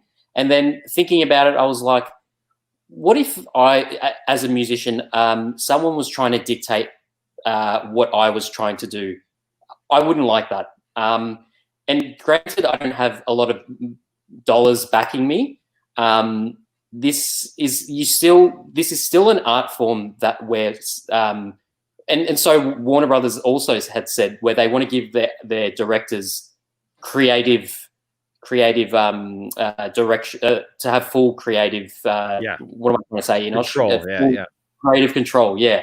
So at the end, it is a business. So yeah, it is a multi-layered facet where you've got that struggle where you got to go for the fans, and then you also want to do your own thing. That's by nature. And we might say, for us, we might say, oh, this is okay. Oh, we can sort of deal with that. And that's by nature as well. So I think it's important to acknowledge that. Otherwise, that's how we end up in these big wars with other YouTubers and stuff like that. Yeah, but that's my thing, and I'm gonna let you get on to your next guy, man. Okay, yeah. Well, there's nobody else. You're my last guy. Okay. You're my last guy. He never came back, unfortunately. So I think maybe he had a problem with his internet or something, because I never could hear him. But no, man, I appreciate your input, man. I'm gonna go back over, because I heard a little snippet of you saying, about your two last guests. You were saying, you bring up some great points. So I'm actually want to go back and listen to what they had to say as well. Yeah, for sure, man. They did. I appreciate everybody who came in. Like when I finally opened it up tonight for discussion, I appreciate the people who came in, everybody. And then everybody also, there's people who said that they couldn't come in tonight, but yeah, you guys are always welcome to come in anytime that I do these things. But yeah, I really like the fact that people, especially tonight, having good conversation about stuff. Like you and I, we just talked about a couple of things that we didn't like about the Snyder, which proves that this whole idea of this Snyder cult that will just bow at they're taking the fact that we have a level head and we can sort out the stuff that we don't like and just watch the movie and appreciate it. You don't like Jody. What's that? You don't like Jody. I don't like Jody? Yeah. No, I don't like him. He's your boy? No, he's not. Sorry, I'm just being an idiot. No, please. No, yeah, but see, even if he was, you know what I mean? It's like, I don't know. It's a movie, man. This guy needs to relax. That's the thing. It's like we can watch a movie and see the things that we like, see the things that we don't like, and weigh those things out, and we can still like the movie. Right? I went and saw, I just showed the video of us going to see the original Justice League movie. There's parts of it that I really don't like, but there was so much excitement because we were seeing a Justice League movie for the first. We literally stood right here, 3-4 years ago and did that video. And it's like, man, I was excited just because of who we were seeing on screen and the things that were there and stuff and what we were getting at the time. And now I'm excited the fact that Zack Snyder's getting to put out his movie. And I'm excited because it's basically a different Justice League movie. It's we're getting the same people playing these characters, Gungaga, but we're getting a completely different movie. There's going to be some parts that are recognizable. This is unprecedented. I mean, I don't think I've ever heard of something like this happening where we're getting the same characters to basically remake. I mean, it's not really the remake, it's the original, which is weird because we got the remake at first, but we're getting this different version of this movie. And that's exciting because it's like getting another Justice League movie that has Darkseid in it, and it has, re-imaged, Steppenwolf and all this stuff. That's exciting. And I don't understand why people can't just be excited about that and just go, hey, we're getting something different. It's going to be fresh. It's going to be new. Maybe down the line, we'll get, something that's more, in a different vein or whatever. But for now, I'll watch that as well. Yeah, it's like I'm gonna watch that too. But right now, hey, Batman and Robin, and then you watched Batman Begins, and it's just it's a cycle, right? Things change, man. I don't know, man. Times change, man. We could all be. We could look. In 15 years, we could all be watching some J-pop version of Batman, you know, like where they're dancing around, you know. And have you seen Batman Ninja? I have. I haven't. I didn't like. No, sorry, I've seen it. I didn't like it, but the animation on that is amazing, and the actual Joker character. I can't remember. I think what was weak about it was the actual storyline, but I think everything else about that was really good. And when it shifted into this weird, sketchy kind of thing, that was really trippy as well. Well, and but then they turned into Transformers. Then they had like Transformers in there and stuff. Yeah, like that, dude. dude. Which is wacky though. That wasn't even a thing that really bothered me because that feels Japanese because I like anime. Yeah, dude. I thought it looked great. I thought I took a lot of flack over Batman Ninja actually because I watched it and like I kept watching it and like you said there was like it looked really good. Like it looks great. It's the one like Batman figure because they pieced it together. It was like a build-a-figure in like a bunch of different things. And I was like, I don't even want that figure. I can't even like I don't want that figure. So like I took the pieces like and I'm trying to sell them piece by piece to other people who may want them because I watched that thing and like it took me a while to finish it, man. Like because I kept watching it in pieces because I watched probably the first hour and 15 minutes solid, but the end I just couldn't get through. And when it started doing weird stuff, like you said, it looked great, but it was like, what the heck am I watching here? This is weird. Yeah, it's weird. But I know people who love it. They swear by it, and God bless them. Yeah, God bless them. They can have it because it's theirs. You know. Yeah, so you haven't gone out and you haven't gone F these people who like Batman Ninja. Those guys. Well, you need to stay tuned for my next video because as soon as this video is done, I'm making the Batman the Batman thing, and I'm going to be like, and if you like Batman Ninja, F you, and F the guys who drew it, and F the guy who played Superman, and F the guy who played Batman, and F the animators, and F Warner Brothers, and all of you guys, and if you support that, F you too. Can you take a snippet out of me that said the part that I like the animation and just say he likes the whole thing? And look at this guy. Look at this guy right here. This guy loved the whole dang thing. He loved the whole. Yeah, right. This guy. I know. I always do that too. It's like it's always the wrong way. This guy loved the whole dang thing. This guy right here. He loves Batman Ninja, and he's supporting it, and he's trying to force all of us to watch Batman Ninja and love it. And if we don't love it, he's coming after us. All right, Enosh, I gotta head off, but thank you so much for hanging about to have me on.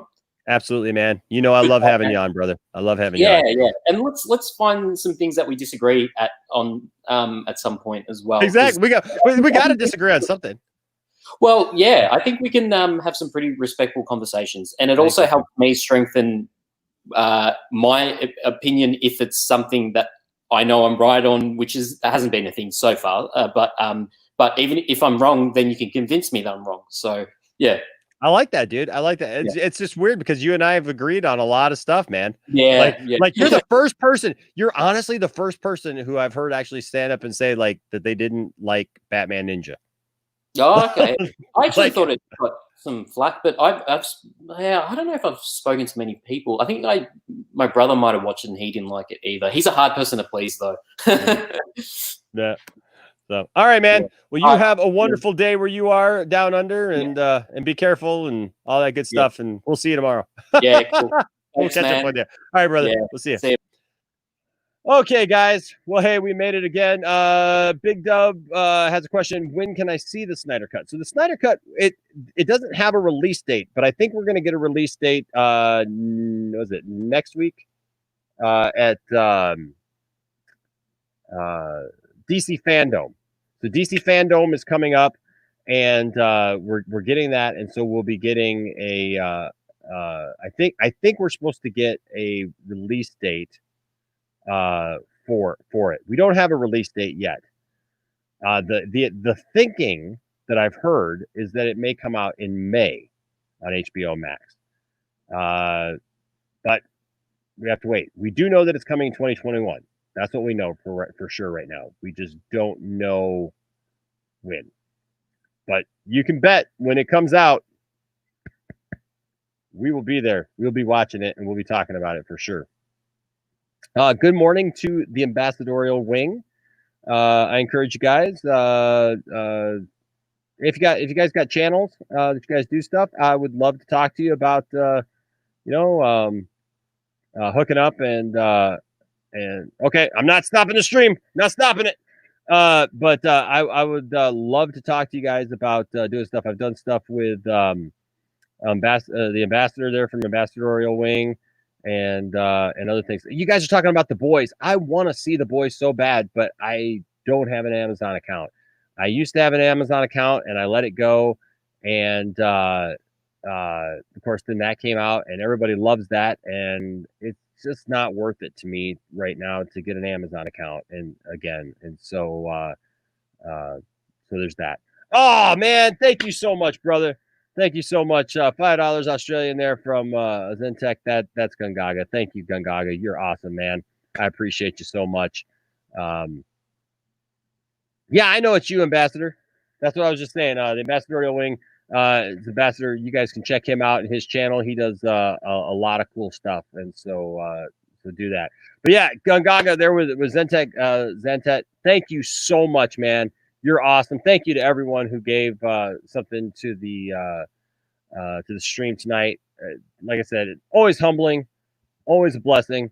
We don't do this for money, but we are blessed when people support the channel. And so don't forget this month, if you give something to either the super chats or the new Cash App thing, because we got to do a Cash App thing because everybody's doing the Cash App, and I just think it's funny, but that goes directly to us, and that's just at Enosh Fett, or even if you become a Patreon. Then you automatically get put in the running for our giveaway of the month. And this month's giveaway, yes, you can, Gungaga. Absolutely, man. So this month's giveaway is a pop vinyl. I don't have it right here. It's a pop vinyl of the Riddler from Batman Forever. So we talked about Batman Forever earlier. So I got the 100-yard glare going on. I know. It's been a long night, but it's good, man. Thanks to Three Pyramids. Thanks to everyone who came in and talked about it. What's not the name of your band, your solo project? Absolutely, man. Absolutely. Gungaga's a fellow musician, and I'd love to hear it, man. I'd love to hear what you're doing and stuff if you got it, man. Absolutely, for sure. But yeah. Send us the name of it or whatever. Or okay, here we go. We'll put this up here. This is Gungaga's project, it looks like here. So Zen Tetsuken. And where can we find that? Can we find it anywhere right now? Or is it still yet to come out?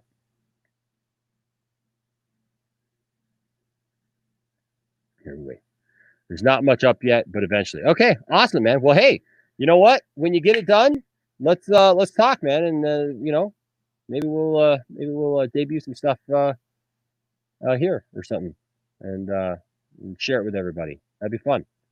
I love helping other musicians and stuff. I've been a musician my whole life myself, and that's cool. You can YouTube. Oh, okay. All right. So it's on YouTube. Well, that's awesome. Well, then yes, I will check that out, and we'll talk about it for sure. Well, hey guys, I love you all. You all are awesome. I appreciate all of you guys for all that you do and for being a part of the Poindexter Lounge. And I hope that you see at the end of this video,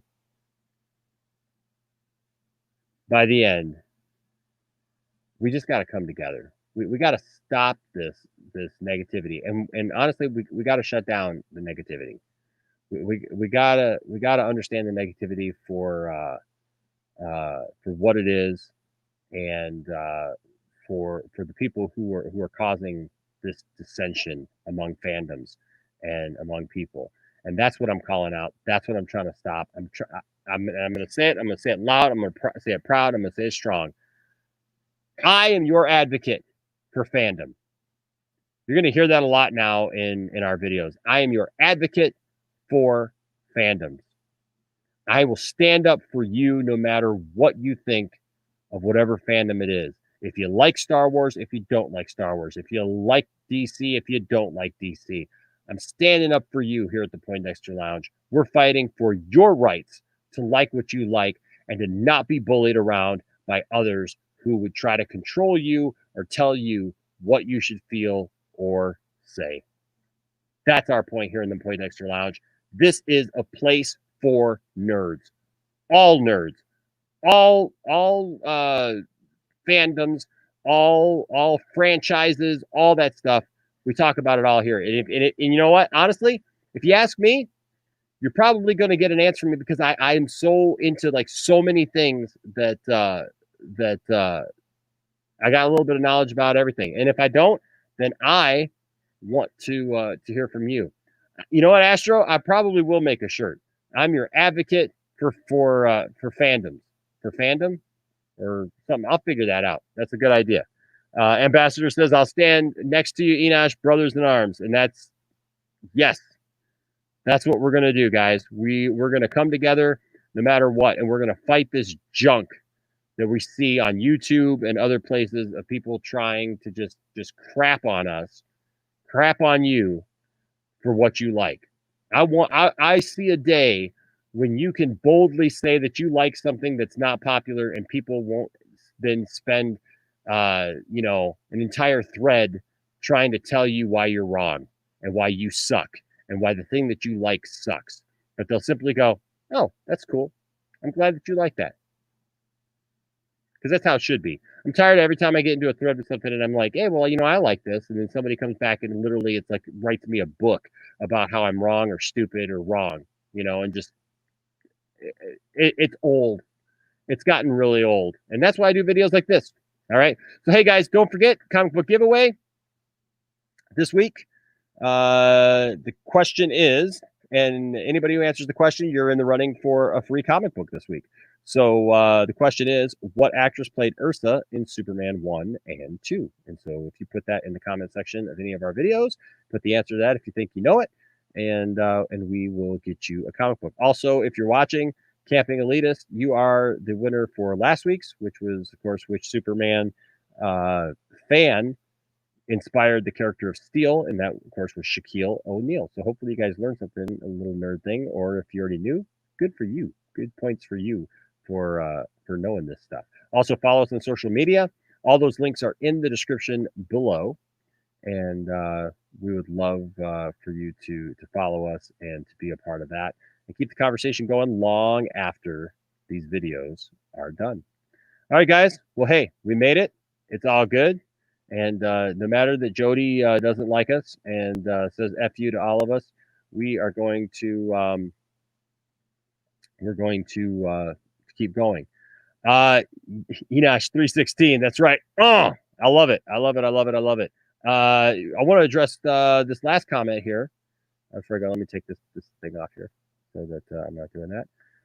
But yes. So Astro, you bring up a really good thing. Good point. And this is one of the reasons also why I like Superman. Because I don't know if you're new or not. But so I'm a pastor. And you probably know that because you posted this. But it says, real quick, did you know that El in Hebrew means God? So son of El is son of God. Yes. There is a great book called The Gospel According to the World's Greatest Superhero, or to the Greatest Superhero. I'll have to find it and put it in another stream. But guys, it's a great book about the creators of Superman and how, everybody's talked about like how Superman has all these, connections with like Christ and Jesus and stuff like that.